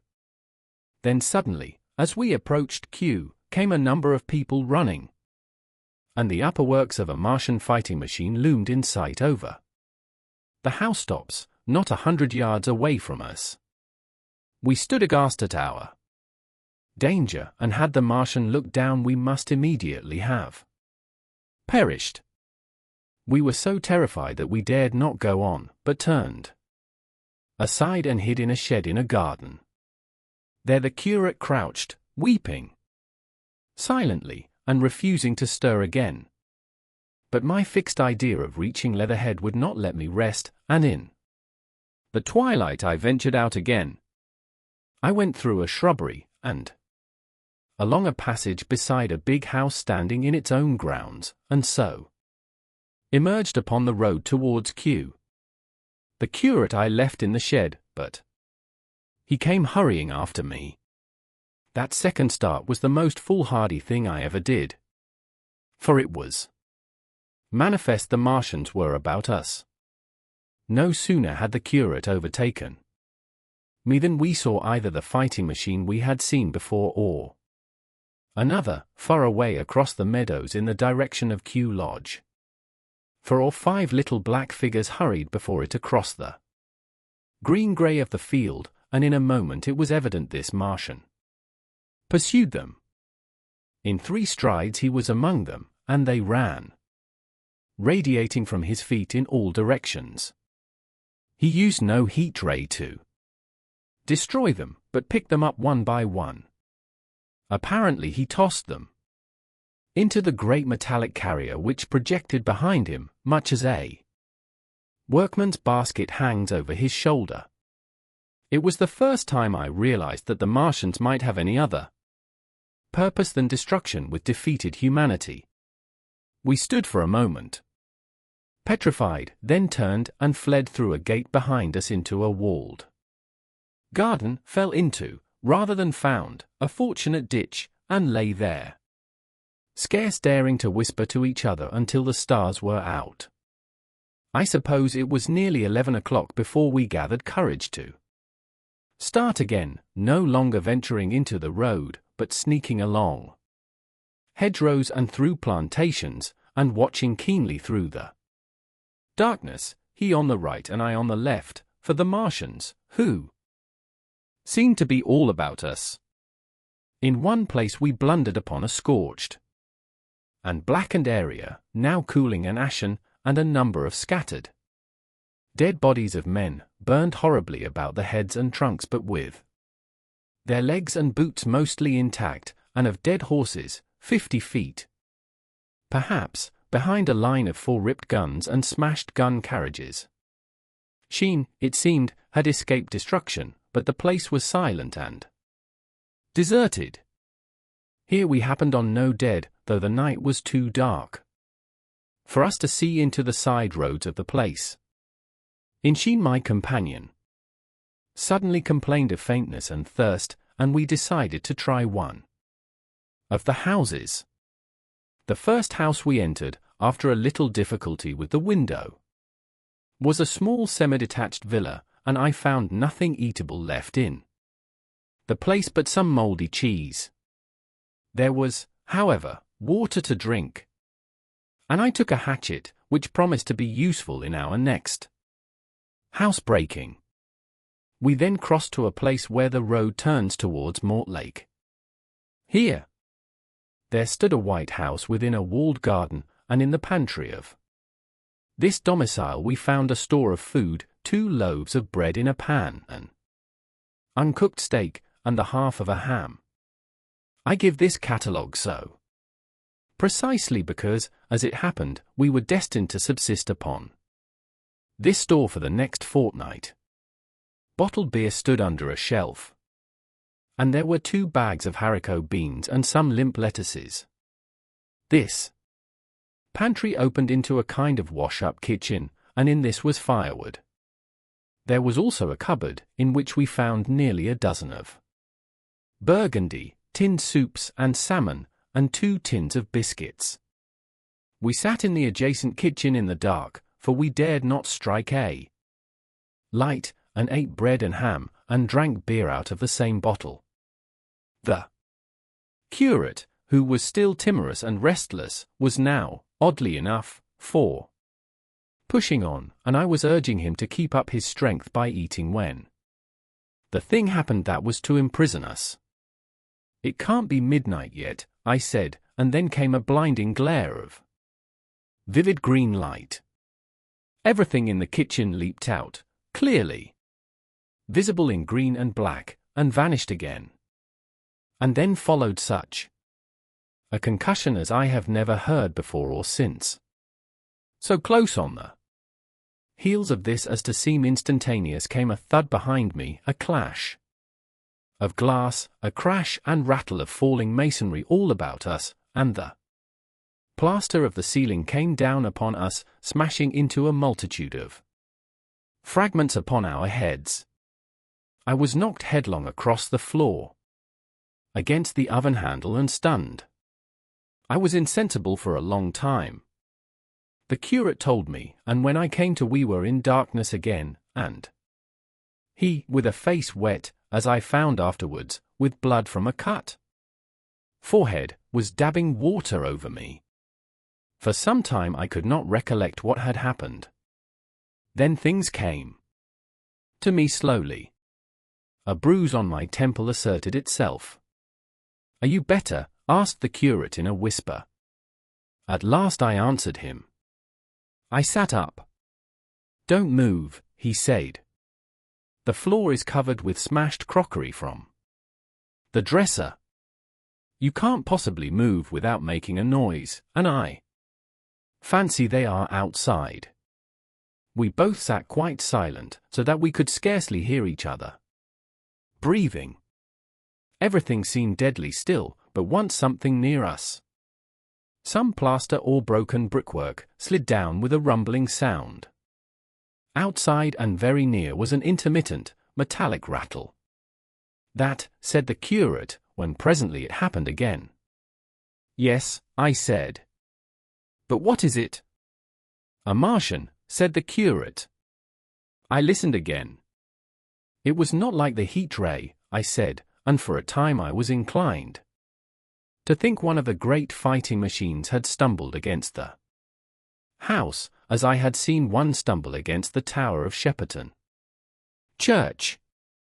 Our situation was so strange and incomprehensible that for 3 or 4 hours, until the dawn came, we scarcely moved. And then the light filtered in, not through the window, which remained black, but through a triangular aperture between a beam and a heap of broken bricks in the wall behind us. The interior of the kitchen we now saw greyly for the first time. The window had been burst in by a mass of garden mould, which flowed over the table upon which we had been sitting and lay about our feet. Outside, the soil was banked high against the house. At the top of the window frame we could see an uprooted drainpipe. The floor was littered with smashed hardware. The end of the kitchen towards the house was broken into, and since the daylight shone in there, it was evident the greater part of the house had collapsed. Contrasting vividly with this ruin was the neat dresser, stained in the fashion, pale green, and with a number of copper and tin vessels below it, the wallpaper imitating blue and white tiles, and a couple of colored supplements fluttering from the walls above the kitchen range. As the dawn grew clearer, we saw through the gap in the wall the body of a Martian, standing sentinel, I suppose, over the still glowing cylinder. At the sight of that we crawled as circumspectly as possible out of the twilight of the kitchen into the darkness of the scullery. Abruptly the right interpretation dawned upon my mind. "The 5th cylinder," I whispered, "the 5th shot from Mars, has struck this house and buried us under the ruins." For a time the curate was silent, and then he whispered, "God have mercy upon us." I heard him presently whimpering to himself. Save for that sound we lay quite still in the scullery. I for my part scarce dared breathe, and sat with my eyes fixed on the faint light of the kitchen door. I could just see the curate's face, a dim, oval shape, and his collar and cuffs. Outside there began a metallic hammering, then a violent hooting, and then again, after a quiet interval, a hissing like the hissing of an engine. These noises, for the most part problematical, continued intermittently, and seemed if anything to increase in number as time wore on. Presently a measured thudding and a vibration that made everything about us quiver, and the vessels in the pantry ring and shift, began and continued. Once the light was eclipsed, and the ghostly kitchen doorway became absolutely dark. For many hours we must have crouched there, silent and shivering, until our tired attention failed. At last I found myself awake and very hungry. I am inclined to believe we must have spent the greater portion of a day before that awakening. My hunger was at a stride so insistent that it moved me to action.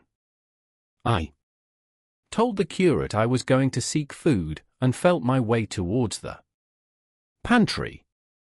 He made me no answer, but so soon as I began eating, the faint noise I made stirred him up, and I heard him crawling after me. 2. What we saw from the ruined house. After eating we crept back to the scullery, and there I must have dozed again, for when presently I looked round I was alone. The thudding vibration continued with wearisome persistence. I whispered for the curate several times, and at last felt my way to the door of the kitchen.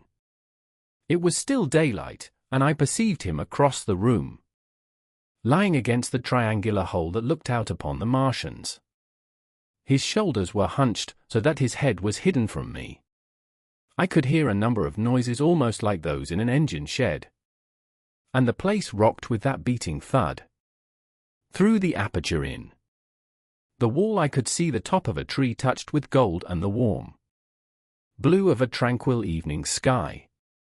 For a minute or so I remained watching the curate, and then I advanced, crouching and stepping with extreme care amid the broken crockery that littered the floor. I touched the curate's leg, and he started so violently that a mass of plaster went sliding down outside and fell with a loud impact. I gripped his arm, fearing he might cry out, and for a long time we crouched motionless. Then I turned to see how much of our rampart remained. The detachment of the plaster had left a vertical slit open in the debris, and by raising myself cautiously across a beam I was able to see out of this gap into what had been overnight a quiet suburban roadway. Vast, indeed, was the change that we beheld. The fifth cylinder must have fallen right into the midst of the house we had first visited. The building had vanished, completely smashed, pulverized, and dispersed by the blow. The cylinder lay now far beneath the original foundations, deep in a hole, already vastly larger than the pit I had looked into at Woking. The earth all round it had splashed. Under that tremendous impact, splashed is the only word, and lay in heap piles that hid the masses of the adjacent houses. It had behaved exactly like mud under the violent blow of a hammer. Our house had collapsed backward, the front portion, even on the ground floor, had been destroyed completely. By a chance the kitchen and scullery had escaped, and stood buried now under soil and ruins, closed in by tons of earth on every side save towards the cylinder. Over that aspect we hung now on the very edge of the great circular pit the Martians were engaged in making. The heavy beating sound was evidently just behind us, and ever and again a bright green vapor drove up like a veil across our peephole. The cylinder was already opened in the center of the pit, and on the farther edge of the pit, amid the smashed and gravel-heaped shrubbery, one of the great fighting machines, deserted by its occupant, stood stiff and tall against the evening sky. At first I scarcely noticed the pit and the cylinder, although it has been convenient to describe them.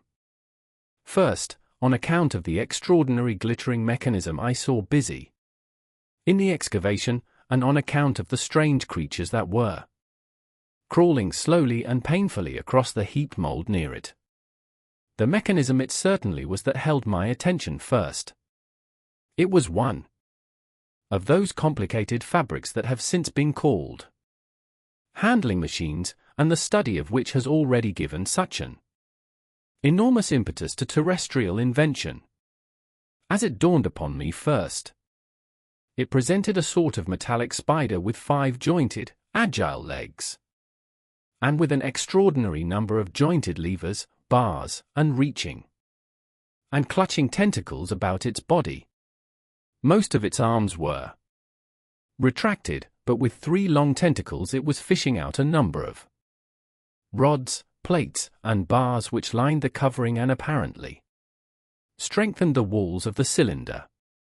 These, as it extracted them, were lifted out and deposited upon a level surface of earth behind it.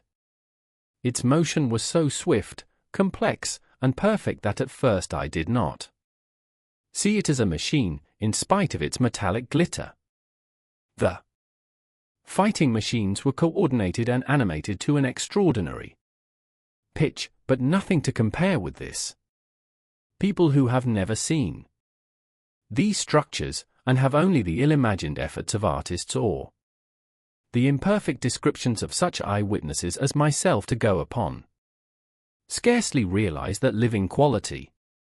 I recall particularly the illustration of one of the first pamphlets to give a consecutive account of the war. The artist had evidently made a hasty study of one of the fighting machines, and there his knowledge ended. He presented them as tilted, stiff tripods, without either flexibility or subtlety, and with an altogether misleading monotony of effect.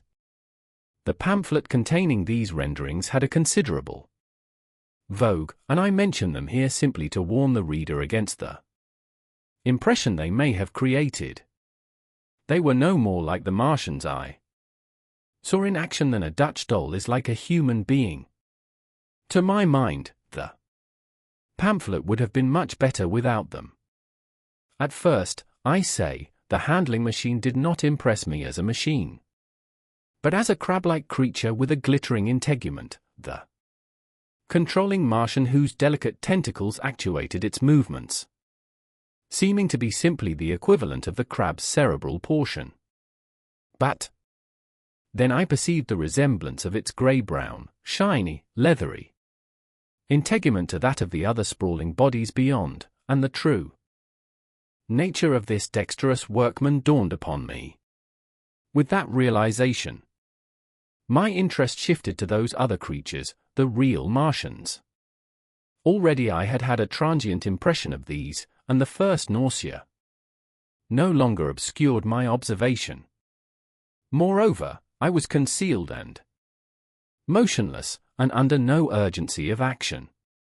They were, I now saw, the most unearthly creatures it is possible to conceive. They were huge round bodies, or, rather, heads, about 4 feet in diameter, each body having in front of it a face.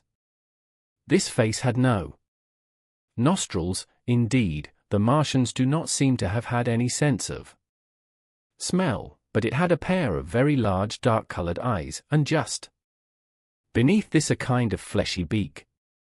In the back of this head or body, I scarcely know how to speak of it, was the single tight tympanic surface, since known to be anatomically an ear, though it must have been almost useless in our dense air. In a group round the mouth were 16 slender, almost whip-like tentacles, arranged in 2 bunches of 8 each. These bunches have since been named rather aptly, by that distinguished anatomist, Professor Howes, the hands. Even as I saw these Martians for the first time, they seemed to be endeavoring to raise themselves on these hands, but of course, with the increased weight of terrestrial conditions, this was impossible. There is reason to suppose that on Mars they may have progressed upon them with some facility. The internal anatomy, I may remark here, as dissection has since shown, was almost equally simple. The greater part of the structure was the brain, sending enormous nerves to the eyes, ear, and tactile tentacles. Besides this were the bulky lungs, into which the mouth opened, and the Heart and its vessels. The pulmonary distress caused by the denser atmosphere and greater gravitational attraction was only too evident in the convulsive movements of the outer skin. And this was the sum of the Martian organs. Strange as it may seem to a human being, all the complex apparatus of digestion, which makes up the bulk of our bodies, did not exist in the Martians. They were heads, merely heads. Entrails they had none. They did not eat, much less digest. Instead, they took the fresh, living blood of other creatures and injected it into their own veins. I have myself seen this being done, as I shall mention in its place. But, squeamish as I may seem, I cannot bring myself to describe what I could not endure even to continue watching. Let it suffice to say, blood obtained from a still living animal, in most cases from a human being, was run directly by means of a little pipette into the recipient canal. The bare idea of this is no doubt horribly repulsive to us, but at the same time I think that we should remember how repulsive our carnivorous habits would seem to an intelligent rabbit. The physiological advantages of the practice of injection are undeniable, if one thinks of the tremendous waste of human time and energy occasioned by eating and the digestive process. Our bodies are half made up of glands and tubes and organs, occupied in turning heterogeneous food into blood. The digestive processes and their reaction upon the nervous system sap our strength and color our minds. Men go happy or miserable as they have healthy or unhealthy livers, or sound gastric glands. But the Martians were lifted above all these organic fluctuations of mood and emotion.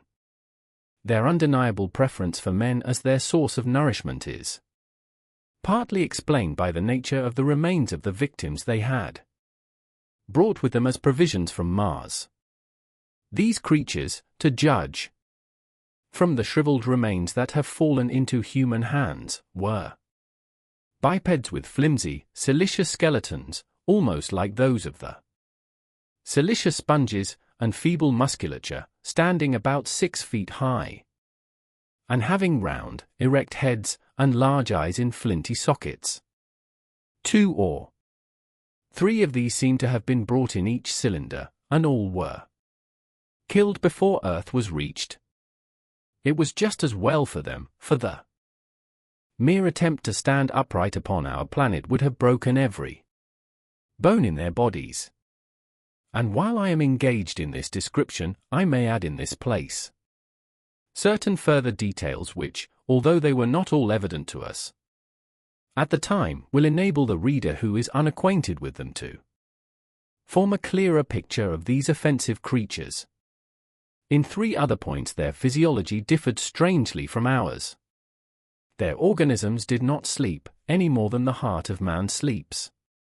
Since they had no extensive muscular mechanism to recuperate, that periodical extinction was unknown to them.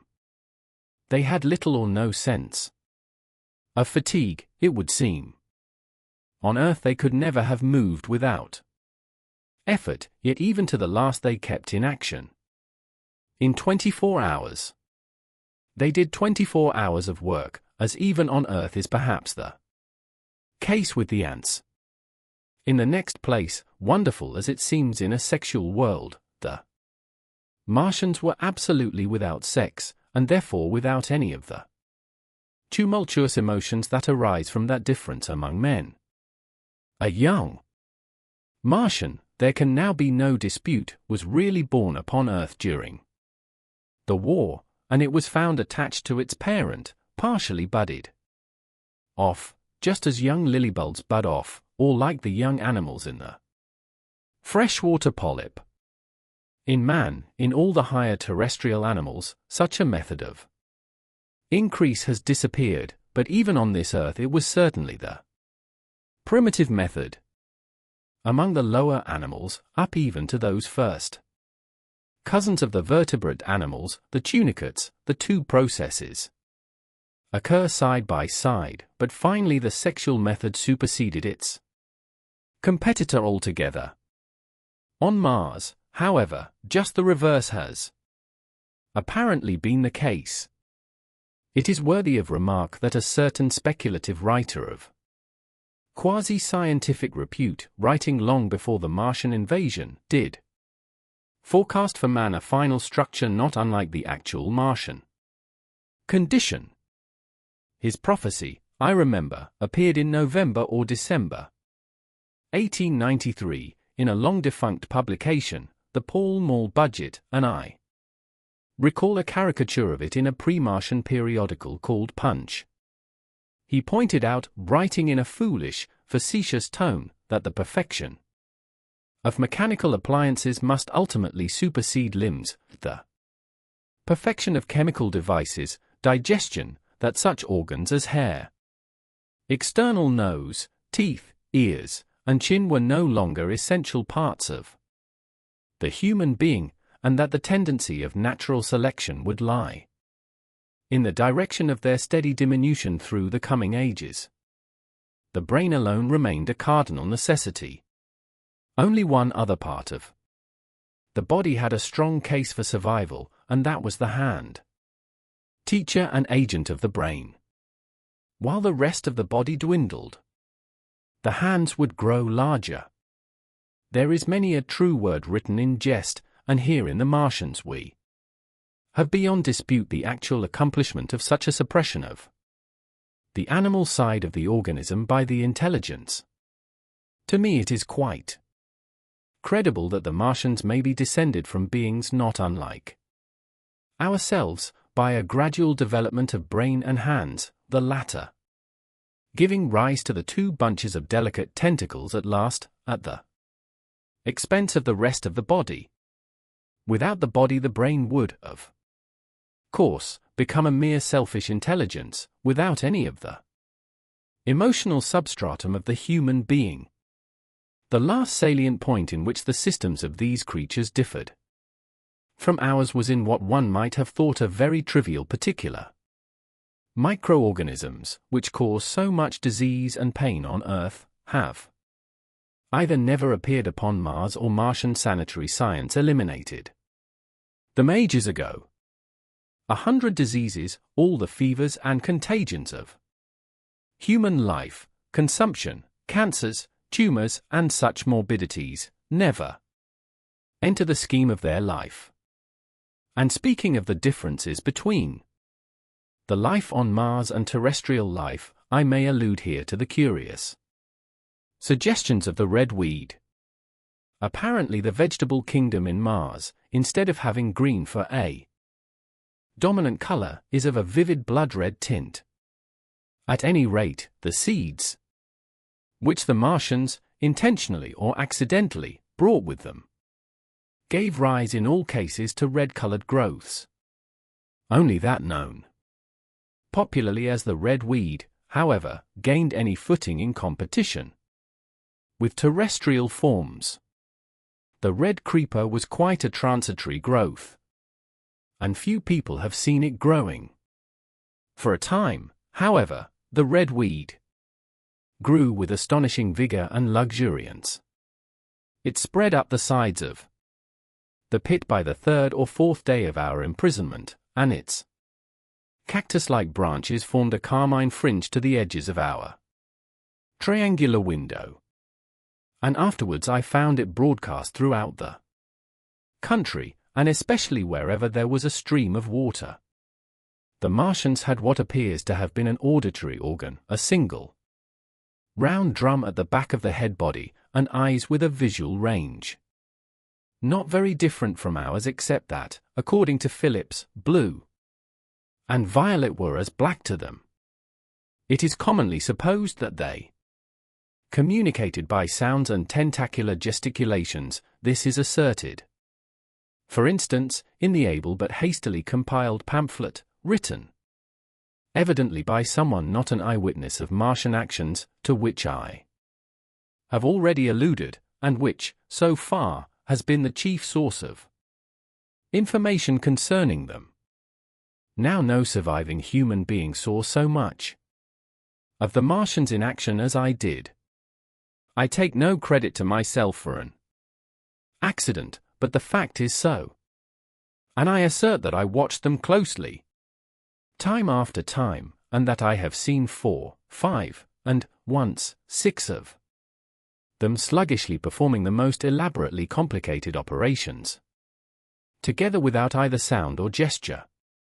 Their peculiar hooting invariably preceded feeding, it had no modulation, and was, I believe, in no sense a signal, but merely the expiration of air preparatory to the suctional operation.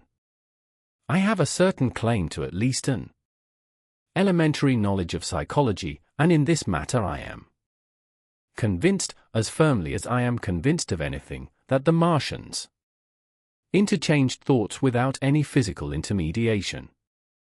And I have been convinced of this in spite of strong preconceptions. Before the Martian invasion, as an occasional reader here or there may remember, I had written with some little vehemence against the telepathic theory. The Martians wore no clothing. Their conceptions of ornament and decorum were necessarily different from ours, and not only were they evidently much less sensible of changes of temperature than we are, but changes of pressure do not seem to have affected their health at all seriously. Yet though they wore no clothing, it was in the other artificial additions to their bodily resources that their great superiority over man lay. We men, with our bicycles and road skates, our Lilienthal soaring machines, our guns and sticks and so forth, are just in the beginning of the evolution that the Martians have worked out. They have become practically mere brains, wearing different bodies according to their needs, just as men wear suits of clothes and take a bicycle in a hurry or an umbrella in the wet. And of their appliances, perhaps nothing is more wonderful to a man than the curious fact that what is the dominant feature of almost all human devices in mechanism is absent, the wheel is absent, among all the things they brought to Earth. There is no trace or suggestion of their use of wheels. One would have at least expected it in locomotion. And in this connection it is curious to remark that even on this earth nature has never hit upon the wheel, or has preferred other expedients to its development. And not only did the Martians either not know of, which is incredible, or abstain from, the wheel, but in their apparatus singularly little use is made of the fixed pivot or relatively fixed pivot, with circular motions thereabout confined to one plane. Almost all the joints of the machinery present a complicated system of sliding parts moving over small but beautifully curved friction bearings. And while upon this matter of detail, it is remarkable that the long leverage of their machines are in most cases actuated by a sort of sham musculature of the discs in an elastic sheath. These discs become polarized and drawn closely and powerfully together when traversed by a current of electricity. In this way the curious parallelism to animal motions, which was so striking and disturbing to the human beholder, was attained. Such quasi-muscles abounded in the crab-like handling machine, which, on my first peeping out of the slit, I watched unpacking the cylinder. It seemed infinitely more alive than the actual Martians. Lying beyond it in the sunset light, panting, stirring ineffectual tentacles, and moving feebly after their vast journey across space. While I was still watching their sluggish motions in the sunlight, and noting each strange detail of their form, the curate reminded me of his presence by pulling violently at my arm. I turned to a scowling face and silent, eloquent lips. He wanted the slit, which permitted only one of us to peep through, and so I had to forego watching them for a time. While he enjoyed that privilege, when I looked again, the busy handling machine had already put together several of the pieces of apparatus it had taken out of the cylinder into a shape having an unmistakable likeness to its own, and down on the left a busy little digging mechanism had come into view, emitting jets of green vapor and working its way round the pit, excavating and embanking in a methodical and discriminating manner. This it was which had caused the regular beating noise, and the rhythmic shocks that had kept our ruinous refuge quivering. It piped and whistled as it worked. So far as I could see, the thing was without a directing Martian at all. 3. The days of imprisonment.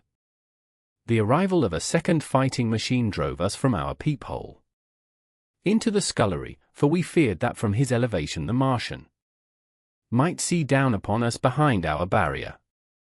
At a later date we began to feel less in danger of their eyes, for to an eye in the dazzle of the sunlight outside our refuge must have been blank blackness, but at first the slightest suggestion of approach drove us into the scullery in heart-throbbing retreat. Yet terrible as was the danger we incurred, the attraction of peeping was for both of us irresistible. And I recall now with a sort of wonder that, in spite of the infinite danger in which we were between starvation and a still more terrible death, we could yet struggle bitterly for that horrible privilege of sight. We would race across the kitchen in a grotesque way between eagerness and the dread of making a noise, and strike each other, and thrust and kick, within a few inches of exposure. The fact is that we had absolutely incompatible dispositions and habits of thought and action, and our danger and isolation only accentuated the incompatibility. At Halliford I had already come to hate the curate's trick of helpless exclamation, his stupid rigidity of mind. His endless muttering monologue vitiated every effort I made to think out a line of action, and drove me at times, thus pent up and intensified, almost to the verge of craziness. He was as lacking in restraint as a silly woman. He would weep for hours together, and I verily believe that to the very end this spoiled child of life thought his weak tears in some way efficacious. And I would sit in the darkness, unable to keep my mind off him by reason of his importunities. He ate more than I did, and it was in vain I pointed out that our only chance of life was to stop in the house until the Martians had done with their pit, that in that long patience a time might presently come when we should need food. He ate and drank impulsively in heavy meals at long intervals. He slept little. As the days wore on, his utter carelessness of any consideration so intensified our distress and danger that I had, much as I loathed doing it, to resort to threats, and at last to blows. That brought him to reason for a time. But he was one of those weak creatures, void of pride, timorous, anemic, hateful souls, full of shifty cunning, who face neither God nor man, who face not even themselves. It is disagreeable for me to recall and write these things, but I set them down that my story may lack nothing. Those who have escaped the dark and terrible aspects of life will find my brutality, my flash of rage in our final tragedy, easy enough to blame, for they know what is wrong as well as any, but not what is possible to tortured men. But those who have been under the shadow, who have gone down at last to elemental things, will have a wider charity. And while within we fought out our dark, dim contest of whispers, snatched food and drink, and gripping hands and blows, without, in the pitiless sunlight of that terrible June, was the strange wonder, the unfamiliar routine of the Martians in the pit. Let me return to those First new experiences of mine. After a long time I ventured back to the peephole, to find that the newcomers had been reinforced by the occupants of no fewer than 3 of the fighting machines. These last had brought with them certain fresh appliances that stood in an orderly manner about the cylinder. The second handling machine was now completed, and was busied in serving one of the novel contrivances the big machine had brought. This was a body resembling a milk can in its general form, above which oscillated a pear-shaped receptacle, and from which a stream of white powder flowed into a circular basin below. The oscillatory motion was imparted to this by one tentacle of the handling machine.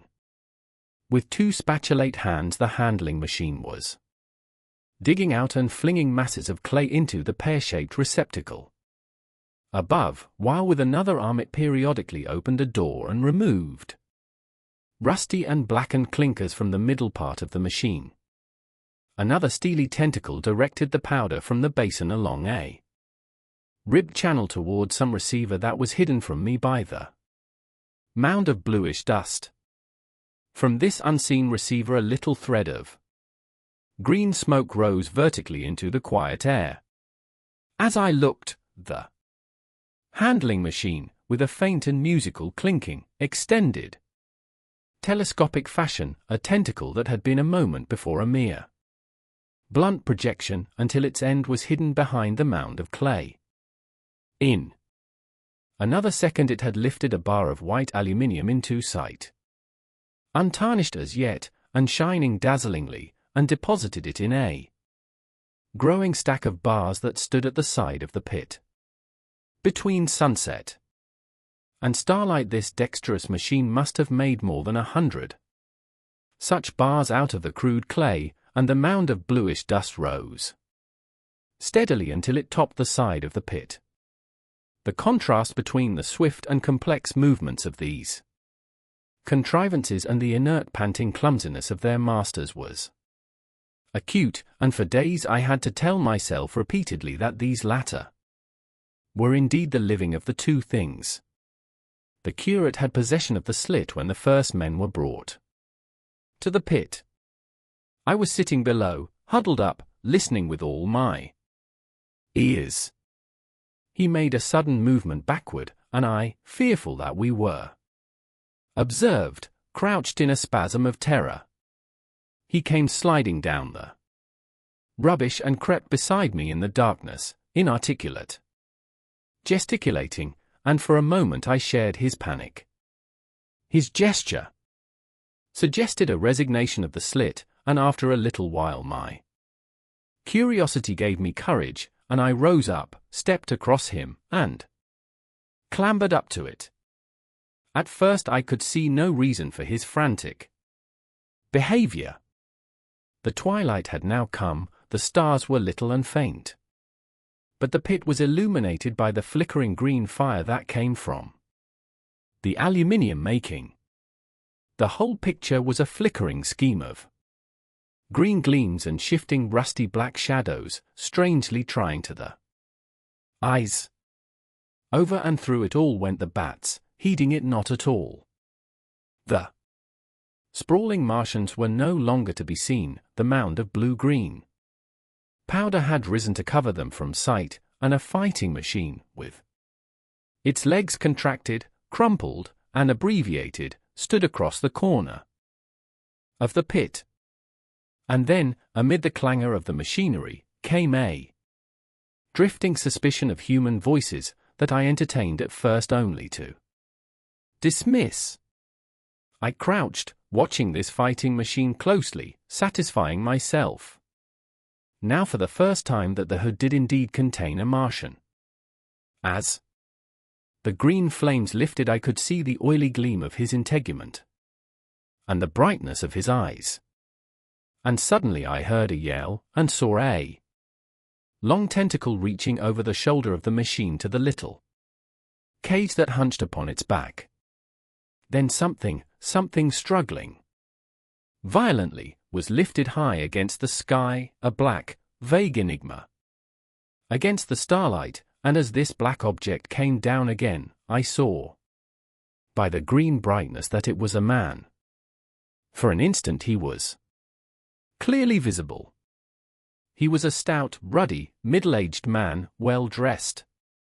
3 days before, he must have been walking the world, a man of considerable consequence. I could see his staring eyes and gleams of light on his studs and watch chain. He vanished behind the mound, and for a moment there was silence. And then began a shrieking and a sustained and cheerful hooting from the Martians. I slid down the rubbish, struggled to my feet, clapped my hands over my ears, and bolted into the scullery.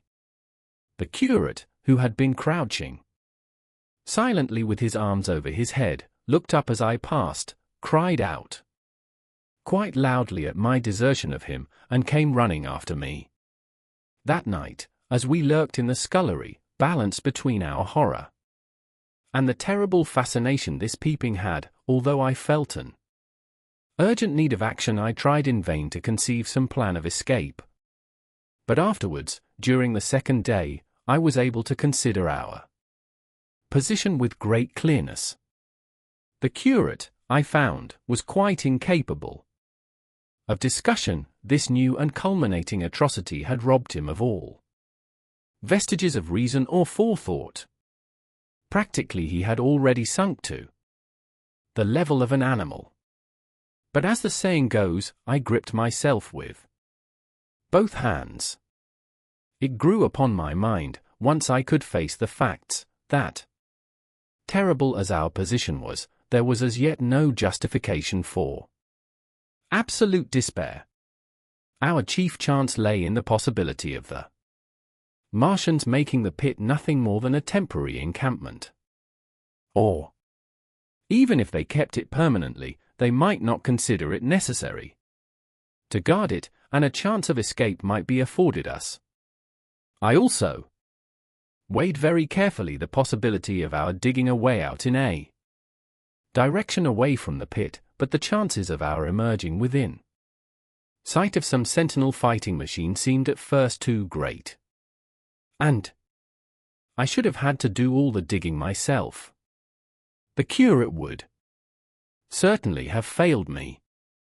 It was on the third day, if my memory serves me right, that I saw the lad killed. It was the only occasion on which I actually saw the Martians feed.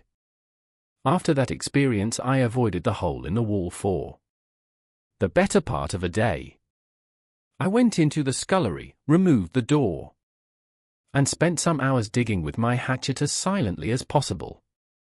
But when I had made a hole about a couple of feet deep, the loose earth collapsed noisily, and I did not dare continue.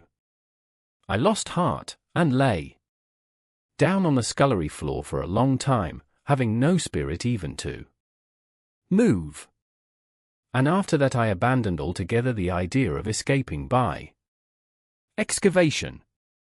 It says much for the impression the Martians had made upon me that at first I entertained little or no hope of our escape being brought about by their overthrow through any human effort.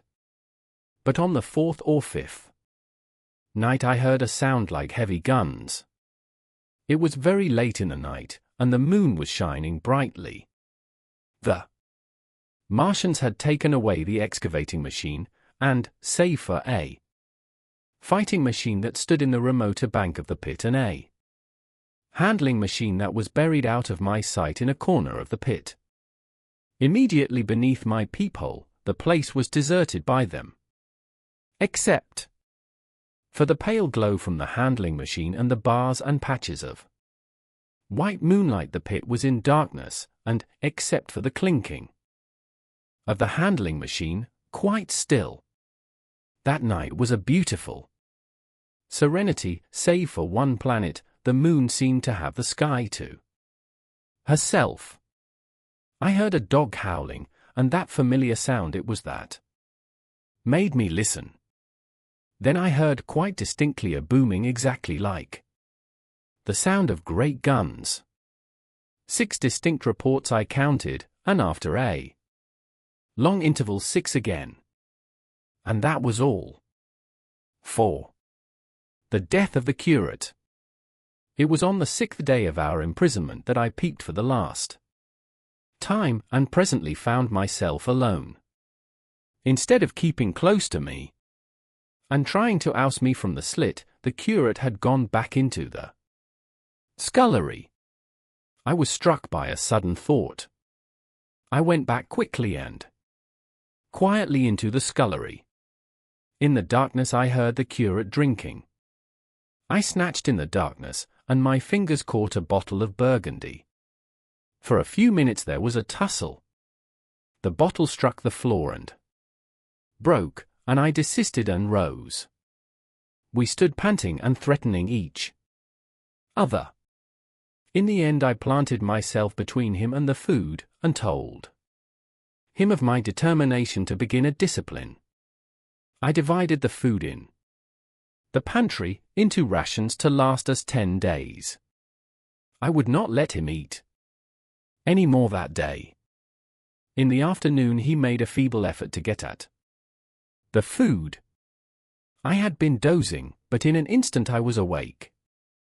All day and all night we sat face to face, I weary but resolute, and he weeping and complaining of his immediate hunger. It was, I know, a night and a day. But to me it seems now, an interminable length of time. And so our widened incompatibility ended at last in open conflict. 4. 2 vast days we struggled in undertones and wrestling contests. There were times when I beat and kicked him madly, times when I cajoled and persuaded him, and once I tried to bribe him with the last bottle of Burgundy, for there was a rainwater pump from which I could get water. But neither force nor kindness availed. He was indeed beyond reason. He would neither desist from his attacks on the food nor from his noisy babbling to himself. The rudimentary precautions to keep our imprisonment endurable he would not observe. Slowly I began to realize the complete overthrow of his intelligence, to perceive that my sole companion in this close and sickly darkness was a man insane. From certain vague memories I am inclined to think my own mind wandered. At times I had strange and hideous dreams whenever I slept. It sounds paradoxical, but I am inclined to think that the weakness and insanity of the curate warned me, braced me, and kept me a sane man. On the 8th day he began to talk aloud instead of whispering, and nothing I could do would moderate his speech. It is just, O God, he would say, over and over again. It is just. On me and mine be the punishment laid. We have sinned, we have fallen short. There was poverty, sorrow, the poor were trodden in the dust. And I held my peace. I preached acceptable folly, my God, what folly, when I should have stood up, though I died for it, and called upon them to repent, repent. Oppressors of the poor and needy, the winepress of God. Then he would suddenly revert to the matter of the food I withheld from him, praying, begging, weeping, at last threatening. He began to raise his voice. I prayed him not to. He perceived a hold on me, he threatened. He would shout and bring the Martians upon us. For a time that scared me, but any concession would have shortened our chance of escape beyond estimating. I defied him, although I felt no assurance that he might not do this thing. But that day, at any rate, he did not. He talked, with his voice rising slowly, through the greater part of the 8th and 9th days, threats, entreaties, mingled with a torrent of half-sane and always frothy repentance for his vacant sham of God's service, such as made me pity him. Then he slept a while, and began again with renewed strength, so loudly that I must needs make him desist. "Be still," I implored. He rose to his knees, for he had been sitting in the darkness near the copper. "I have been still too long," he said, in a tone that must have reached the pit, "and now I must bear my witness. Woe unto this unfaithful city! Woe! Woe! Woe! Woe! Woe! To the inhabitants of the earth by reason of the other voices of the trumpet." "Shut up," I said, rising to my feet, and in a terror lest the Martians should hear us. "For God's sake!" "Nay," shouted the curate, at the top of his voice, standing likewise and extending his arms. "Speak! The word of the Lord is upon me." In 3 strides he was at the door leading into the kitchen. "I must bear my witness. I go. It has already been too long delayed." I put out my hand and felt the meat chopper hanging to the wall. In a flash I was after him. I was fierce with fear. Before he was halfway across the kitchen I had overtaken him. With one last touch of humanity, I turned the blade back and struck him with the butt. He went headlong forward and lay stretched on the ground. I stumbled over him and stood panting. He lay still. Suddenly I heard a noise without, the run and smash of slipping plaster, and the triangular aperture in the wall was darkened. I looked up and saw the lower surface of a handling machine coming slowly across the hole. One of its gripping limbs curled amid the debris, another limb appeared, feeling its way over the fallen beams. I stood petrified, staring. Then I saw through a sort of glass plate near the edge of the body the face, as we may call it, and the large dark eyes of a Martian, peering, and then a long metallic snake of tentacle came feeling slowly through the hole. I turned by an effort, stumbled over the curate, and stopped at the scullery door. The tentacle was now some way, 2 yards or more, in the room, and twisting and turning, with queer sudden movements, this way and that. For a while I stood fascinated by that slow, fitful advance. Then, with a faint, hoarse cry, I forced myself across the scullery. I trembled violently, I could scarcely stand upright. I opened the door of the coal cellar, and stood there in the darkness staring at the faintly lit doorway into the kitchen, and listening. Had the Martian seen me? What was it doing now? Something was moving to and fro there, very quietly, every now and then. It tapped against the wall, or started on its movements with a faint metallic ringing, like the movement of keys on a split ring. Then a heavy body, I knew too well what, was dragged across the floor of the kitchen towards the opening. Irresistibly attracted, I crept to the door and peeped into the kitchen. In the triangle of bright outer sunlight I saw the Martian, in its Briareus of a handling machine, scrutinizing the curate's head. I thought at once that it would infer my presence from the mark of the blow I had given him. I crept back to the coal cellar, shut the door, and began to cover myself up as much as I could, and as noiselessly as possible in the darkness, among the firewood and coal therein. Every now and then I paused, rigid, to hear if the Martian had thrust its tentacles through the opening again. Then the faint metallic jingle returned. I traced it slowly, feeling over the kitchen. Presently I heard it nearer, in the scullery, as I judged. I thought that its length might be insufficient to reach me.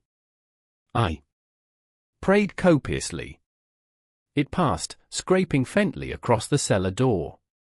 An age of almost intolerable suspense intervened, then I heard it fumbling at the latch. It had found the door. The Martians understood doors. It worried at the catch for a minute, perhaps, and then the door opened. In the darkness I could just see the thing, like an elephant's trunk. More than anything else, waving towards me and touching and examining the wall, coals, wooden ceiling. It was like a black worm swaying its blind head to and fro. Once, even, it touched the heel of my boot. I was on the verge of screaming. I bit my hand. For a time the tentacle was silent. I could have fancied it had been withdrawn. Presently, with an abrupt click, it gripped something. I thought it had me, and seemed to go out of the cellar again. For a minute I was not sure. Apparently it had taken a lump of coal to examine. I seized the opportunity of slightly shifting my position, which had become cramped, and then listened. I whispered passionate prayers for safety. Then I heard the slow, deliberate sound creeping towards me again. Slowly, slowly it drew near, scratching against the walls and tapping the furniture. While I was still doubtful, it rapped smartly against the cellar door and closed it. I heard it go into the pantry, and the biscuit tins rattled and a bottle smashed, and then came a heavy bump against the cellar door. Then silence that passed into an infinity of suspense. Had it gone? At last I decided that it had. It came into the scullery no more, but I lay all the 10th day in the close darkness, buried among coals and firewood, not daring even to crawl out for the drink for which I craved. It was the 11th day before I ventured so far from my security.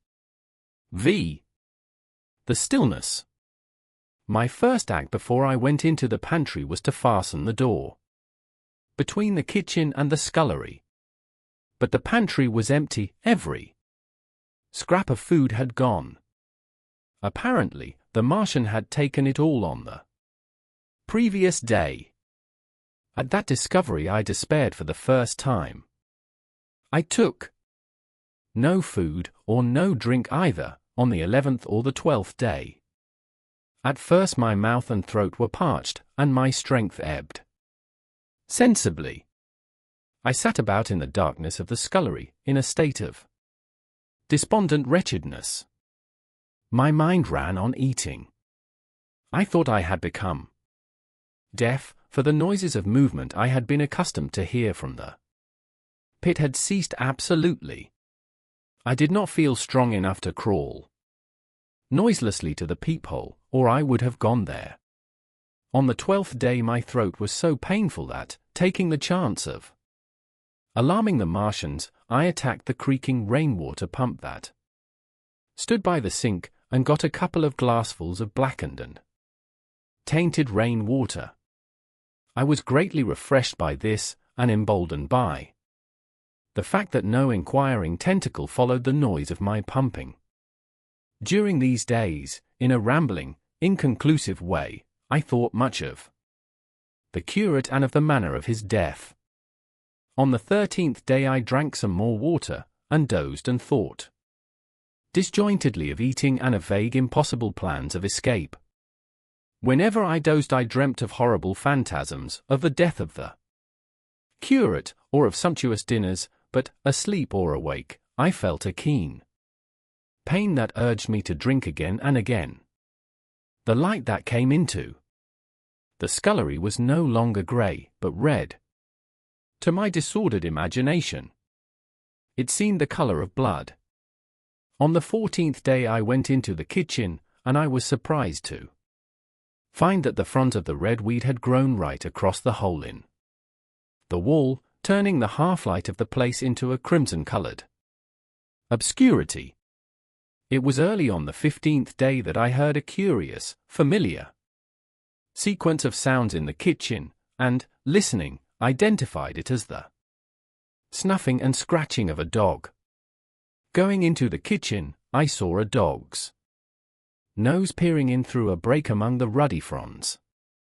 This greatly surprised me. At the scent of me he barked shortly.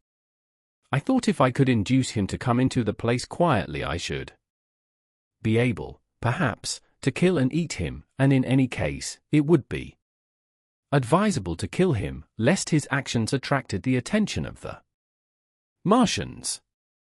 I crept forward, saying "Good dog," very softly, but he suddenly withdrew his head and disappeared. I listened. I was not deaf, but certainly the pit was still.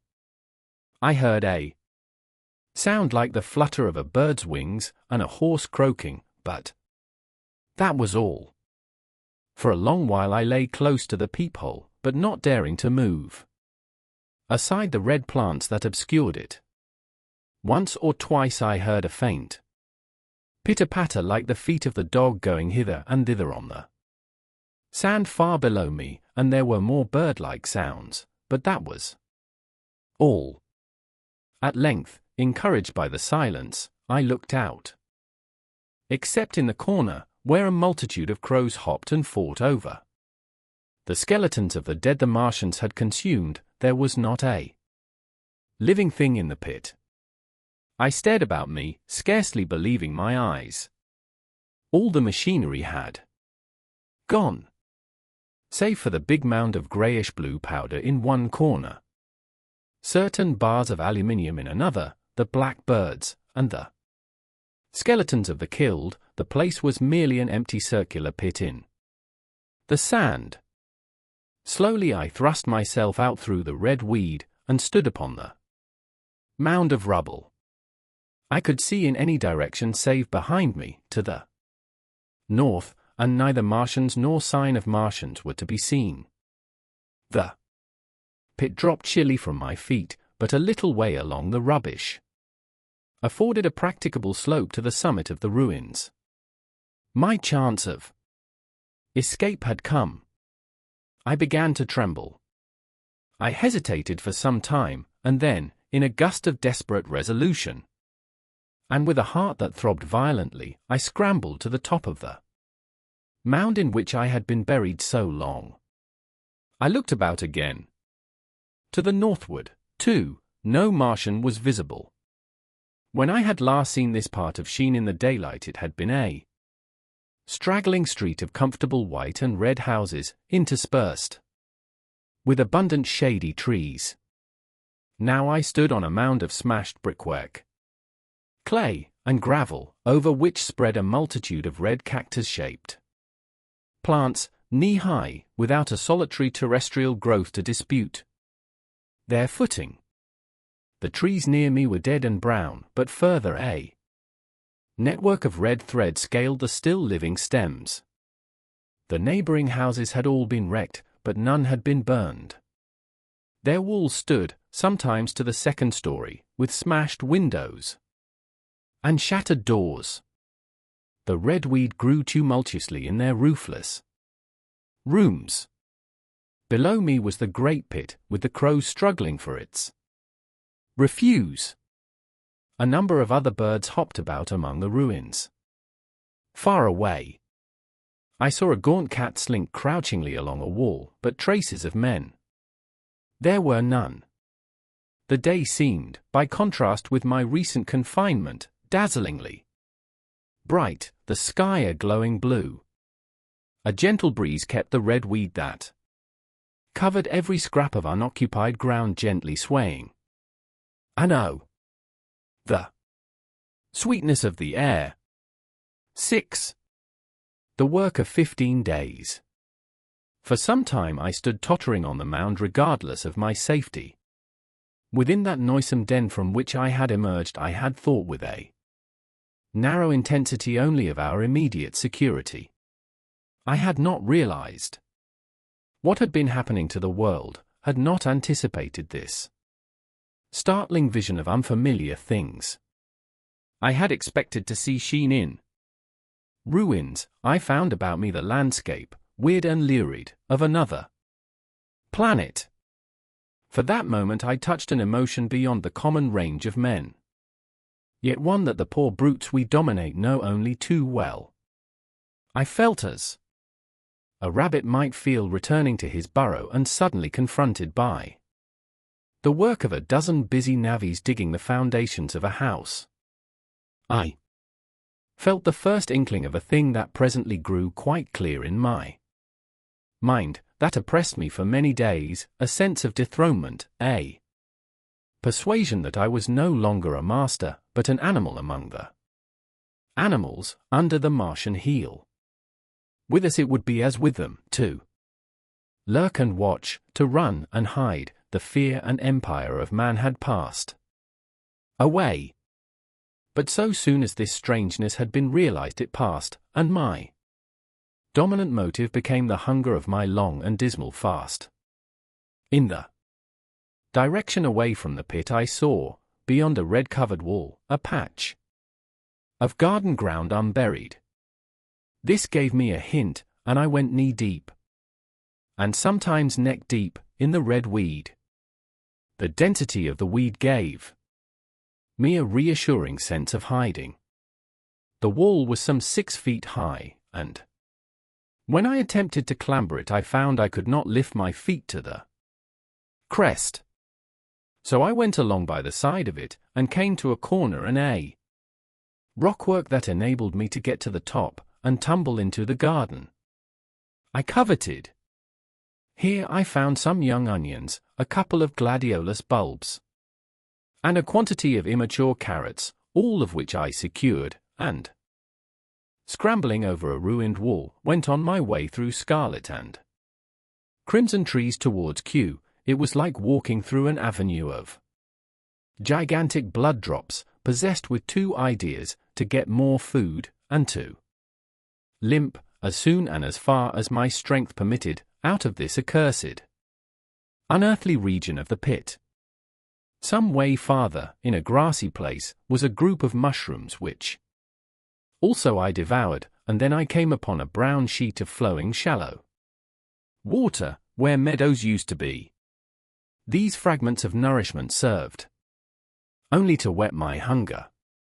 At first I was surprised at this flood in a hot, dry summer, but afterwards I discovered that it was caused by the tropical exuberance of the red weed. Directly this extraordinary growth encountered water it straightway became gigantic and of unparalleled fecundity. Its seeds were simply poured down into the water of the Wye and Thames, and its swiftly growing and titanic waterfront speedily choked both those rivers. At Putney, as I afterwards saw, the bridge was almost lost in a tangle of this weed, and at Richmond, too, the Thames water poured in a broad and shallow stream across the meadows of Hampton and Twickenham. As the water spread the weed followed them, until the ruined villas of the Thames Valley were for a time lost in this red swamp, whose margin I explored, and much of the desolation the Martians had caused was concealed. In the end the red weed succumbed almost as quickly as it had spread. A cankering disease, due, it is believed, to the action of certain bacteria, presently seized upon it. Now by the action of natural selection, all terrestrial plants have acquired a resisting power against bacterial diseases. They never succumb without a severe struggle, but the red weed rotted like a thing already dead. The fronds became bleached, and then shriveled and brittle. They broke off at the least touch, and the waters that had stimulated their early growth carried their last vestiges out to sea. My first act on coming to this water was, of course, to slake my thirst. I drank a great deal of it and, moved by an impulse, gnawed some fronds of red weed, but they were watery, and had a sickly, metallic taste. I found the water was sufficiently shallow for me to wade securely, although the red weed impeded my feet a little, but the flood evidently got deeper towards the river, and I turned back to Mortlake. I managed to make out the road by means of occasional ruins of its villas and fences and lamps, and so presently I got out of this spate and made my way to the hill going up towards Roehampton and came out on Putney Common. Here the scenery changed from the strange and unfamiliar to the wreckage of the familiar. Patches of ground exhibited the devastation of a cyclone, and in a few score yards I would come upon perfectly undisturbed spaces, houses with their blinds trimly drawn and doors closed, as if they had been left for a day by the owners, or as if their inhabitants slept within. The redweed was less abundant, the tall trees along the lane were free from the red creeper. I hunted for food among the trees, finding nothing, and I also raided a couple of silent houses, but they had already been broken into and ransacked. I rested for the remainder of the daylight in a shrubbery, being, in my enfeebled condition, too fatigued to push on. All this time I saw no human beings, and no signs of the Martians.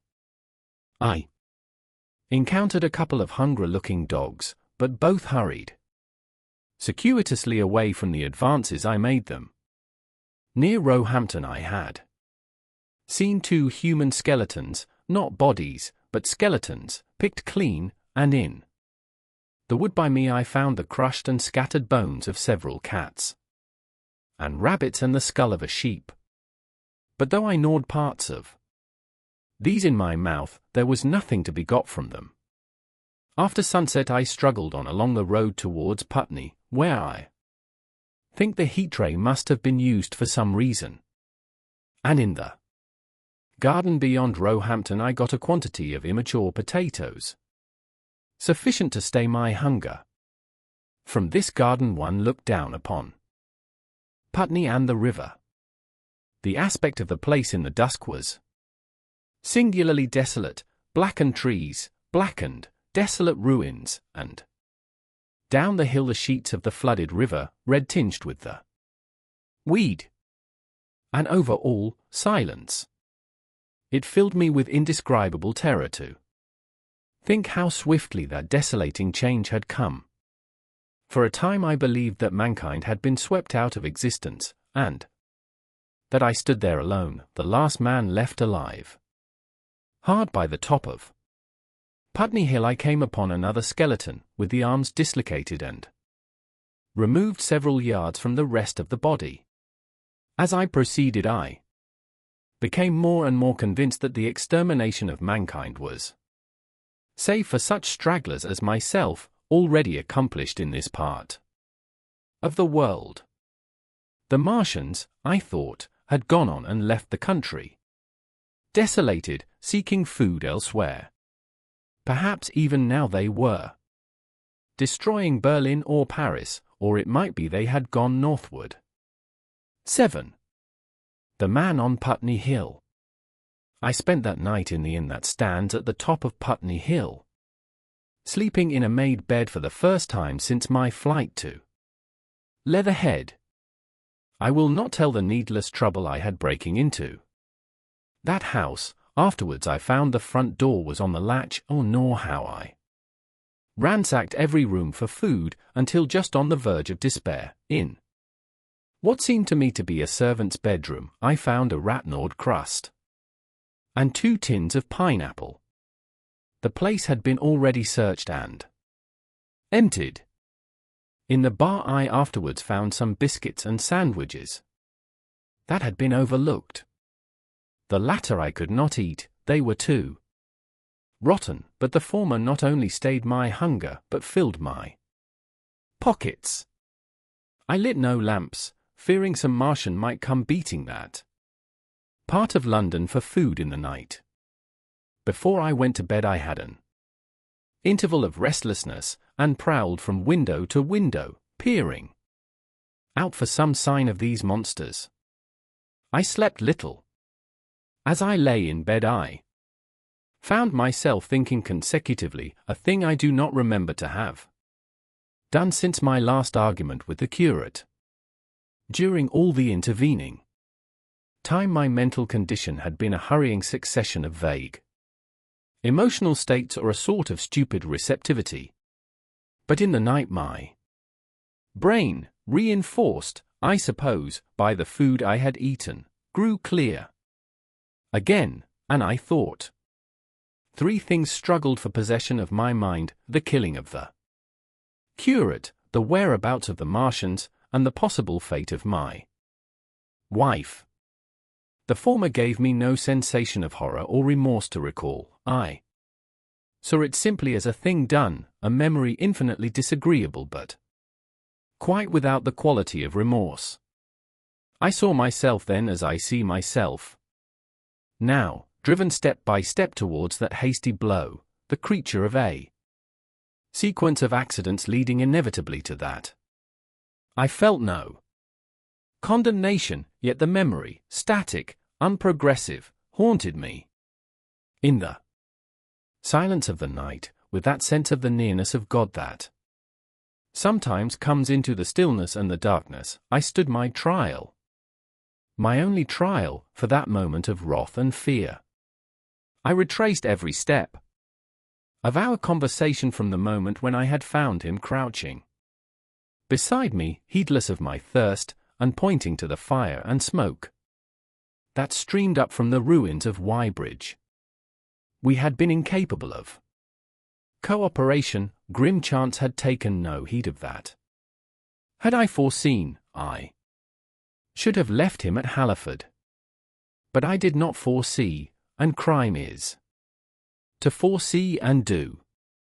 And I set this down as I have set all this story down, as it was. There were no witnesses. All these things I might have concealed. But I set it down, and the reader must form his judgment as he will.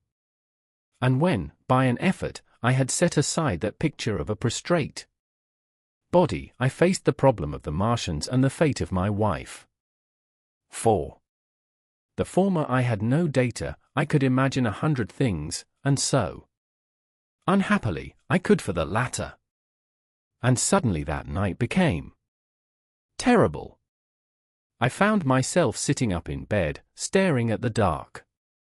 I found myself praying that the heat ray might have suddenly and painlessly struck her out of being. Since the night of my return from Leatherhead I had not prayed. I had uttered prayers, fetish prayers. Had prayed as heathens mutter charms when I was in extremity, but now I prayed indeed, pleading steadfastly and sanely, face to face with the darkness of God. Strange night. Strangest in this, that so soon as dawn had come, I, who had talked with God, crept out of the house like a rat, leaving its hiding place, a creature scarcely larger, an inferior animal, a thing that for any passing whim of our masters might be hunted and killed. Perhaps they also prayed confidently to God. Surely, if we have learned nothing else, this war has taught us pity, pity for those witless souls that suffer our dominion. The morning was bright and fine, and the eastern sky glowed pink, and was fretted with little golden clouds. In the road that runs from the top of Putney Hill to Wimbledon was a number of poor vestiges of the panic torrent that must have poured Londonward on the Sunday night after the fighting began. There was a little two-wheeled cart inscribed with the name of Thomas Lobb, greengrocer, New Malden, with a smashed wheel and an abandoned tin trunk. There was a straw hat trampled into the now hardened mud, and at the top of West Hill a lot of blood-stained glass about the overturned water trough. My movements were languid, my plans of the vaguest. I had an idea of going to Leatherhead, though I knew that there I had the poorest chance of finding my wife. Certainly, unless death had overtaken them suddenly. my cousins and she would have fled thence, but it seemed to me I might find or learn there whither the Surrey people had fled. I knew I wanted to find my wife, that my heart ached for her and the world of men, but I had no clear idea how the finding might be done. I was also sharply aware now of my intense loneliness. From the corner I went, under cover of a thicket of trees and bushes, to the edge of Wimbledon Common, stretching wide and far. That dark expanse was lit in patches by yellow gorse and broom. There was no red weed to be seen, and as I prowled, hesitating, on the verge of the open, the sun rose, flooding it all with light and vitality. I came upon a busy swarm of little frogs in a swampy place among the trees. I stopped to look at them, drawing a lesson from their stout resolve to live. And presently, turning suddenly, with an odd feeling of being watched, I beheld something crouching amid a clump of bushes. I stood regarding this. I made a step towards it, and it rose up and became a man armed with a cutlass. I approached him slowly. He stood silent and motionless, regarding me. As I drew nearer, I perceived he was dressed in clothes as dusty and filthy as my own. He looked, indeed, as though he had been dragged through a culvert. Nearer, I distinguished the green slime of ditches, mixing with the pale drab of dried clay and shiny, coaly patches. His black hair fell over his eyes, and his face was dark and dirty and sunken, so that at first I did not recognize him. There was a red cut across the lower part of his face. "Stop," he cried, when I was within 10 yards of him, and I stopped. His voice was hoarse. "Where do you come from?" he said. I thought, surveying him. "I come from Mortlake," I said. "I was buried near the pit the Martians made about their cylinder. I have worked my way out and escaped." "There is no food about here," he said. "This is my country. All this hill down to the river, and back to Clapham, and up to the edge of the common. There is only food for one. Which way are you going?" I answered slowly. "I don't know," I said. "I have been buried in the ruins of a house 13 or 14 days. I don't know what has happened." He looked at me doubtfully, then started, and looked with a changed expression. "I've no wish to stop about here," said I. "I think I shall go to Leatherhead, for my wife was there." He shot out a pointing finger. "It is you," said he, "the man from Woking. And you weren't killed at Weybridge?" I recognized him at the same moment. "You are the artilleryman who came into my garden." "Good luck," he said. "We are lucky ones. Fancy you." He put out a hand, and I took it. "I crawled up a drain," he said. "But they didn't kill everyone. And after they went away I got off towards Walton across the fields. But it's not 16 days altogether, and your hair is grey." He looked over his shoulder suddenly. "Only a rook," he said. "One gets to know that birds have shadows these days. This is a bit open. Let us crawl under those bushes and talk. Have you seen any Martians?" I said. "Since I crawled out." "They've gone away across London," he said. "I guess they've got a bigger camp there. Of a night, all over there, Hampstead way, the sky is alive with their lights. It's like a great city, and in the glare you can just see them moving. By daylight you can't. But nearer, I haven't seen them." He counted on his fingers, 5 days. Then I saw A couple across Hammersmith Way carrying something big. And the night before last, he stopped and spoke impressively. It was just a matter of lights, but it was something up in the air. I believe they've built a flying machine and are learning to fly. I stopped, on hands and knees, for we had come to the bushes. Fly? Yes, he said, fly. I went on into a little bower and sat down. It is all over with humanity, I said. If they can do that, they will simply go round the world. He nodded. They will. But it will relieve things over here a bit. And besides, he looked at me. Aren't you satisfied it is up with humanity? I am. We're down, we're beat.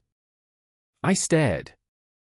Strange as it may seem, I had not arrived at this fact, a fact perfectly obvious so soon as he spoke. I had still held a vague hope. Rather, I had kept a lifelong habit of mind. He repeated his words. We're beat. They carried absolute conviction.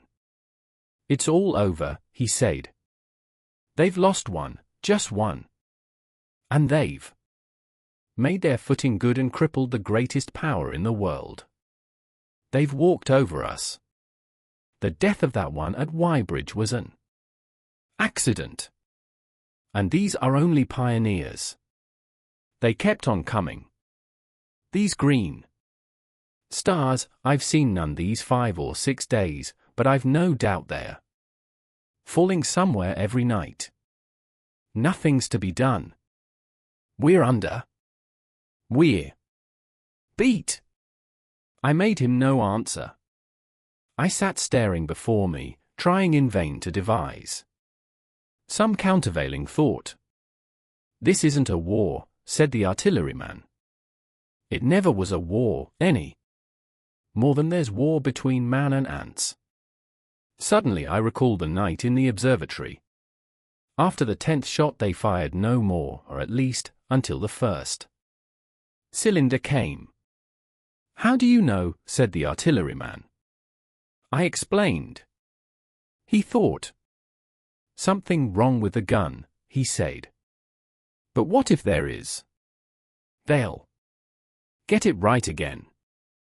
And even if there's a delay, how can it alter the end? It's just men and ants. There's the ants builds their cities, live their lives, have wars, revolutions, until the men want them out of the way, and then they go out of the way. That's what we are now, just ants. Only. Yes, I said. We're eatable ants. We sat looking at each other. And what will they do with us? I said. That's what I've been thinking, he said. That's what I've been thinking. After Weybridge I went south, thinking. I saw what was up. Most of the people were hard at it, squealing and exciting themselves. But I'm not so fond of squealing. I've been in sight of death once or twice. I'm not an ornamental soldier, and at the best and worst death, it's just death. And it's the man that keeps on thinking comes through. I saw everyone tracking away south. Says I, food won't last this way, and I turned right back. I went for the Martians like a sparrow goes for man. All round, he waved a hand to the horizon. They're starving in heaps, bolting, treading on each other. He saw my face, and halted awkwardly. No doubt lots who had money have gone away to France, he said. He seemed to hesitate whether to apologize, met my eyes, and went on. There's food all about here. Can things in shops, wines, spirits, mineral waters, and the water mains and drains are empty. Well, I was telling you what I was thinking. Here's intelligent things, I said. And it seems they want us for food. First, they'll smash us up, ships, machines, guns, cities, all the order and organization. All that will go. If we were the size of ants, we might pull through. But we're not. It's all too bulky to stop. That's the first certainty. Eh? I assented. It is, I've thought it out. Very well, then, next, at present we're caught as we're wanted. A Martian has only to go a few miles to get a crowd on the run. And I saw one day, out by Wandsworth, picking houses to pieces and rooting among the wreckage. But they won't keep on doing that. So soon as they've settled all our guns and ships, and smashed our railways, and done all the things they're doing over there, they will begin catching us systematic, picking the best and storing us in cages and things. That's what they will start doing in a bit. Lord! They haven't begun on us yet. Don't you see that? Not begun? I exclaimed. Not begun. All that's happened so far is through our not having the sense to keep quiet, worrying them with guns and such foolery. And losing our heads and rushing off in crowds to where there wasn't any more safety than where we were. They don't want to bother us yet. They're making their things, making all the things they couldn't bring with them, getting things ready for the rest of their people. Very likely that's why the cylinders have stopped for a bit, for fear of hitting those who are here. And instead of our rushing about blind, on the howl, or getting dynamite on the chance of busting them up, we've got to fix ourselves up according to the new state of affairs. That's how I figure it out. It isn't quite according to what a man wants for his species, but it's about what the facts point to. And that's the principle I acted upon. Cities, nations, civilization, progress, it's all over. That game's up. We're beat. But if that is so, what is there to live for? The artilleryman looked at me for a moment. There won't be any more blessed concerts for 1,000,000 years or so.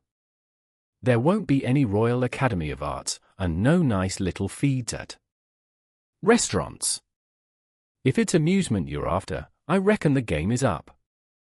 If you've got any drawing-room manners or a dislike to eating peas with a knife or dropping H's, you'd better chuck them away. They ain't no further use. You mean? I mean that men like me are going on living, for the sake of the breed. I tell you, I'm grim set on living. And if I'm not mistaken, you'll show what insides you've got, too, before long.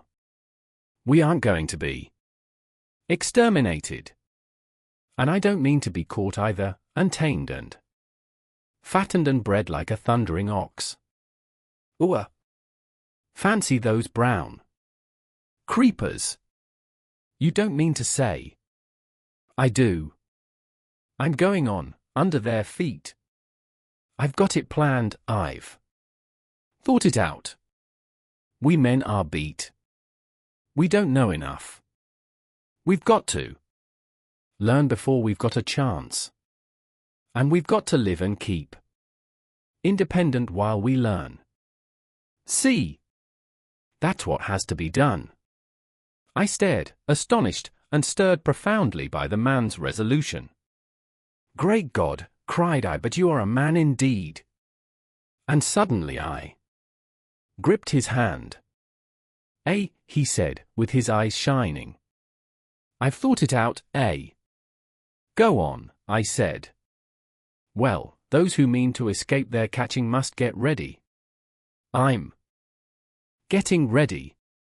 Mind you, it isn't all of us that are made for wild beasts, and that's what it's got to be. That's why I watched you. I had My doubts. You're slender. I didn't know that it was you, you see, or just how you'd been buried. All these, the sort of people that lived in these houses, and all those damn little clerks that used to live down that way, they'd be no good. They haven't any spirit in them, no proud dreams and no proud lusts, and a man who hasn't one or the other, Lord, what is he but funk and precautions? They just used to skedaddle off to work. I've seen hundreds of them, bit of breakfast in hand, running wild and shining to catch their little season ticket train, for fear they'd get dismissed if they didn't, working at businesses they were afraid to take the trouble to understand, skedaddling back for fear they wouldn't be in time for dinner, keeping indoors after dinner for fear of the back streets, and sleeping with the wives they married, not because they wanted them, but because they had a bit of money that would make for safety in their one little miserable skedaddle through the world. Lives insured and a bit invested for fear of accidents. And on Sundays, fear of the hereafter. As if hell was built for rabbits. Well, the Martians will just be a godsend to these nice roomy cages. Fattening food, careful breeding, no worry. After a week or so chasing about the fields and lands on empty stomachs, they'll come and be caught cheerful. They'll be quite glad after a bit. They'll wonder what people did before there were Martians to take care of them.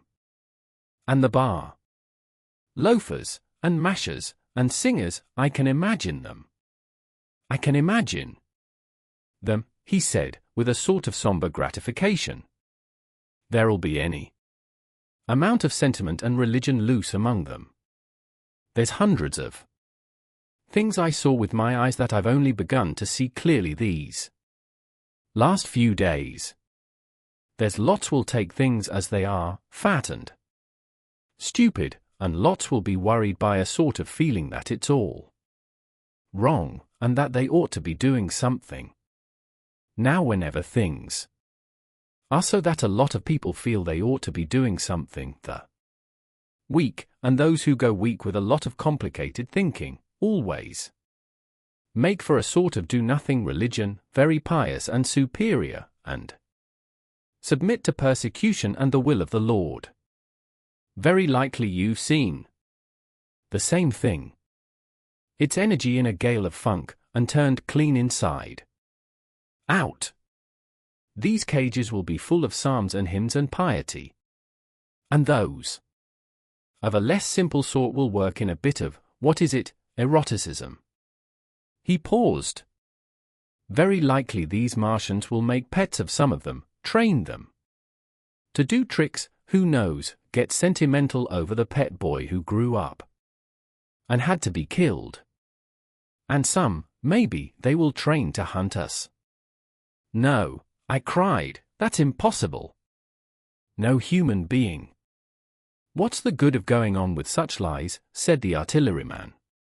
There's men who do it cheerful. What nonsense to pretend there isn't. And I succumbed to his conviction.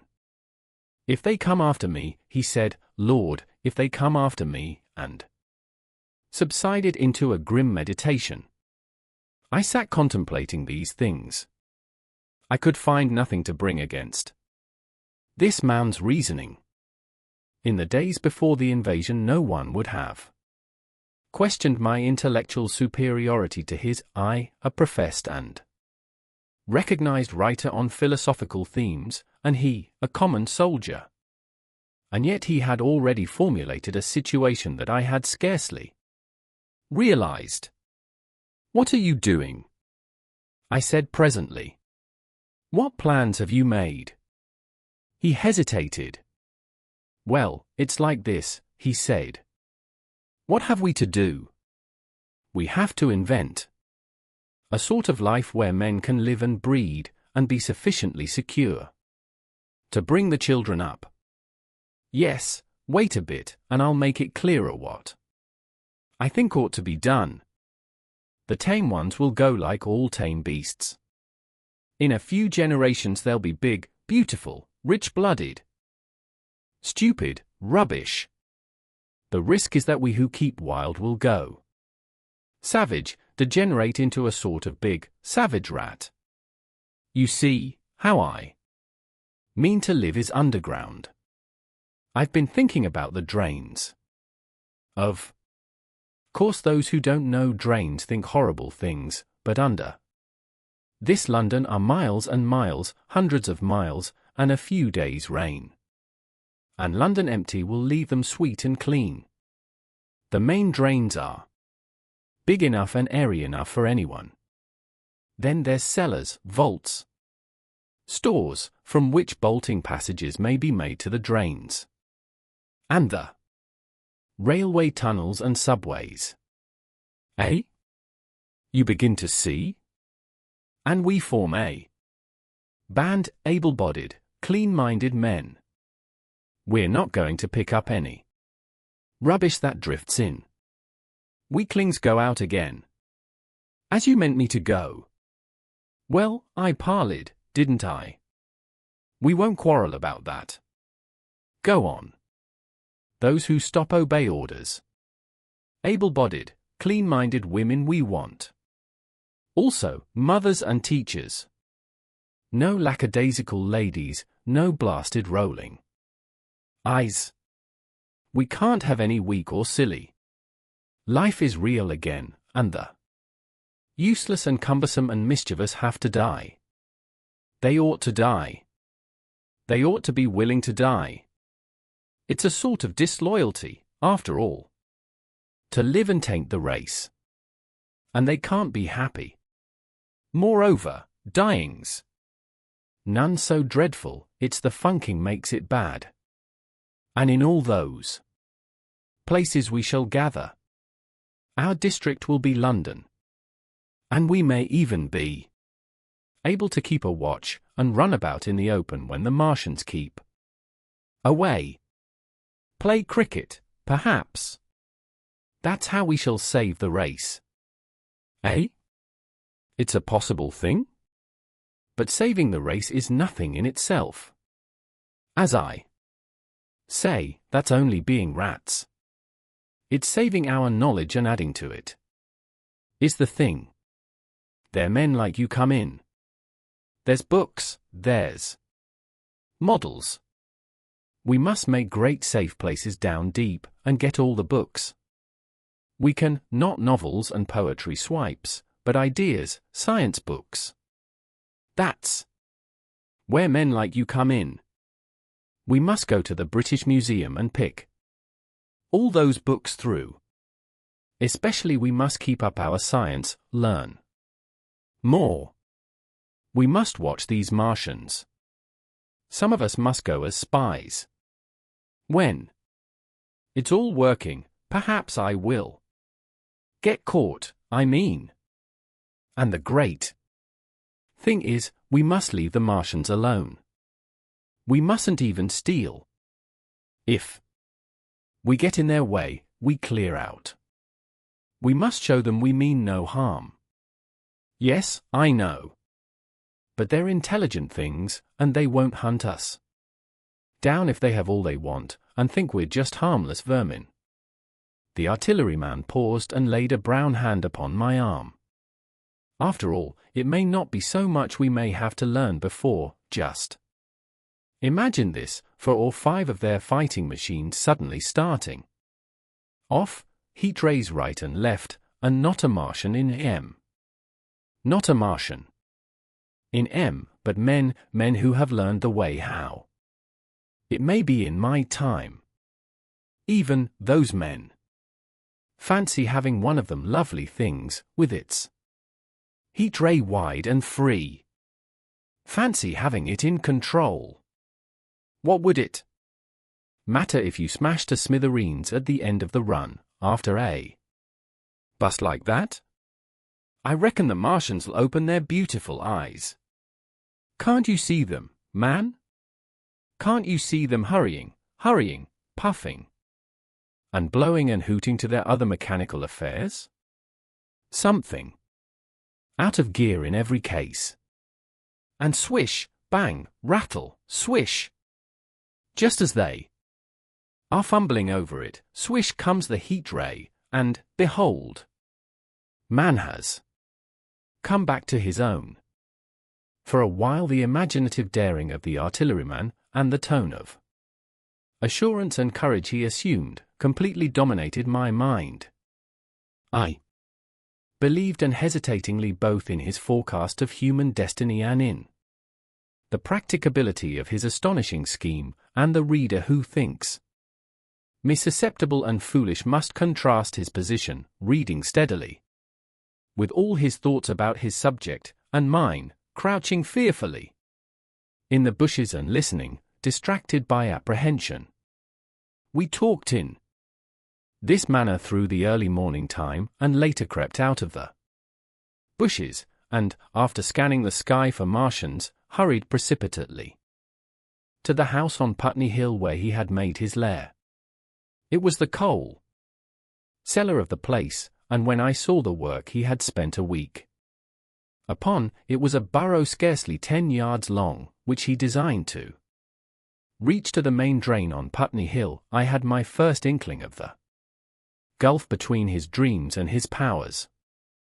Such a hole I could have dug in a day. But I believed in him sufficiently to work with him all that morning until past midday at his digging. We had a garden barrow and shot the earth we removed against the kitchen range.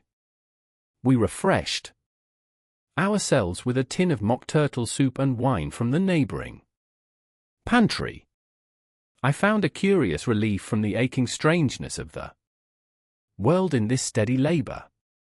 As we worked, I turned his project over in my mind, and presently objections and doubts began to arise, but I worked there all the morning, so glad was I to find myself with a purpose again.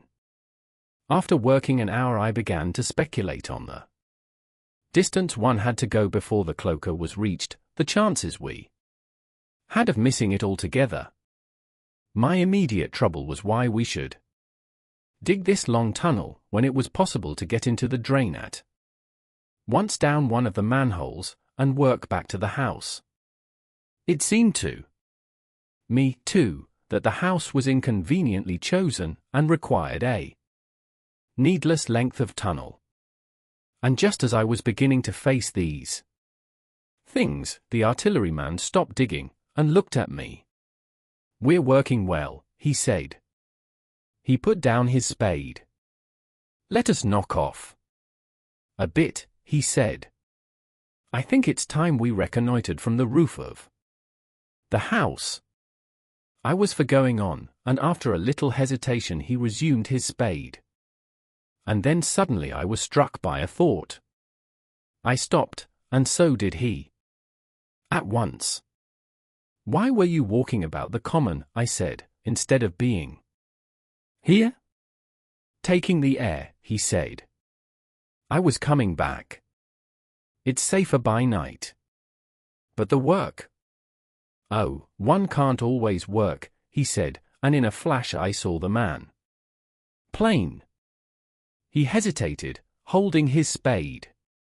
"We ought to reconnoiter now," he said, "because if any come near they may hear the spades and drop upon us unawares." I was no longer disposed to object. We went together to the roof and stood on a ladder peeping out of the roof door. No Martians were to be seen, and we ventured out on the tiles, and slipped down under shelter of the parapet. From this position a shrubbery hid the greater portion of Putney, but we could see the river below, a bubbly mass of red weed, and the low parts of Lambeth flooded and red. The red creeper swarmed up the trees about the old palace, and their branches stretched gaunt and dead, and set with shriveled leaves, from amid its clusters. It was strange how entirely dependent both these things were upon flowing water for their propagation. About us neither had gained a footing, laburnums, pink maize, snowballs, and trees of arborvitae rose out of laurels and hydrangeas, green and brilliant into the sunlight. Beyond Kensington, dense smoke was rising, and that and a blue haze hid the northward hills. The artilleryman began to tell me of the sort of people who still remained in London.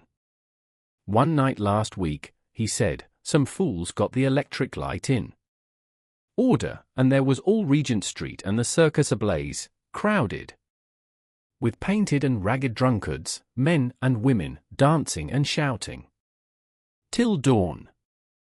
A man who was there told me. And as the day came they became aware of a fighting machine standing near by the Langham and looking down at them. Heaven knows how long he had been there.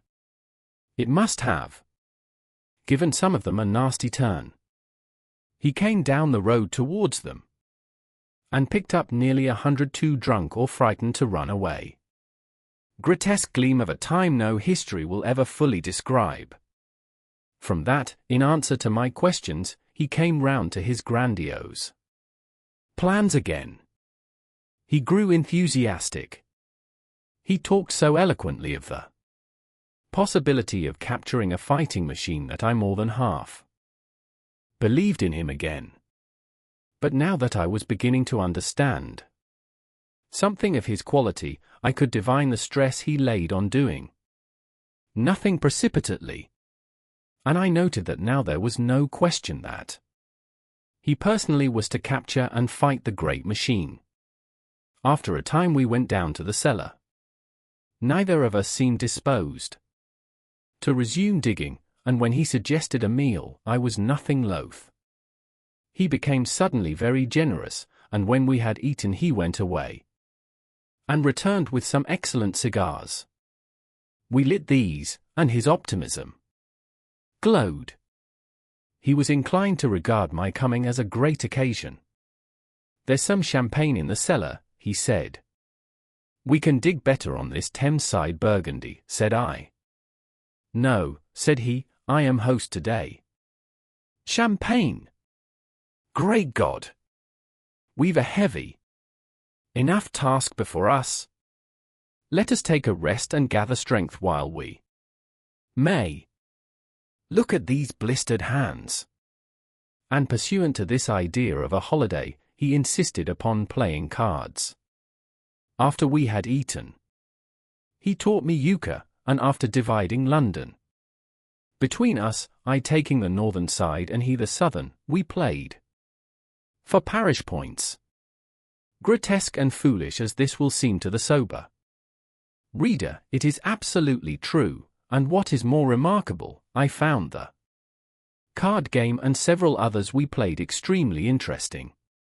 Strange mind of man, that, with our species upon the edge of extermination or appalling degradation, with no clear prospect before us but the chance of a horrible death, we could sit following the chance of this painted pasteboard, and playing the joker with vivid delight. Afterwards he taught me poker, and I beat him at 3 tough chess games. When dark came we decided to take the risk, and lit a lamp. After an interminable string of games, we supped, and the artilleryman finished the champagne. We went on smoking the cigars. He was no longer the energetic regenerator of his species I had encountered in the morning. He was still optimistic, but it was a less kinetic, a more thoughtful optimism. I remember he wound up with my health, proposed in a speech of small variety and considerable intermittence. I took a cigar, and went upstairs to look at the lights of which he had spoken, that blazed so greenly along the Highgate hills. At first I stared unintelligently across the London Valley. The northern hills were shrouded in darkness, the fires near Kensington glowed redly, and now and then an orange-red tongue of flame flashed up. and vanished in the deep blue night. All the rest of London was black. Then, nearer, I perceived a strange light, a pale, violet purple, fluorescent glow, quivering under the night breeze.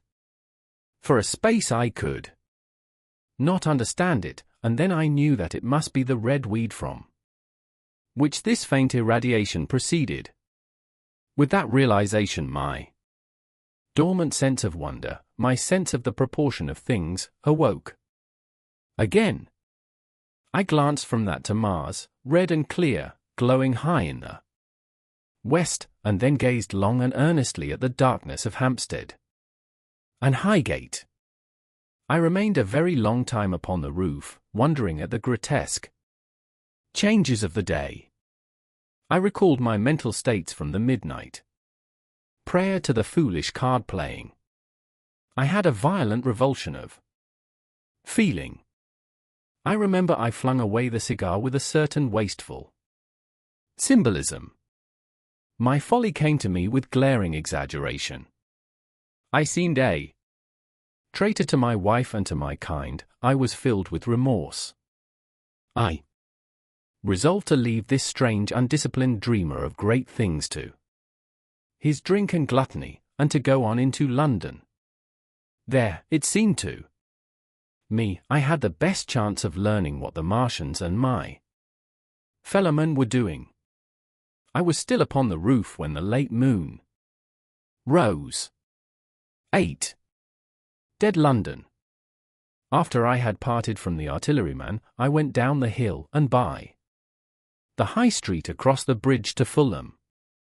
The red weed was tumultuous at that time, and nearly choked the bridge roadway, but its fronds were already whitened in patches by the spreading disease that presently removed it so swiftly.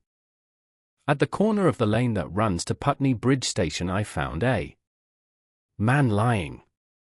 He was as black as a sweep with the black dust, alive, but helplessly and speechlessly drunk. I could get nothing from him but curses and furious lunges at my head. I think I should have stayed by him but for the brutal expression of his face. There was black dust along the roadway from the bridge onwards, and it grew thicker in Fulham. The streets were horribly quiet. I got food, sour, hard, and mouldy, but quite eatable, in a baker's shop here.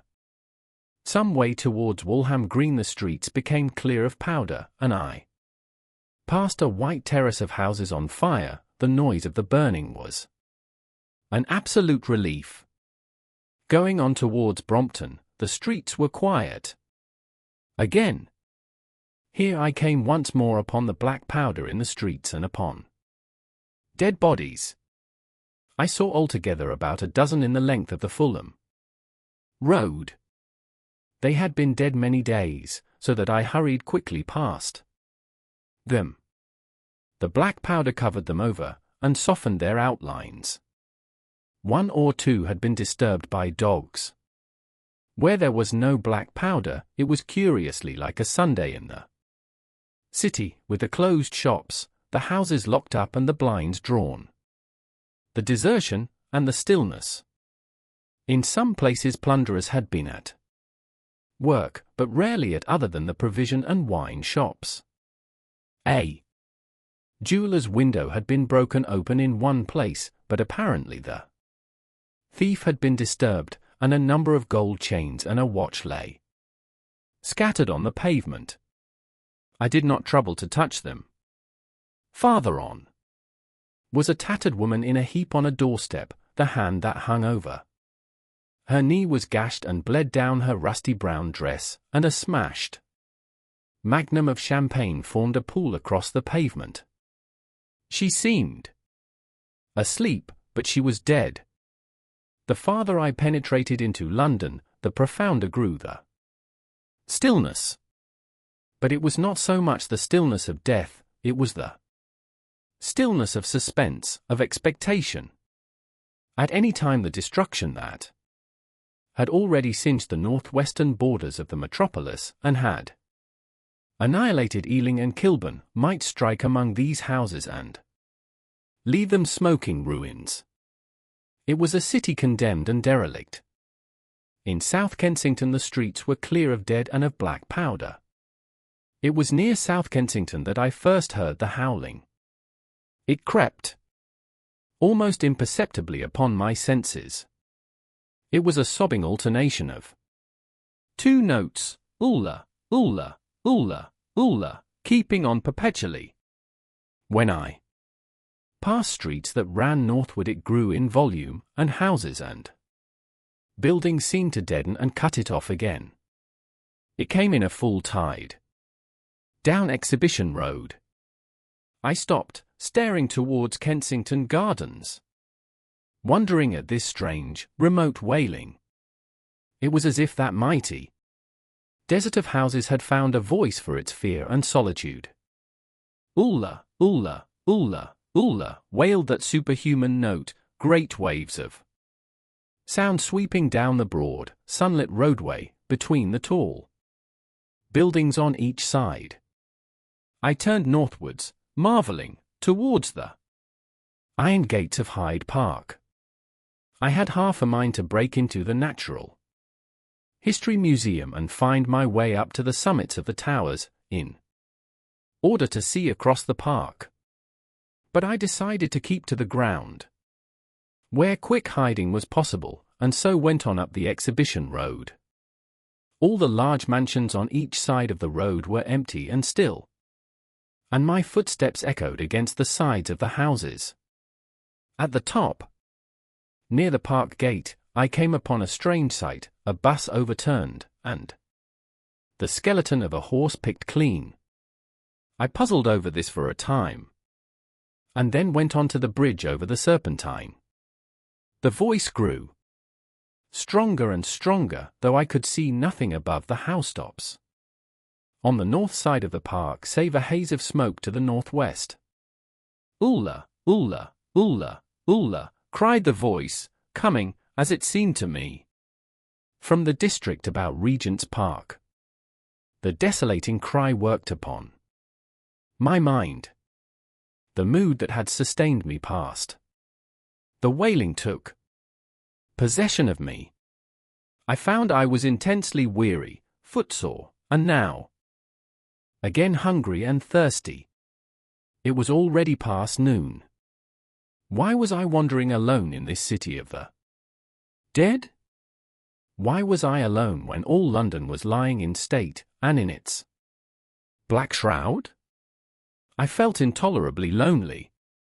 My mind ran on old friends that I had forgotten for years. I thought of the poisons in the chemists' shops, of the liquors the wine merchant stored. I recalled the two sodden creatures of despair, who so far as I knew, shared the city with myself.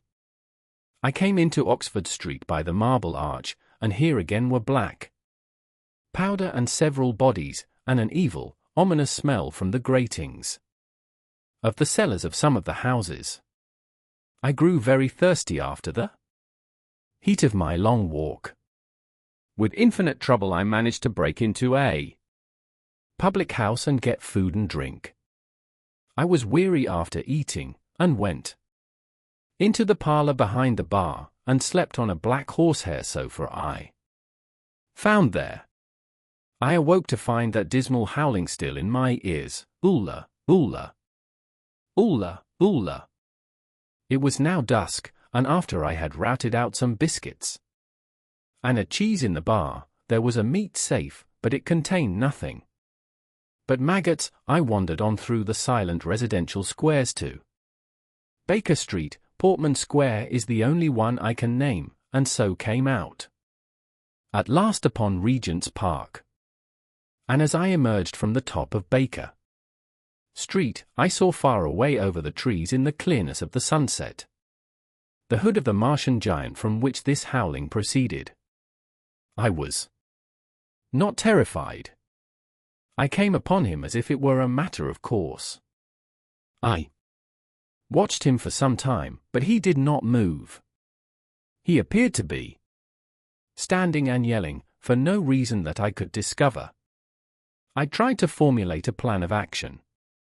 That perpetual sound of "Ulla, Ulla, Ulla, Ulla" confused my mind.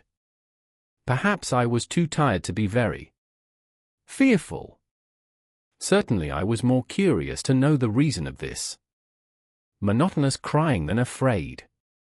I turned back away from the park and struck into Park Road, intending to skirt the park, went along under the shelter of the terraces, and got a view of this stationary, howling Martian from the direction of St. John's Wood.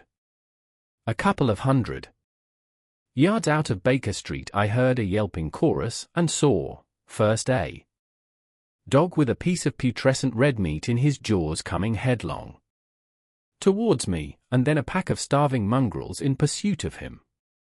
He made a wide curve to avoid me, as though he feared I might prove a fresh competitor. As the yelping died away down the silent road, the wailing sound of "Ulla, Ulla, Ulla, Ulla" reasserted itself. I came upon the wrecked handling machine halfway to St. John's Wood Station. At first I thought a house had fallen across the road.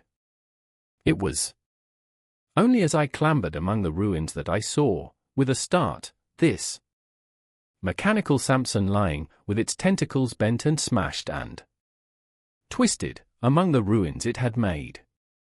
The forepart was shattered.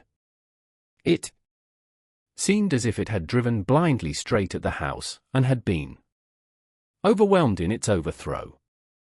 It seemed to me then that this might have happened by a handling machine escaping from the guidance of its Martian. I could not clamber among the ruins to see it, and the twilight was now so far advanced that the blood with which its seat was smeared, and the gnawed gristle of the Martian that the dogs had left, were invisible to me.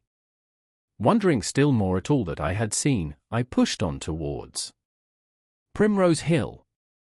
Far away, through a gap in the trees, I saw a second Martian, as motionless as the first, standing in the park towards the zoological gardens, and silent. A little beyond the ruins about the smashed handling machine I came upon the red weed again, and found the Regent's Canal, a spongy mass of dark red vegetation. As I crossed the bridge, the sound of "Ulla, Ulla, Ulla, Ulla" ceased. It was, as it were, cut off. The silence came like a thunderclap. The dusky houses about me stood faint and tall and dim, the trees towards the park were growing black. All about me the red weed clambered among the ruins, writhing to get above me in the dimness. Night, the mother of fear and mystery, was coming upon me. But while that voice sounded, the solitude, the desolation, had been endurable. By virtue of it London had still seemed alive, and the sense of life about me had upheld me. Then suddenly a change, the passing of something, I knew not what, and then a stillness that could be felt. Nothing but this gaunt quiet. London about me gazed at me spectrally. The windows in the white houses were like the eye sockets of skulls. About me my imagination found a thousand noiseless enemies moving. Terror seized me, a horror of my temerity. In front of me the road became pitchy black as though it was tarred, and I saw a contorted shape lying across the pathway. I could not bring myself to go on. I turned down St. John's Wood Road, and ran headlong from this unendurable stillness towards Kilburn. I hid from the night and the silence, until long after midnight, in a cabman's shelter in Harrow Road. But before the dawn my courage returned, and while the stars were still in the sky I turned once more towards Regent's Park. I missed my way among the streets, and presently saw, down a long avenue, in the half-light of the early dawn, the curve of Primrose Hill. On the summit, towering up to the fading stars, was a third Martian, erect and motionless like the others. An insane resolve possessed me. I would die and end it. And I would save myself even the trouble of killing myself.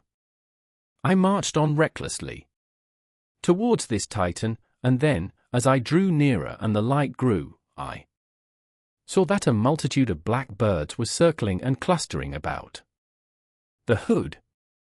At that my heart gave a bound, and I began running along the road. I hurried through the red weed that choked St. Edmund's Terrace. I waded breast-high across a torrent of water that was rushing down from the waterworks towards the Albert Road, and emerged upon the grass before the rising of the sun. Great mounds had been heaped about the crest of the hill, making a huge redoubt of it. It was the final and largest place the Martians had made, and from behind these heaps there rose a thin smoke against the sky. Against the skyline an eager dog ran and disappeared. The thought that had flashed into my mind grew real, grew credible. I felt no fear, only a wild, trembling exultation, as I ran up the hill towards the motionless monster. Out of the hood hung lank shreds of brown, at which the hungry birds pecked and tore. In another moment I had scrambled up the earthen rampart and stood upon its crest, and the interior of the redoubt was below me. A mighty space. It was, with gigantic machines here and there within it, huge mounds of material and strange shelter places. And scattered about it, some in their overturned war machines, some in the now rigid handling machines. And a dozen of them stark and silent and laid in a row, were the Martians, dead, slain by the putrefactive and disease bacteria against which their systems were unprepared, slain as the red weed was being slain, after all man's devices had failed, by the humblest things that God, in his wisdom, has put upon this earth. For so it had come about, as indeed I and many men might have foreseen, had not terror and disaster blinded our minds. These germs of disease have taken toll of humanity since the beginning of things, taken toll of our pre-human ancestors since life began here. But by virtue of this natural selection of our kind we have developed resisting power. To no germs do we succumb without a struggle, and to many, those that cause putrefaction in dead matter, for instance, our living frames are altogether immune. But there are no bacteria in Mars, and directly these invaders arrived, directly they drank and fed, our microscopic allies began to work their overthrow. Already when I watched them they were irrevocably doomed, dying and rotting even as they went to and fro. It was inevitable. By the toll of 1 billion deaths man has bought his birthright of the earth, and it is his against all comers. It would still be his were the Martians 10 times as mighty as they are. 4. Neither do men live nor die in vain. Here and there they were scattered, nearly 50 altogether, in that great gulf they had made, overtaken by a death that must have seemed to them as incomprehensible as any death could be. To me also at that time this death was incomprehensible. All I knew was that these things that had been alive and so terrible to men were dead. For a moment I believed that the destruction of Sennacherib had been repeated, that God had repented, that the angel of death had slain them in the night. I stood staring into the pit, and my heart lightened gloriously, even as the rising sun struck the world to fire about me with his rays. The pit was still in darkness, the mighty engines, so great and wonderful in their power and complexity, so unearthly in their tortuous forms, rose weird and vague and strange out of the shadows towards the light. A multitude of dogs, I could hear, fought over the bodies that lay darkly in the depth of the pit, far below me. Across the pit on its farther lip, flat and vast and strange, lay the great flying machine, with which they had been experimenting upon our denser atmosphere when decay and death arrested them. Death had come not a day too soon.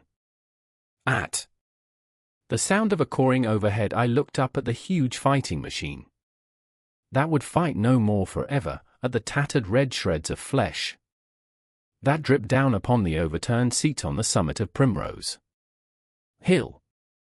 I turned and looked down the slope of the hill to where, enhaloed now in birds, stood those other two Martians that I had seen overnight. Just as death had overtaken them, the one had died, even as it had been, crying to its companions. Perhaps it was the last to die, and its voice had gone on perpetually until the force of its machinery was exhausted. They glittered now, harmless tripod towers of shining metal, in the brightness of the rising sun, all about the pit, and saved as by a miracle from everlasting destruction, stretched the great mother of cities. Those who have only seen London veiled in her somber robes of smoke can scarcely imagine the naked clearness and beauty of the silent wilderness of houses. Eastward, over the blackened ruins of the Albert Terrace and the splintered spire of the church, the sun blazed dazzling in a clear sky. And here and there some facet in the great wilderness of roofs caught the light and glared with a white intensity. Northward were Kilburn and Hampstead, blue and crowded with houses. Westward the great city was dimmed, and southward, beyond the Martians, the green waves of Regent's Park, the Langham Hotel, the dome of the Albert Hall, the Imperial Institute, and the giant mansions of the Brompton Road came out clear and little in the sunrise, the jagged ruins of Westminster rising hazily beyond. Far away and blue were the Surrey Hills, and the towers of the Crystal Palace glittered like two silver rods. The dome of St. Paul's was dark against the sunrise, and injured, I saw for the first time, by a huge gaping cavity on its western side. And as I looked at this wide expanse of houses and factories and churches, silent and abandoned, as I thought of the multitudinous hopes and efforts, the innumerable hosts of lives that had gone to build this human reef, and of the swift and ruthless destruction that had hung over it all, when I realized that the shadow had been rolled back, and that men might still live in the streets, and this dear vast dead city of mine be once more alive and powerful, I felt a wave of emotion that was near akin to tears. The torment was over. Even that day the healing would begin. The survivors of the people scattered over the country, leaderless, lawless, foodless, like sheep without a shepherd, the thousands who had fled by sea, would begin to return, the pulse of life, growing stronger and stronger, would beat again in the empty streets and pour across the vacant squares. Whatever destruction was done, the hand of the destroyer was stayed. All the gaunt wrecks, the blackened skeletons of houses that stared so dismally at the sunlit grass of the hill, would presently be echoing with the hammers of the restorers and ringing with the tapping of their trowels. At the thought I extended my hands towards the sky and began thanking God. In a year, thought I, in a year. With overwhelming force came the thought of myself, of my wife, and the old life of hope and tender helpfulness that had ceased forever. 9. Wreckage. And now comes the strangest thing in my story. Yet, perhaps, it is not altogether strange. I remember, clearly and coldly and vividly, all that I did that day until the time that I stood weeping and praising God upon the summit of Primrose Hill. And then I forget. Of the next 3 days I know nothing. I have learned since that, so far from my being the first discoverer of the Martian overthrow, several such wanderers as myself had already discovered this on the previous night. One man, the first, had gone to St. Martin's-le-Grand, and, while I sheltered in a cabman's hut, had contrived to telegraph to Paris. Thence the joyful news had flashed all over the world. 1,000 cities, chilled by ghastly apprehensions, suddenly flashed into frantic illuminations. They knew of it in Dublin, Edinburgh, Manchester, Birmingham, at the time when I stood upon the verge of the pit. Already men, weeping with joy, as I have heard, shouting and staying their work to shake hands and shout, were making up trains, even as near as Crewe, to descend upon London. The church bells that had ceased a fortnight since suddenly caught the news, until all England was bell-ringing. Men on cycles, lean-faced, unkempt, scorched, along every country lane shouting of unhoped deliverance, shouting to gaunt, staring figures of despair. And for the food. Across the Channel, across the Irish Sea, across the Atlantic, corn, bread, and meat were tearing to our relief. All the shipping in the world seemed going Londonward in those days. But of all this I have no memory. I drifted, a demented man. I found myself in a house of kindly people, who had found me on the third day wandering, weeping, and raving through the streets of St. John's Wood. They have told me since that I was singing some insane doggerel about the last man left alive. Hurrah! The last man left alive. Troubled as they were with their own affairs. These people, whose name, much as I would like to express my gratitude to them, I may not even give here, nevertheless cumbered themselves with me, sheltered me, and protected me from myself. Apparently they had learned something of my story from me during the days of my lapse. Very gently, when my mind was assured again, did they break to me what they had learned of the fate of Leatherhead. 2 days after I was imprisoned it had been destroyed, with every soul in it, by a Martian. He had swept it out of existence, as it seemed, without any provocation, as a boy might crush an ant-hill, in the mere wantonness of power. I was a lonely man, and they were very kind to me. I was a lonely man, and a sad one, and they bore with me. I remained with them 4 days. After my recovery, all that time I felt a vague, a growing craving to look once more on whatever remained of the little life that seemed so happy and bright in my past. It was a mere hopeless desire to feast upon my misery. They dissuaded me. They did all they could to divert me from this morbidity. But at last I could resist the impulse no longer, and, promising faithfully to return to them, and parting, as I will confess, from these 4-day friends with tears, I went out again into the streets that had lately been so dark and strange and empty. Already they were busy with returning people, in places even there were shops open, and I saw a drinking fountain running water. I remember how mockingly bright the day seemed as I went back on my melancholy pilgrimage to the little house at Woking, how busy the streets and vivid the moving life about me. So many people were abroad, everywhere, busied in 1,000 activities, that it seemed incredible that any great proportion of the population could have been slain. But then I noticed how yellow were the skins of the people I met, how shaggy the hair of the men, how large and bright their eyes, and that every other man still wore his dirty rags. Their faces seemed all with One of two expressions, a leaping exultation and energy or a grim resolution. Save for the expression of the faces, London seemed a city of tramps.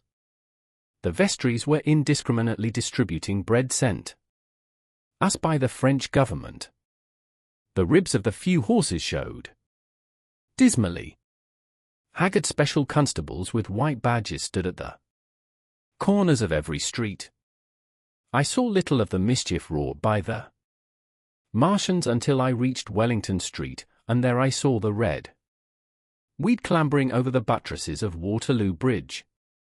At the corner of the bridge, too, I saw one of the common contrasts of that grotesque time, a sheet of paper flaunting against a thicket of the red weed, transfixed by a stick that kept it in place. It was the placard of the first newspaper to resume publication, the Daily Mail. I bought a copy for a blackened shilling I found in my pocket.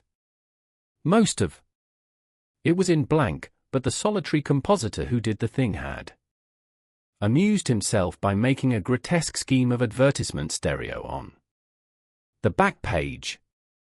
The matter he printed was emotional, the news organization had not as yet found its way back. I learned nothing fresh, except that already in 1 week the examination of the Martian mechanisms had yielded astonishing results. Among other things, the article assured me what I did not believe at the time, that the secret of flying was discovered. At Waterloo I found the free trains that were taking people to their homes. The first rush was already over. There were few people in the train, and I was in no mood for casual conversation. I got a compartment to myself, and sat with folded arms, looking greyly at the sunlit devastation that flowed past the windows. And just outside the terminus the train jolted over temporary rails. And on either side of the railway the houses were blackened ruins. 2. Clapham Junction. The face of London was grimy with powder of the black smoke, in spite of 2 days of thunderstorms and rain, and at Clapham Junction the line had been wrecked again. There were hundreds of out-of-work clerks and shopmen working side by side with the customary navvies, and we were jolted over a hasty relaying. All down the line from there the aspect of the country was gaunt and unfamiliar. Wimbledon particularly had suffered. Walton, by virtue of its unburned pine woods, seemed the least hurt of any place along the line.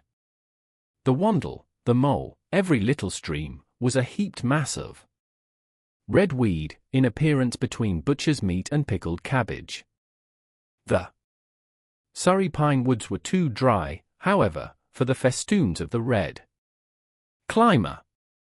Beyond Wimbledon, within sight of the line, in certain nursery grounds, were the heaped masses of earth about the 6th cylinder. A number of people were standing about it, and some sappers were busy in the midst of it. Over it flaunted a Union Jack, flapping cheerfully in the morning breeze.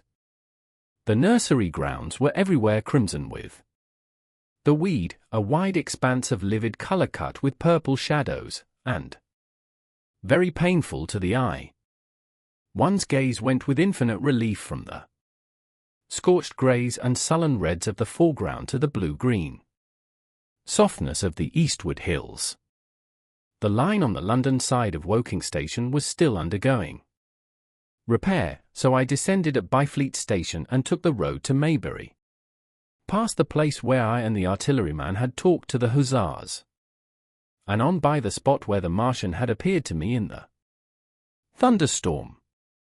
Here, moved by curiosity, I turned aside to find, among a tangle of red fronds, the warped and broken dog-cart with the whitened bones of the horse scattered and gnawed. For a time I stood regarding these vestiges. Then I returned through the pine wood, neck-high with red weed here and there, to find the landlord of the spotted dog had already found burial, and so came home past the College Arms. A man standing at an open cottage door greeted me by name as I passed. I looked at my house with a quick flash of hope that faded immediately. The door had been forced, it was unfast and was opening slowly as I approached.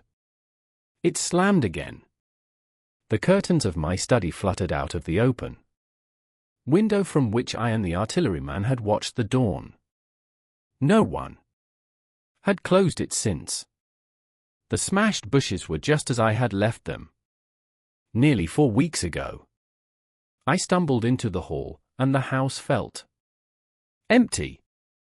The stair carpet was ruffled and discolored where I had crouched, soaked to the skin from the thunderstorm the night of the catastrophe. Our muddy footsteps I saw still went up the stairs. I followed them to my study, and found lying on my writing table still, with the selenite paper weight upon it, the sheet of work I had left on the afternoon of the opening of the cylinder. For a space I stood, reading over my abandoned arguments. It was a paper on the probable development of moral ideas with the development of the civilizing process, and the last sentence was the opening of a prophecy. In about 200 years, I had written, we may expect. The sentence ended abruptly. I remembered my inability to fix my mind that morning. Scarcely a month gone by, and how I had broken off to get my _daily chronicle from the newsboy. I remembered how I went down to the garden gate as he came along, and how I had listened to his odd story of men from Mars. I came down and went into the dining room. There were the mutton and the bread, both far gone now in decay, and a beer bottle overturned, just as I and the artilleryman had left them. My home was desolate. I perceived the folly of the faint hope I had cherished so long. And then a strange thing occurred. "It is no use," said a voice. "The house is deserted. No one has been here these 10 days. Do not stay here to torment yourself. No one escaped but you." I was startled. Had I spoken my thought aloud? I turned, and the French window was open behind me. I made a step to it, and stood looking out. And there, amazed and afraid, even as I stood amazed and afraid, were my cousin and my wife white and tearless. She gave a faint cry. "I came," she said. I knew. She put her hand to her throat, swayed. I made a step forward, and caught her in my arms. The epilogue. I cannot but regret, now that I am concluding my story, how little I am able to contribute to the discussion of the many debatable questions which are still unsettled. In one respect I shall certainly provoke criticism. My particular province is speculative philosophy. My knowledge of comparative physiology is confined to a book or two, but it seems to me that Carver's suggestions as to the reason of the rapid death of the Martians is so probable as to be regarded almost as a proven conclusion. I have assumed that in the body of my narrative, at any rate, in all the bodies of the Martians that were examined after the war, no bacteria except those already known as terrestrial species were found, that they did not bury any of their dead, and the reckless slaughter they perpetrated point also to an entire ignorance of the putrefactive process. But probable as this seems, it is by no means a proven conclusion. Neither is the composition of the black smoke known, which the Martians used with such deadly effect, and the generator of the heat rays remains a puzzle. The terrible disasters at the Ealing and South Kensington laboratories have disinclined analysts for further Investigations upon the latter. Spectrum analysis of the black powder points unmistakably to the presence of an unknown element with a brilliant group of 3 lines in the green, and it is possible that it combines with argon to form a compound which acts at once with deadly effect upon some constituent in the blood. But such unproven speculations will scarcely be of interest to the general reader, to whom this story is addressed. None of the brown scum that drifted down the Thames after the destruction of Shepperton was examined at the time, and now none is forthcoming. The results of an anatomical examination of the Martians, so far as the prowling dogs had left such an examination possible, I have already given. But everyone is familiar with the magnificent and almost complete specimen in spirits at the Natural History Museum, and the countless drawings that have been made from it, and beyond that the interest of their physiology and structure is purely scientific. A question of graver and universal interest is the possibility of another attack from the Martians. I do not think that nearly enough attention is being given to this aspect of the matter. At present the planet Mars is in conjunction, but with every return to opposition I, for one, anticipate a renewal of their adventure. In any case, we should be prepared. It seems to me that it should be possible to define the position of the gun from which the shots are discharged, to keep a sustained watch upon this part of the planet, and to anticipate the arrival of the next attack. In that case the cylinder might be destroyed with dynamite or artillery before it was sufficiently cool for the Martians to emerge, or they might be butchered by means of guns so soon as the screw opened. It seems to me that they have lost a vast advantage in the failure of their first surprise. Possibly they see it in the same light. Lessing has advanced excellent reasons for supposing that the Martians have actually succeeded in effecting a landing on the planet Venus. 7 months ago now, Venus and Mars were in alignment with the Sun. That is to say, Mars was in opposition from the point of view of an observer on Venus. Subsequently a peculiar luminous and sinuous marking appeared on the unillumined half of the inner planet, and almost simultaneously a faint dark mark of a similar sinuous character was detected upon a photograph of the Martian disk. One needs to see the drawings of these appearances in order to appreciate fully their remarkable resemblance in character. At any rate, whether we expect another invasion or not, our views of the human future must be greatly modified by these events. We have learned now that we cannot regard this planet as being fenced in and a secure abiding place for man. We can never anticipate the unseen good or evil that may come upon us suddenly out of space. It may be that in the larger design of the universe this invasion from Mars is not without its ultimate benefit for men. It has robbed us of that serene confidence in the future which is the most fruitful source of decadence. The gifts to human science it has brought are enormous, and it has done much to promote the conception of the commonweal of mankind. It may be that across the immensity of space the Martians have watched the fate of these pioneers of theirs and learned their lesson, and that on the planet Venus they have found a securer settlement.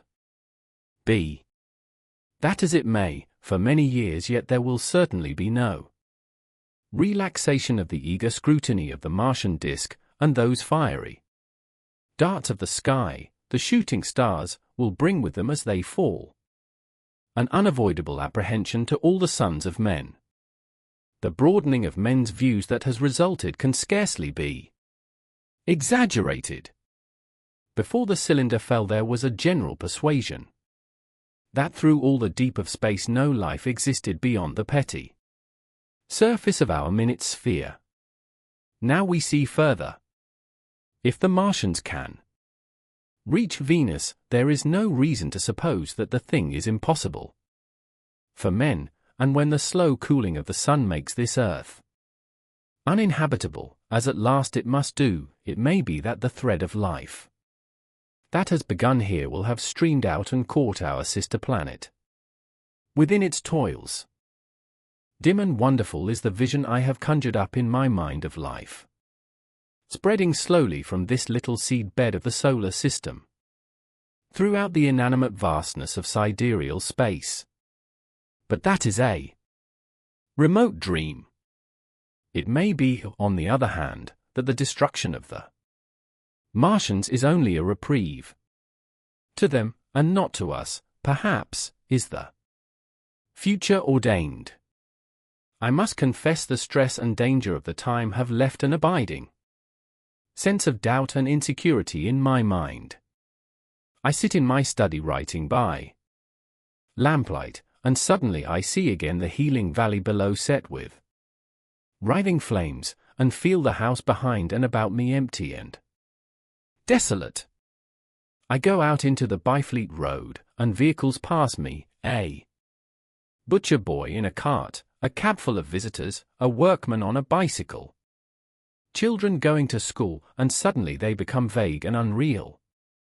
And I hurry again with the artilleryman through the hot, brooding silence of a night. I see the black powder darkening the silent streets, and the contorted bodies shrouded in that layer. They rise upon me tattered and dog-bitten.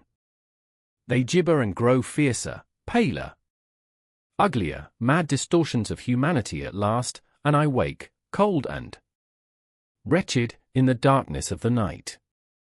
I go to London and see the busy multitudes in Fleet Street and the Strand, and it comes across my mind that they are but the ghosts of the past, haunting the streets that I have seen silent and wretched, going to and fro, phantasms in a dead city, the mockery of life in a galvanized body. And strange, too, it is to stand on Primrose Hill, as I did but a day before writing this last chapter, to see the great province of houses, dim and blue through the haze of the smoke and mist, vanishing at last into the vague lower sky, to see the people walking to and fro among the flower beds on the hill, to see the sightseers about the Martian machine that stands there still, to hear the tumult of playing children, and to recall the time when I saw it all bright and clear-cut, hard and silent, under the dawn of that last great day. And strangest of all is it to hold